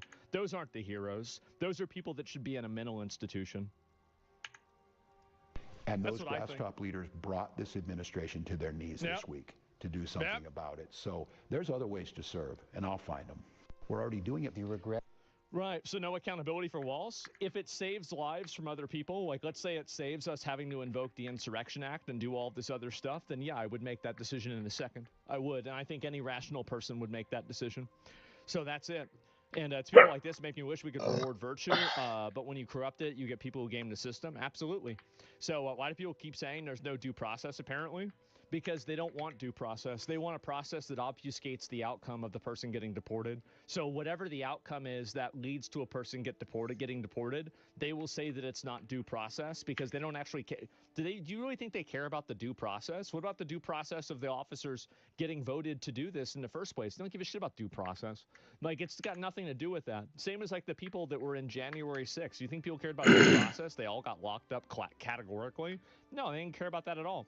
The fact is that they don't give a shit about any of this. They're only saying that as a defense so they can defend their illegal alien indentured servants, so they can keep them on the payroll longer and get their houses cleaned and their lawns mowed. That's the reason why. And then the politicians are supporting it so they can keep these people voting for them. That's it. So you don't think the coastal government's completely infested by these rats? I think so, but cutting the main guy a deal and having him roach out on other people later on, I think that'd be a good thing. So yeah, in source file it says urban governments to foment violence if they're implicated in fraud. Maybe, but I don't know. I mean, I think honestly, Tim Walz, like whether he's implicated in fraud or not is a separate issue than this, in my opinion. But we have this guy, a YouTube video destroyed this guy's entire career. I think Tim Walz would be high on the hog if it wasn't for Nick Shirley's YouTube video. I think that YouTube video totally fucking annihilated him. It did. And yeah, it's not saving lives if eminent power is convincing everyone they can riot, committing violence, mislead everyone. Well, at some point you have to stop it, don't you? You have to certainly say, like, enough is enough. Okay, we've had enough of this. Let's move on. We need to clean California next, maybe. Yeah, you explain Tim Walz in WoW terms. Tim Walz in WoW terms. He's like Anduin. He's emotional. He does nothing. He's basically a waste of space. He's a little bitch. And when everybody needs him, he runs away. Now, you think Tim Walz would want revenge against Nick Shirley? I bet he absolutely would, bro. Like, he 100% would. Will never run for an elected office again. Never again. Never again. And I will just do. Man, I think he is just saying that so they don't go after him for fraud. That is honestly what I believe. I don't think there's any other reason. I don't think that he was actually planning on this one way or another. I think that's it. A Minnesota man, Mark Anderson, has just been arrested for attempting to bust Luigi Mangione out of jail by posing as an FBI agent. Now, there's not really a lot in this story at all, so it's not really worth looking at. But at the same time, I think that it's fucking funny that this is happening, man. They tried to bust this guy out of Arkham Asylum. It isn't shocking? Yeah, I think it's fucking funny. Takes practice? Yeah, it does. I like how that people say ICE are untrained as a statement of fact with zero proof other than vibes. Well, and it's also that the 2 instances of people dying, it was not that at all, man. And so, yeah, I don't really know what else to say about it beyond that. And where the fuck is the rest of this? I'll see if I can find anything else. This actually be worldwide headline news of the races were reversed. What is this here? If I can find this real quick, if there's something that's worth looking at. The state is not a sanctuary state like Boston. What is this here? Is not yeah, thank God. And say her name, went to a puppy, a fake sale, went to lure her out to an area where she was ambushed, killed, and set on fire. Wait, so these people, they went and set this bitch on fire? What? Why? Why? What the fuck? God damn. What a bunch of fucking animals. Jesus. Like, what the hell's wrong with them? Oh my God. Yeah, because she white. I mean, I do think that definitely, I think 100% the media gives a degree of, you know, like credibility to people that are like that. If it's like the other way around. If it's like white people doing something to a black person, then I feel like really everybody's talking about it. But if it's a black person that does something to a white person, I feel like it gets probably 1/100th the amount of fucking attention. I think it gets way, way, way less. So yeah, she was targeted because they think her son killed somebody. Yeah, somebody breaking Luigi out. It didn't work. They didn't get him out, man. And they tried, but they didn't. Oh, we saw this one too. Look at this. This is the resistance here. This is it. Here we go. Who said AI videos have a time limit? Everybody. It's obvious that if a video is longer than like 12 seconds, the probability of it being AI goes down massively. Because like in one frame, like absolutely that's the case. Because most generative AI programs only generate things in small windows. 30? Welcome back to True. I think it's generally true. Grok does 15 now? Okay.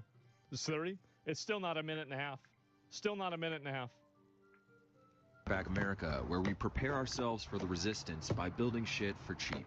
A few months back, I showed you guys how to make a lightweight self-defense shield, but I knew I could do better, so today we're going to improve on our design. This old rain barrel was 20 bucks on Marketplace, and I can get 3 shields out of it. I've had this jigsaw for about 10 years, and it finally died during this project, but all good things must come to an end, and we're going to finish it with the Sawzall. I'm using one of these drums because they're impact-resistant and lightweight, so you can remain fairly mobile while protecting yourself from non-lethal projectiles. Although it does seem more and more these days that the lethal ones are what we really need to start preparing for. You might notice that I'm not sounding as gleeful and haha jokey as I usually am in these videos. Frankly, I'm just not feeling it right now. I have this old shitty tool that's got a bunch of holes in it anyway, so I'm going to use it to reinforce the shield's durability. I'm layering it with this fiberglass resin, which is what they use to repair boats and cars and shit, and it's pretty fucking strong stuff. My dad has a sick Mustang that's been wrecked probably a dozen times from various whoopsie-doos, but the man is an artiste with the Bondo, and every time they crash it, he's got that car looking good as new. You can see after 24 hours, this stuff dries rock hard, unlike the micropanes of these fucking insecure Gestapo terrorizing the country. But the edges are kind of sharp, so I covered them with some heavy-duty duct tape. The last detail I gotta figure out is how to get some handles on this thing. I like the idea of Velcro because it can be ripped away freely when you are inevitably assaulted for exercising your right to peaceful assembly. So I'm attaching some of it to peaceful assembly with the shield.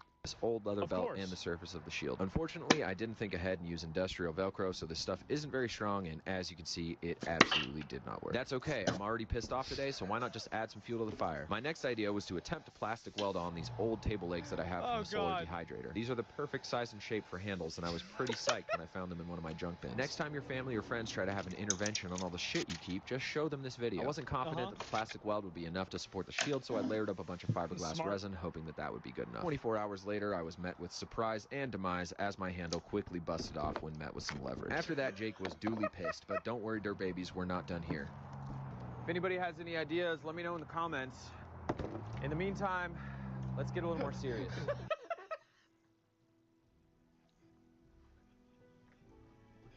Oh, God.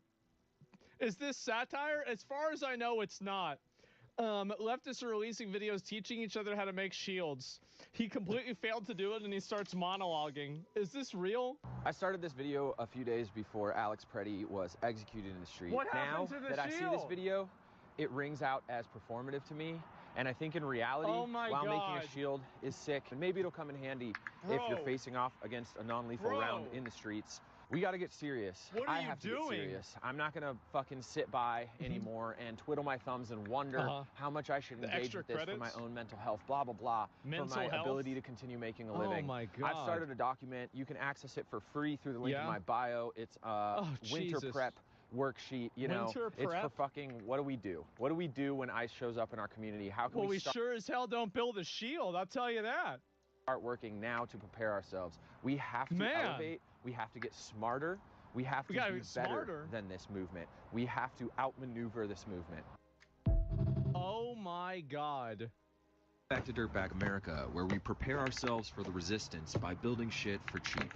4 hours later, I was met with surprise and demise as my handle quickly busted off when met with some leverage. After that, Jake was duly pissed, but don't worry, dirt babies, we're not done here. If anybody has any ideas, let me know in the comments. In the meantime, let's get a little more serious. I started this video a few days before. Welcome back to Dirtbag America, where we prepare ourselves for the resistance by building shit for cheap. A few months back, I showed you guys how to make a lightweight self-defense. Ideas, let me know in the comments. If anybody has any ideas, let me know in the comments. It's so fucking pathetic. I don't even know what to say. Oh my God, dirt babies, yeah. And this is the revolution, gentlemen. You've got to watch out. You've got to be careful. And are they like the Resistance from Star Wars? Yeah, because they're both using props. They're both using cardboard props that don't actually work. He said, dirt babies. Please read the comments. Let me see what the comments are. I'll see if I can find it. Okay, did he try to vulcanize that with a heat gun? Jesus Christ. Too much work. Posts it for updates anyways. Stunning and brave. For the cause. Oh yeah. It's all coming together. It needs a glory. Oh my God. He spent days making this, like hours over multiple days working on this project. You know, you can make a shield that's really easy. Why even need the shield is a good idea. You need to think better about the handles. Drawback, the shield won't break, but it will transfer blunt damage to him. Normal shields are made to absorb the damage. His wife's boyfriend is going to be mad when he sees how he borrowed all of his tools. Captain Miserable. Imagine being this much of a failure when you could have simply made something out of a 2x4 with far less effort for that matter. Instead of fiberglass, use Kevlar. So funny that this individual thought that they'd never heard of a wooden shield used all throughout history. Yeah, nobody used wooden shields, guys. Oh my God. If you have the skills to make these, then get a job. Yep, and that's why he doesn't have a job. So that's the way it goes. Why not just buy one on Amazon? I don't know. Maybe his dad didn't let him use the credit card for that, and so he had to do something else instead. I think that's probably what happened. And where's a few more of these here? But yeah, I am just shocked, really, to see something like that. It's just so ridiculous. And he used all the plastics from oil. Yeah, sure. Bob, the communist builder. Yeah, basically, right? And let me see. Oh yeah, here we go.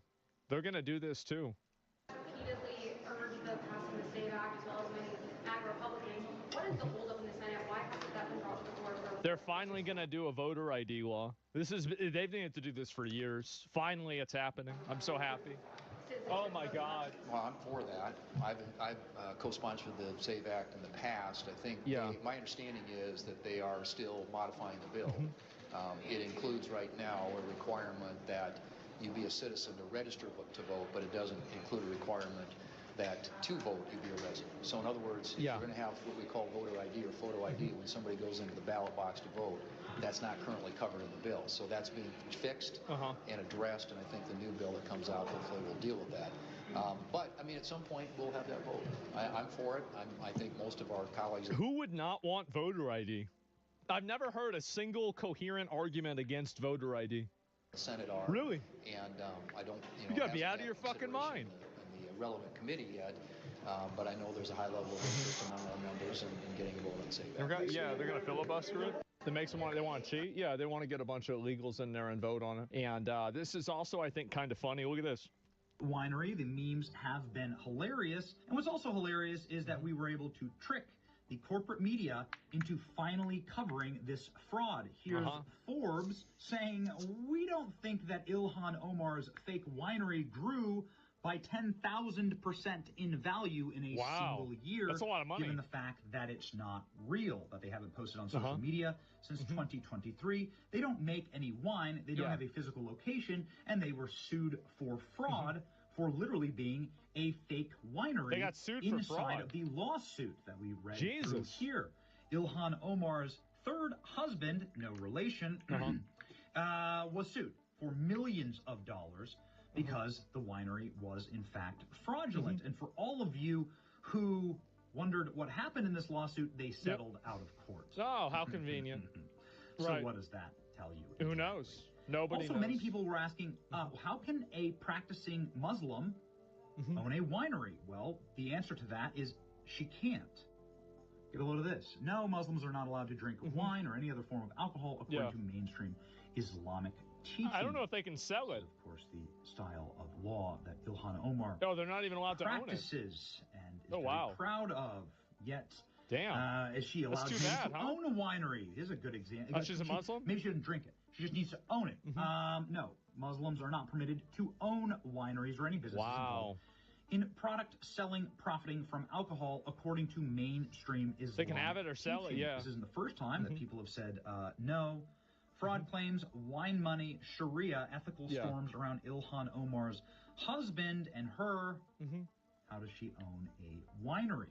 This probe had better look into some of the evidence of Ilhan Omar's winery before it disappears. They gotta get rid of it. Yeah, they're gonna try and delete it. That's obviously what they're gonna try and do. Showed you 100%. A website. Absolutely. That Ilhan Omar's winery appeared on. So is it still there? Called Ssra LLC, found here at this strange empty address, had a website. So you're telling me even she's doing these bullshit companies? They're just all doing it. It's all the way down. We read it to you. Oh my God. We God. showed you the URL. There's the URL right there. You're going to refresh that URL, now, if you go and you copy it and paste it right here, let's the exact same URL. Got it. You can see now it's gone. Roach out. Roaching out. Absolutely. Because they're getting exposed. There's fraud everywhere. I told you guys, like, y'all have no idea how bad it really is. These people are total fucking parasites. If we got these people out of the country, everything would be a lot better. I'll tell you that for a fucking fact. Total the entire parasites. Page has been scrubbed. Now there's no more. Crew LLC. Let's go ahead and put it into the Wayback Machine. Maybe we can just find it here. Here we go. You know, Wayback top to Machine bottom. Yep, top to bottom. Everything logged, right? Well, don't have actually a lot logged for this, but here's a ping. January 3rd. Go ahead and find it. Let's see it. And we get nothing. And it's not just us getting nothing. Get a load of this. And Newsmax. Nobody else can find it. They had Is that right? Where they tried to do the same thing. Anyway, it gets weirder. Up until Benny Johnson was able to find their supposed inventory bottles and all the things they have, their office location, and a bunch of other information on the business. But as of today, they deleted it. Those sites are totally shut down, and any mention of their website has been wiped off the internet. I'm talking gone. The Wayback Machine, all these other crappy little archive sites, everything is gone. Like deleted the root. Is Asmon racist? Unfortunately not. Sorry. My computer buddy Jim. Not really. Couldn't even I love find racist jokes though. AR jargon I do. Bot machine for recovery. I don't even know who's explaining it to me. He couldn't even. Sorry. Find it. So what happened? And who has the power to shut off the Wayback Machine? And maybe they're just broken. I mean, some people are reporting that there's outages there. Yeah, sure. But I haven't been able to get it to work at all today. So what's going on with Ilhan Omar's fraudulent winery? I can't wait till they investigate this bitch.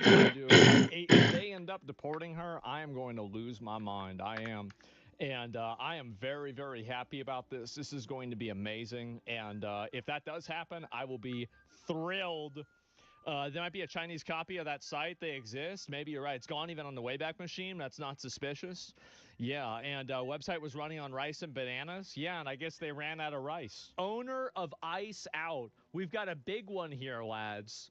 And then there we go. All opinions are my own. And then, dude, you're dual wielding. You have the Palestine flag and you have the watermelon? Deeply bizarre and anti-man. Really? Well, then why do you look like one? It's so stupid, isn't it? These retarded hogs are just sitting around talking shit, causing problems. Oh my God. Really? Like, what's going on here? I don't know what this is. What's a watermelon? Probably not enough for her to eat. I'll tell you that. And that's just sad. It's a troll account? Yeah, no, it's the Palestine. It's a Palestine symbol. So you have the Palestine flag and the other Palestine symbol, right? In case people forgot. So, yeah, that's nuts. I thought you meant girl or boy. Yeah, I guess so. But, no, this shit's so fucking embarrassing. I'll probably watch this at some point. I don't know if I'm going to get around it. Guy who owns Leo Trucking is one of the main license plate readers. They're in a black Ford Taurus, Minnesota license plates. They're in a light brown, what is it, Ford Expedition, Texas license plate. You know, this is not about if you're a criminal anymore. This is about if you're just brown. This is getting crazy. Going after the safe out there Browns. today. Going after all the brown people. That's what they're doing. And how the hell are right-wing autists able to find this information out in like a day while the FBI can't? See, if Trump can give me $1 billion, I will put together a team. I will put together a team of people with fucking Greek statues as profile pictures, anime girls, people that quote, I'm trying to think of like a really good example. Like this is, yeah, Napoleon, people that quote Napoleon a lot. And we can put together a team, a certain group of individuals.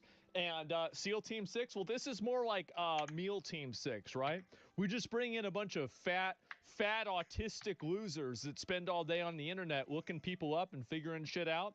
And they're going to run circles around the FBI. We'll have, and $1 billion, by the way, isn't to pay them. It's to build a golden corral next to the building that they're going to work at, so they don't have to go anywhere, right? And so that's it. Yeah, big balls, exactly. That's what they need to do. It's the Goon Squad, exactly. Team Spectrum, exactly. And just get Rainbolt. Yep, yeah, 100%. Get all of those individual, get all those guys together, and they're gonna figure them all out. And this is crazy that these guys are just going out there and doing that like it's just nothing. And he also owns a trucking company, because you've got to keep in mind that the people that run this stuff, you've got to make sure that you treat them the way that they are, because they will do the same thing to you. You've got to go. You've got to go hard on them, because if you don't, they will do it to you, man. Just need pizza and Mountain Dew. Ooh, I like the sound of that. It's a great idea. Can't we have an office next to Golden Corral? I mean, I've got a look. I mean, like, I got a Golden Corral nearby. I go there sometimes. I wish I had somebody to go to the Golden Corral with. I used to go with my dad. You know, we would go with my dad. This is the thing, right? Actually, it kind of makes me sad, but like, my dad on Memorial Day and on Veterans Day, he would go and we would go to Golden Corral, and he would wear his Vietnam vet shirt, and he'd be walking up to the fucking what do you call it? To the store, right, or the restaurant, and he'd be looking at everybody else's license plates, right? He'd be like, oh, that's a Silver Star, that's an Army Commendation Medal, that's a Purple Heart, you know, like, and all this, and like, he'd be going around there inspecting their achievements, man. It was. I'll go with you. Yeah, no, I remember. Yeah, I'm banned. That was, damn. Fuck. I don't really think about it a lot, but like that, for some reason, that bothers me. It does. Fuck. And yeah, wow. What's Golden Corral? It's a place. So basically, it's the best all-you-can-eat buffet that they have. It is. It's the best one. My parents take me to Golden Corral all the time whenever I was a kid, and like, I used to love it, man. I would go there. It's a feeding trough. Oh, and they got a whole lot of pigs. Let me tell you something. You go to last time we went there. The last time I went there, I remember commenting to him. And I was like, "Are we the only two people here that aren't fat?" Look around. He goes,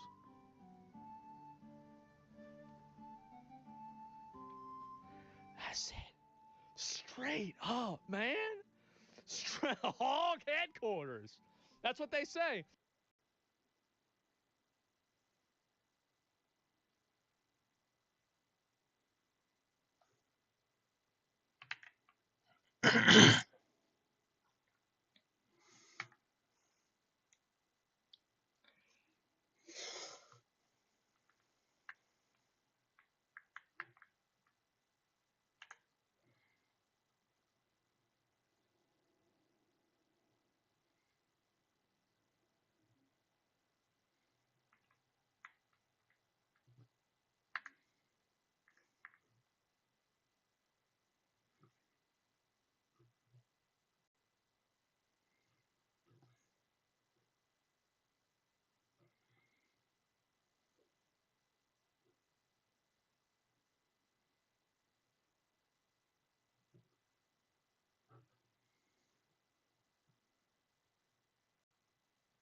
At Davos last week, Mark Carney, the Prime Minister of Canada, gave a speech that sent shockwaves through the international community.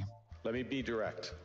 We are in the midst of a rupture, not a transition. It was a remarkable speech by a Canadian Prime Minister. It's like a moment of clarity. It received a very rare standing ovation, with praise not only in Davos, but around the world. To understand why this speech has been such an international relations earthquake, I think you need to understand something about him. Carney is as establishment as you get. He is a technocrat's technocrat. Former governor of the Bank of Canada, former governor of the Bank of England.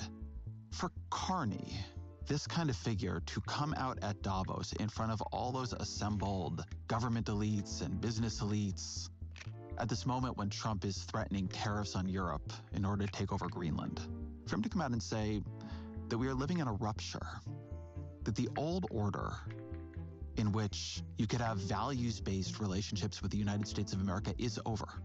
For Carney, the leader of Canada, America's both geographically and in many ways spiritually closest ally, to say this, that is a break point. I think that's a moment, a week that's going to be remembered for a long time. Beneath Carney's analysis of what is happening here is an idea I've been following for some time called weaponized interdependence.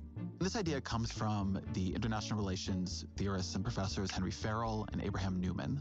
It's in their book, Underground Empire, How America Weaponized the World Economy. And the basic concept is that Over time, in this globalized, woven together world, there are a lot of ways in which being on American technologies and in American financial markets gave us leverage. And that was fine for our allies, for the world, so long as we didn't use that leverage too much. But now we've begun to make that a way we can harm them, a way we can extort them, a way we can control them. And that has really changed the nature of the bargain. Henry Farrell is an international relations professor at Johns Hopkins University. He is author, as I mentioned, of Underground Empire and of the excellent Substack Programmable Mutter. I want to have him on to talk me through Carney's speech, these ideas, and if the old order is ending, what that might mean for the one to come. As always, my email, EzraKleinShow@nytimes.com.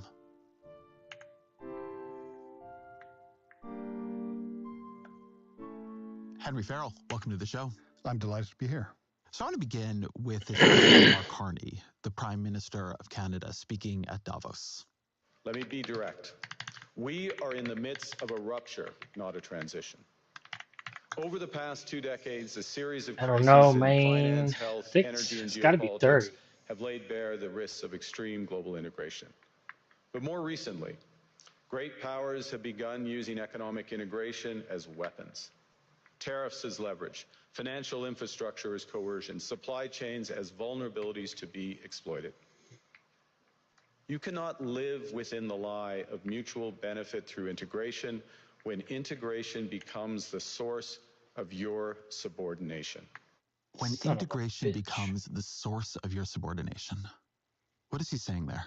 So, in a weird way, it feels to me like he is channeling things that Abe Newman and I, my co-author on this book, Underground Empire, started saying 6 or 7 years ago. And here I'm not claiming that we are the people who discovered it, but this was not the consensus when we were writing, and it has become a new kind of consensus now, which is, if we think about globalization back in the 90s and the 2000s, it seemed like it was an incredible opportunity to build a new kind of economic world in which markets dominated rather than geopolitics. So you have all of these ideas floating around about we're past the world of the Cold War, we're past the world of the Berlin Wall, and we're now in a new world where it is going to be possible to rebuild politics around market competition.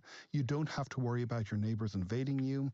You don't have to worry about all of these political risks. Instead, you just focus on being the most competitive market that you absolutely can be. And this leads to enormous amounts of integration of the sorts that Carney is talking about. So we see supply chains becoming global. We see these financial systems, which are focused on the United States, becoming means through which people can send money back and forth without really worrying or thinking about the politics behind it. And we see this entire plumbing for this new global economy becoming established. And all of this seems great and awesome and functional. But we're in a world now where, as Carney says, the plumbing has become political. All of these means that we use to integrate the world, all of these financial systems, all of these trade and production systems are suddenly being turned against countries. And the United States, which actually has been doing this in a much quieter and perhaps less threatening way to many countries, at least for decades, is in fact the country that is pushing this the hardest. Give me some examples of this. Give me an example prior to Trump of the United States doing this in a quieter way. And then give me an example of what Carney is talking about now when he says that great powers are using economic integration as weapons, and he clearly means us. Okay, so this really began post-September 11th, 2001, when the United States, it looks at this attack that has happened, and it tries to figure out what are the ways in which terrorists have been able to take advantage of this porous international system of economics, which allows them to send money back and forth, and they begin to start thinking about what kinds of tools can they use to stop it. So this really begins, I think, it really begins to get going with a measure against a bank which is very closely associated with North Korea. The United States begins to target that bank, and so you see suddenly when that happens, a massive flight of money away from the bank. The bank nearly goes under. When you say they target that bank, slow down a little bit. Yeah. What do they do? So here, Okay, so there's this whole complicated system, and let me just explain. Maybe the best place to start is with the US dollar. So if you are an international bank, you need to have access to the US dollar because the US dollar is the lingua franca of the global economy. This is the currency that everybody exchanges in and out of. That means in practice that you have to have correspondent relations with a bank in the United States. You become subject indirectly or directly to US regulation. Because if you don't have these banks which allow you to, these banking relations which will allow you to clear transactions through US dollars, you effectively stop becoming an international bank.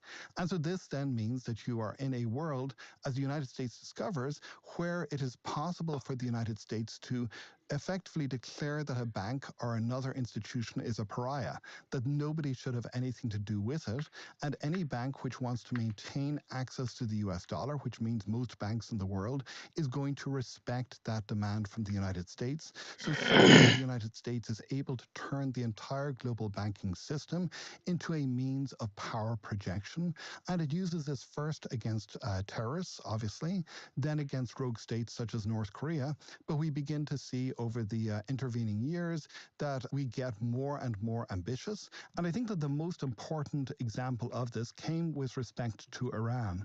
And so the Obama administration very carefully, very slowly ratchets up pressure, withdrawing the ability of Iranian banks to use the international system, and also ratcheting up pressure against any other bank in any other country which wants to touch the Iranian system in any way. And Iran suddenly discovers that it cannot get paid for its oil anymore.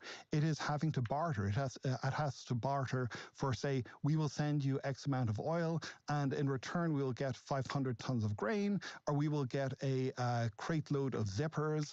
All of these crazy things that Iran has to do in order to try and get paid, and Iran wants to get out from under that. So this, I think, is a good example of how it is that the United States is effectively able to use this power to cut an entire country out of the global financial system. Iran does figure out ways around this over time. It does, especially under the Trump administration, begin to figure out alternative shadowy payment systems. So there are real limits to this. But these techniques are perfected from administration to administration, and they're handed on a little bit like a baton in a relay race. This is not to say that this is the product of grand planning. At every moment, I think these are officials who are desperately improvising to try to do whatever the policy need of the moment demands. But over time, they create this entire ramshackle system for coercion, which turns out to be pretty extraordinary and to have pretty extraordinary powers. One example of this that was striking to me was the Trump administration sanctioned, some top judges and prosecutors of the International Criminal Court because of bringing suit against Benjamin Netanyahu. Tell me a bit about that moment and what happened. So really what's happening here is, of course, the Trump administration sees the International Criminal Court and all of these other international organizations as being, in a sense, illegitimate. And this is not just about Trumpism itself. This has always been a tension between the United States and this global system. On the one hand, the United States does want to take advantage of it. There are many people in the United States who see global human rights as being a very, very important thing that we need to protect. But the United States, like every other country, does not want itself to be constrained by the system when the system acts against it. And so the United States has never actually signed on to the International Criminal Court, and both Democrats and Republicans have been somewhat resistant to it.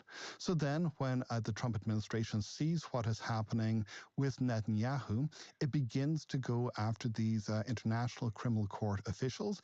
And what happens then is that these officials, they suddenly find they can't use credit cards because credit cards all rely upon these payment systems. They can't use Google. And so you discover that there's this entire incredibly boring seeming infrastructure of institutions, of communication systems, of money that is really what underpins our ordinary life. It's possible to live without access to these systems, as these judges and other officials who have been targeted have discovered, but it is a real pain. What Carney is describing here, what he describes as a rupture, not a transition, is not just the use of these tools, but the use of these tools for something.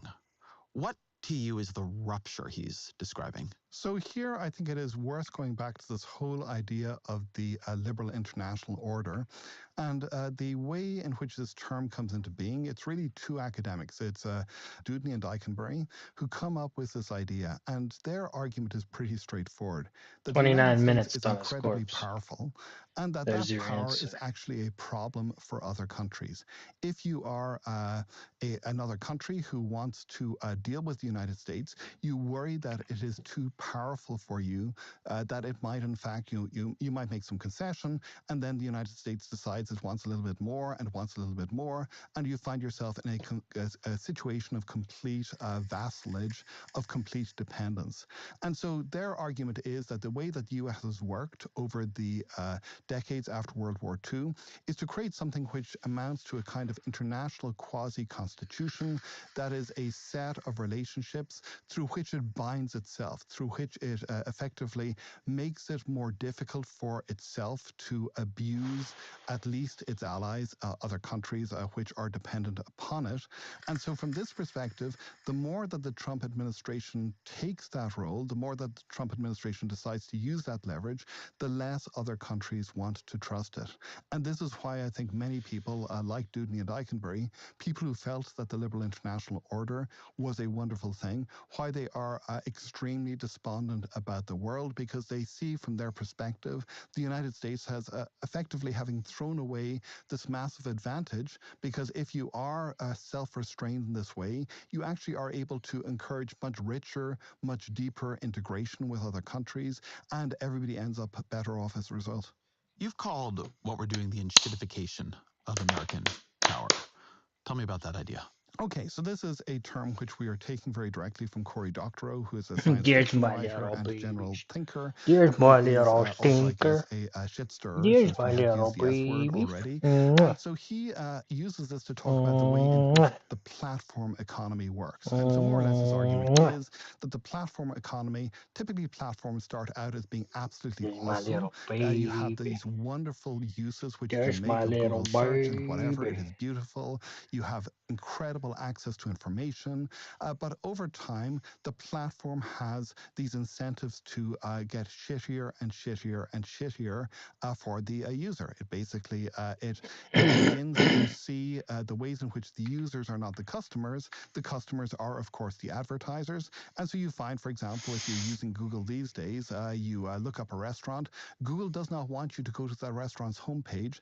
It wants you to click on some affiliate link to DoorDash or somebody else. So you order via Google rather than via the restaurant. So our argument is that if you look at the ways in which United States power and United States hegemony works, it's kind of like a similar system. That is that we are seeing the increased enshittification of all of these platforms that the United States provides that the world relies on. So the dollar clearing system, we've already talked about, the way in which the US is able to use the dollar in order to leverage its advantage against other countries. We can also think about weapon systems as being very similar. Once you buy, for example, a fifth generation fighter aircraft, you are not just buying the aircraft, you're buying into this extensive platform which you need to support the aircraft, to provide the information that allows you to figure out where to target things, all of these other bits and pieces, and the United States can possibly shut that off.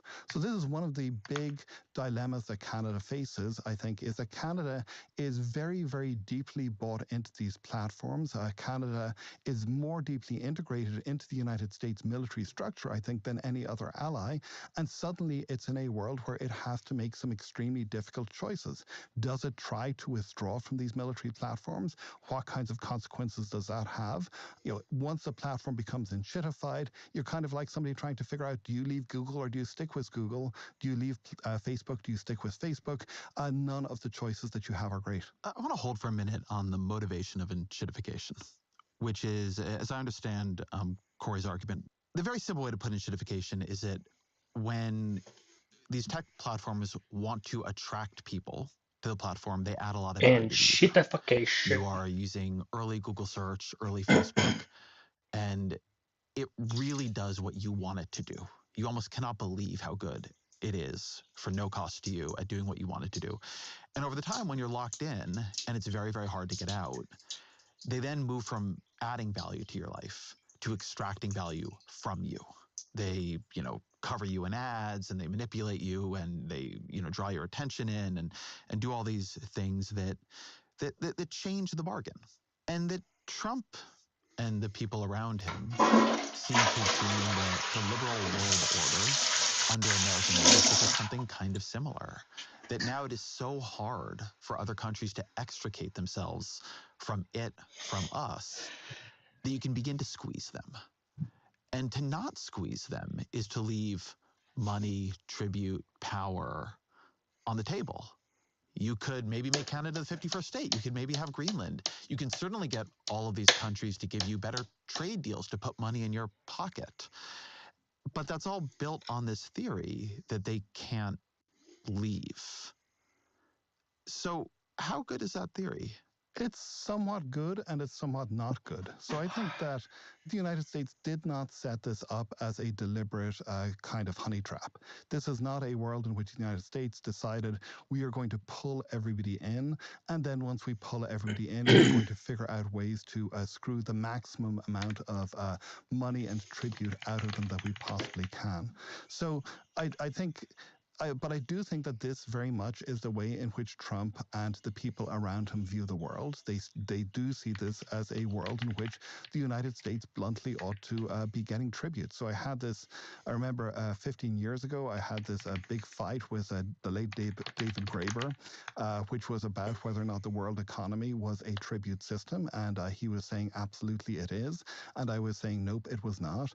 And I kind of feel like the last year or so, Donald Trump has been doing everything he can to prove that it is a tribute system and to try and figure that out. Now, there are limits, because the more that you do this, the more that other countries begin to try and figure out ways to use what the late political scientist James Scott calls the weapons of the weak. So they begin to resist in different ways. I do think we're beginning to see some of that happening. The more that you use it as well, the less other countries are going to be willing to buy into the stuff that you offer.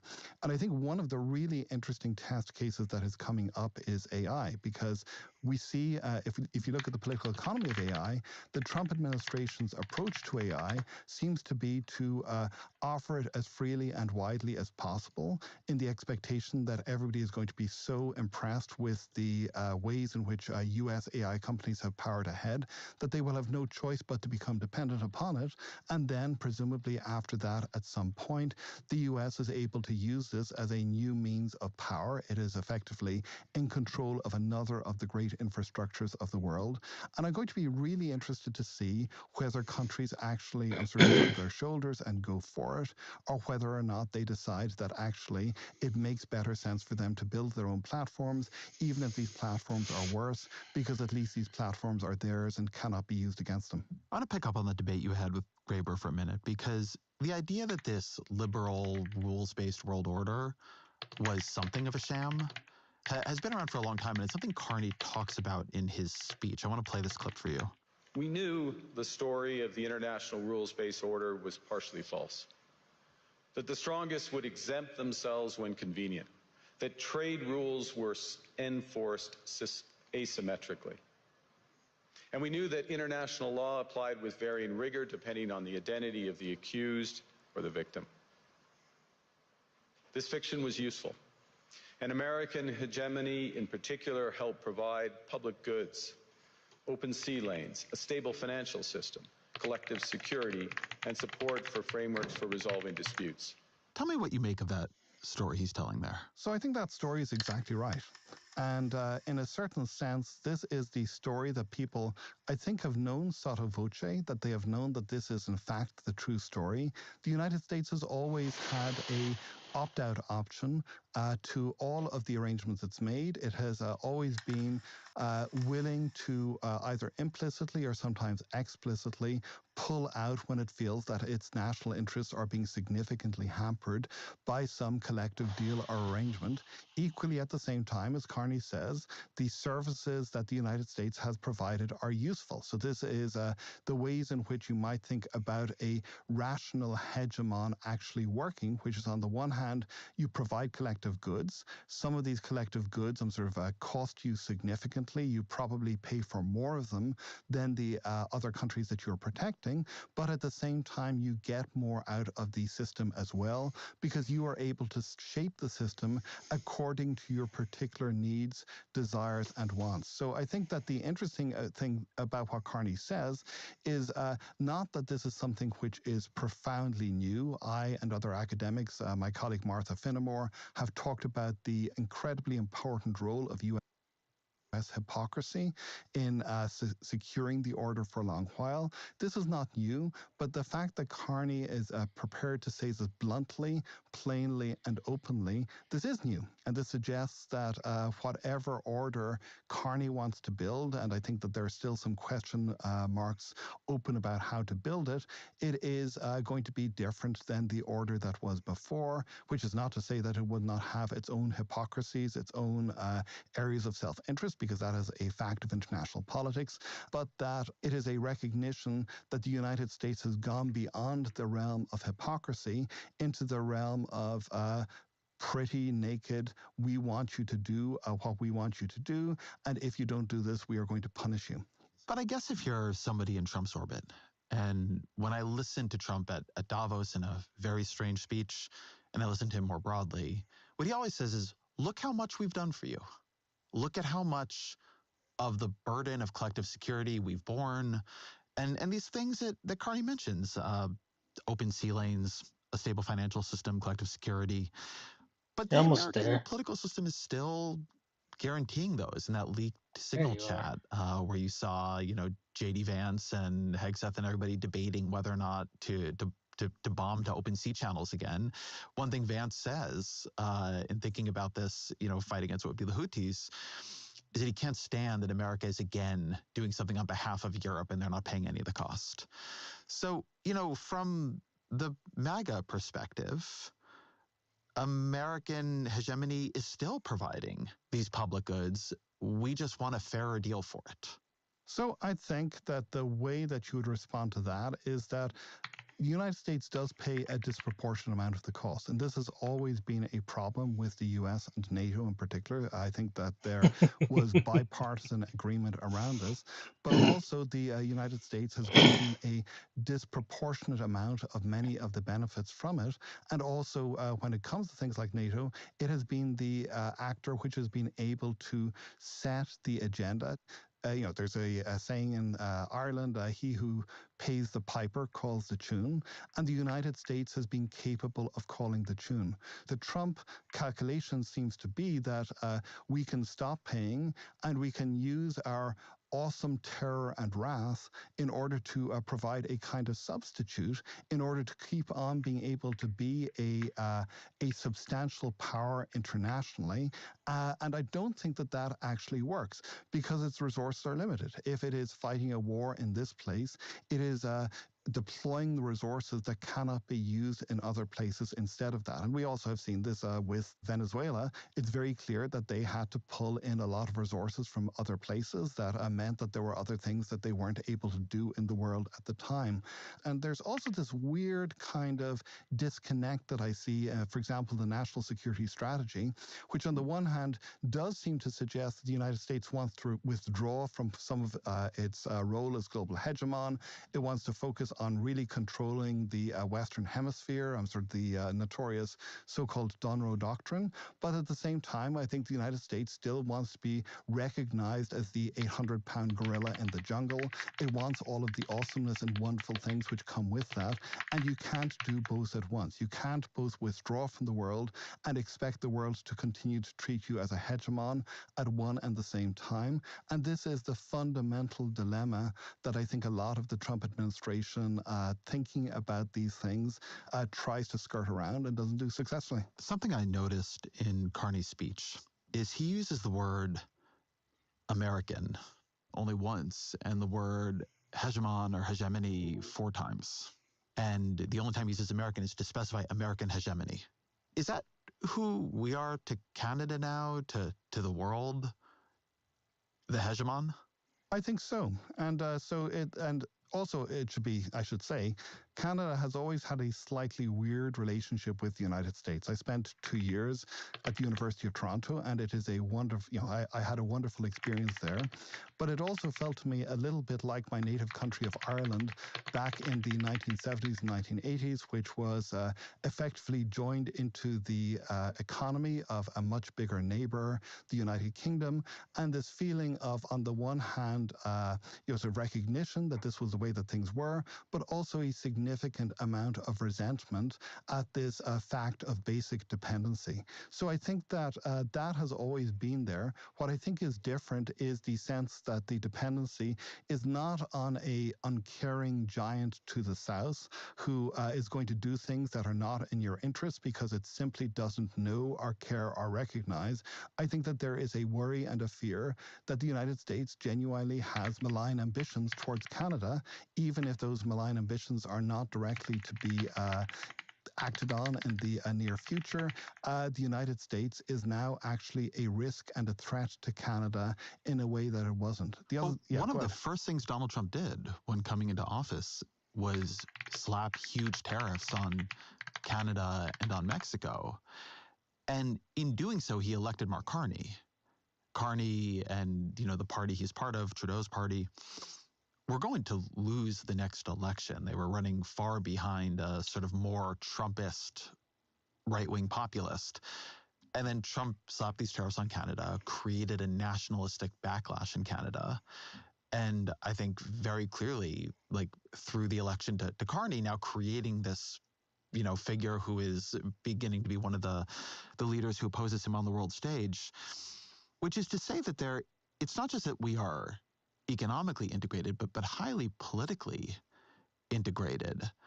And that the way Trump is acting is causing backlashes and political turbulence in other places, often in ways that help Trump's opponents by uniting the country against us.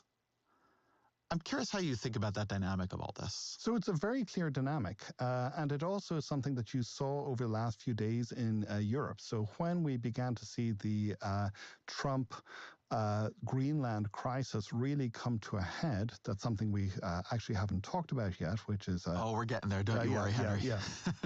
But you saw a lot of very clear nervousness coming from people like Nigel Farage, who clearly do not want to be in a world where Trump is making these moves. Because if you think about this from a nationalist perspective, and all of these parties which are to some extent I'm sort of sympathetic to Trump, they are all nationalists in one way, shape, or form. All of them, clearly, because they're nationalists, they are strongly attached to things like territorial sovereignty, don't touch me, and whatever. And the Trump administration's perspective seems to be not necessarily to want to grow these parties, sort of in a clear way. I think J.D. Vance absolutely would love to do that. But I think Trump's perspective very often is a much more short term.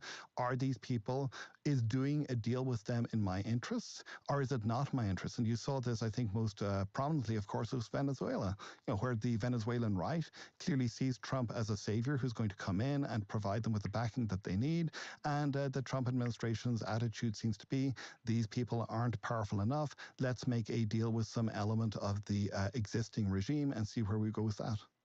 I want to play you a bit of Trump's address at Davos, which was, I thought, a very unusual, rambling, unfocused piece of rhetoric. But I want to play you the part where he focused on Europe, both America's relationship to it and his. The United States cares greatly about the people of Europe. We really do. I mean, look, I am derived from Europe, Scotland and Germany. 100% Scotland, my mother, 100% German, my father. And we believe deeply in the bonds we share with Europe as a civilization. I want to see it do great.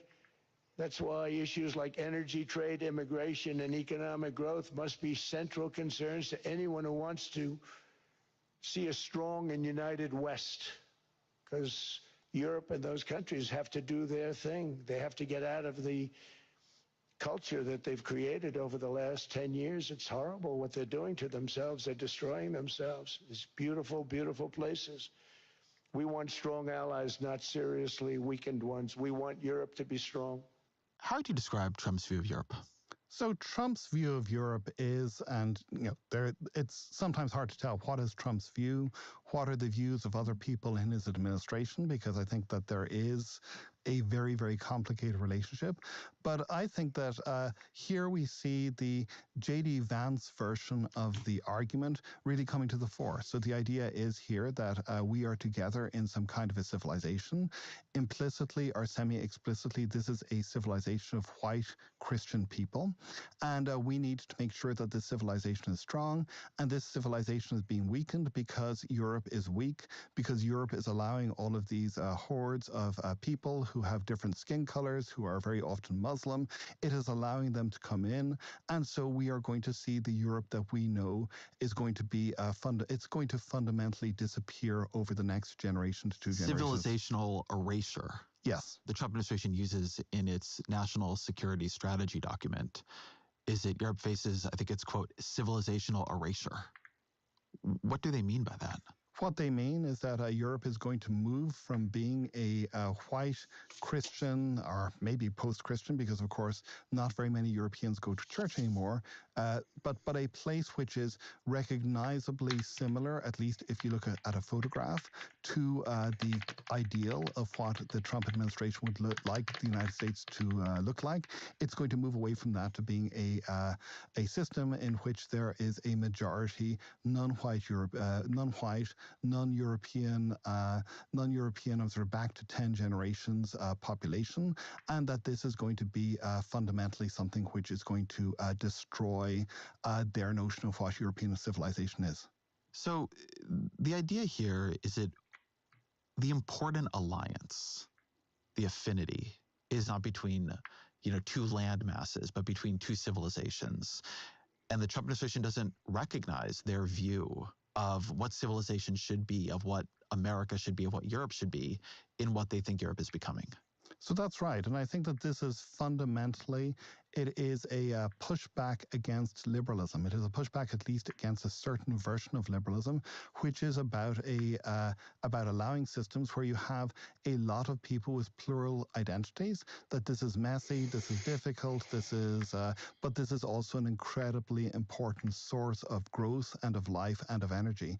And that is something that has to some lesser or greater extent united the United States and Europe over the last few generations. The United States has been a country which has had wave after wave of immigration. Many of these waves have been seen as problematic. I was, my equivalent, some sort of 3 or 4 generations ago, or 5 or 6 generations ago, inspired the Know Nothings, sort of Irish people coming in, were seen as being a fundamental civilizational threat. Jewish people were seen as being problematic in a variety of ways.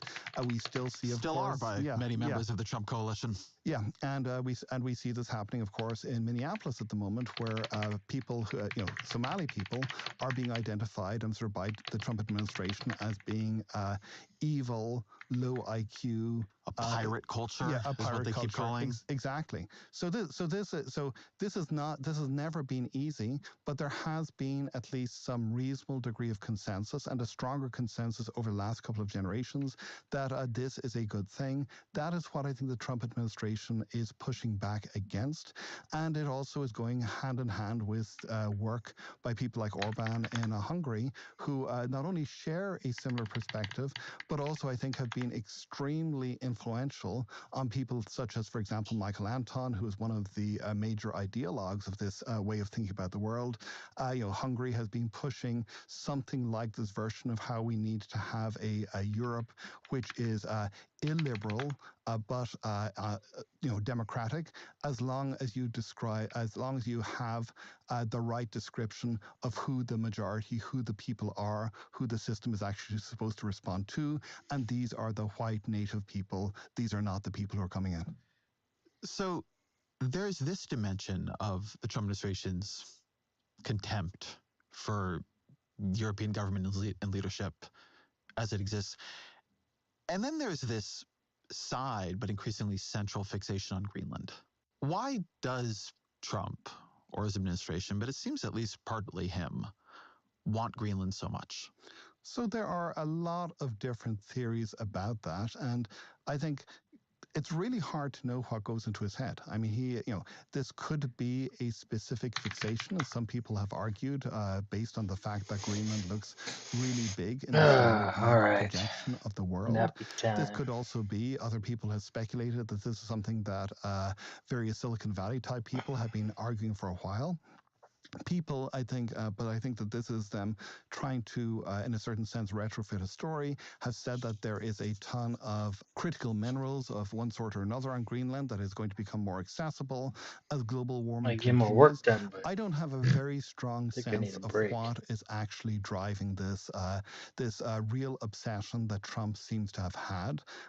It is also, I think, interesting, however, that he actually seems to have backed off on this obsession rather quickly once he got real opposition. One argument I've been hearing from more Trump-aligned figures is that what we just saw play out was classic art of the deal. Trump went in with an aggressive negotiating position on Greenland. Maybe he would use force. He would certainly consider using tariffs.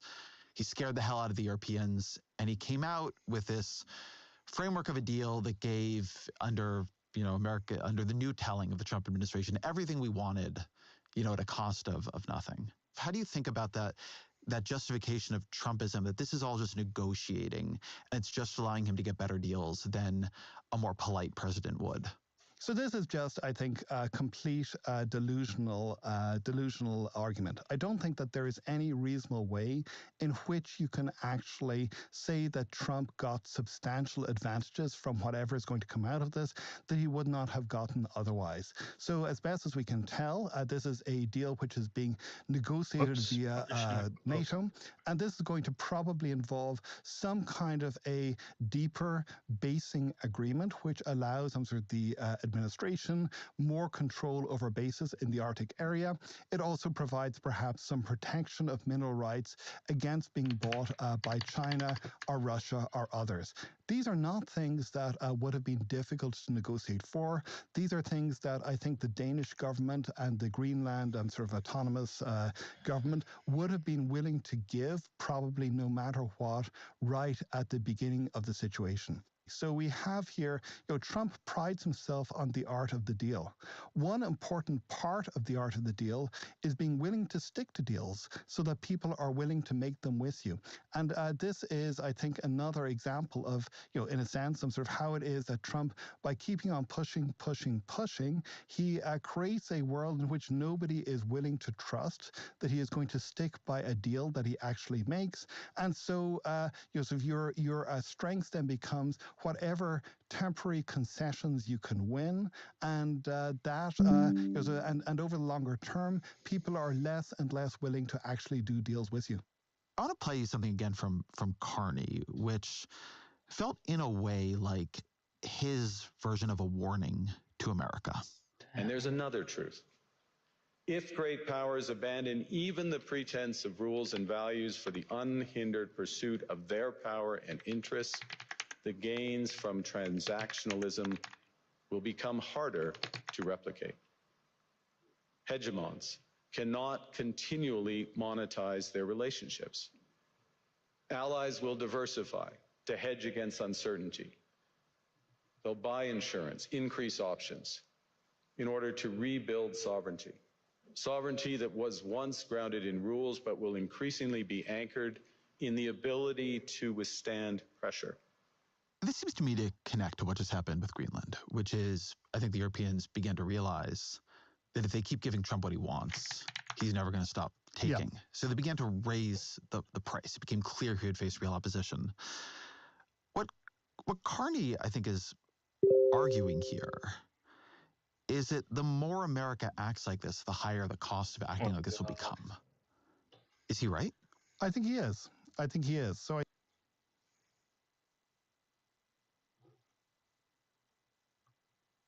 I think we are going to see a world in which there are going to be a lot of people who want to hedge their bets, who who are going to be much more skeptical about deep integration with the United States in ways that could allow the United States to take advantage of them. So this is something that Carney pretty clearly and explicitly acknowledges.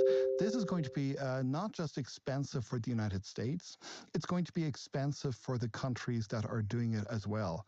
Canada, if it wants to do this, is going to be poorer. It's going to have to build its own platforms. It's going to have to try and figure out ways that it can insulate itself. And insulating itself is going to mean foregoing a lot of the advantages of a globally integrated economic system in favor of going it alone. And so here, this is, I think, why Carney talks about middle powers working together. His ambition is to create a world in which we have Europe, Canada, perhaps Japan and South Korea, although they are more dependent on the US in some ways for security, working together and trying to figure out some way to build a minimal system in which they can all have each other's backs. The question is, of course, is that going to be adequate to the challenges that they face? And I don't think it is. Is it going it alone, or is it balancing hegemons against each other? Quite publicly right before Davos, Carney made a deal with China, lowering the tariff on Chinese electric vehicles. He made a deal with Qatar. That in a very public way, I think what he is saying and threatening and even advising other countries in Canada to do is to make clear to America that if they're an unreliable partner, well, over there is China. Well, it is very, very clear that this does go together with making deals with China, for example, on things like electric cars, where the United States has seen these connected electric vehicles as being both a security and an economic threat. And Carney is saying we are going to have more imports, whether the United States likes it or not. But I think that's one possible way in which other countries can respond, which is hedging between the fact that there is a rising power, which is China, and the United States. A second is going it alone to a greater degree, that is building your own independent resources. And the third is building up the capacity for deterrence. So in a certain sense, thinking about this as if we were back in the Cold War, when the United States deterred attacks against it by having the nuclear button. The USSR similarly deterred attacks against itself by having its own nuclear and other forces. And we may be moving back into a world in which whatever kinds of commercial peace we have may depend upon the capacity of other countries than the United States to begin to leverage these counter threats so that people like Trump back off when they are pushing too far. One of the, I don't know if it's an irony or a failure of the Trump administration's foreign policy is that to the extent Trump had, in my view, a distinctive foreign policy when he kind of came into power in 2016, it was that he so broke with the Washington consensus on China. He was so much more anti-China than, either the Republican or the Democratic Party was.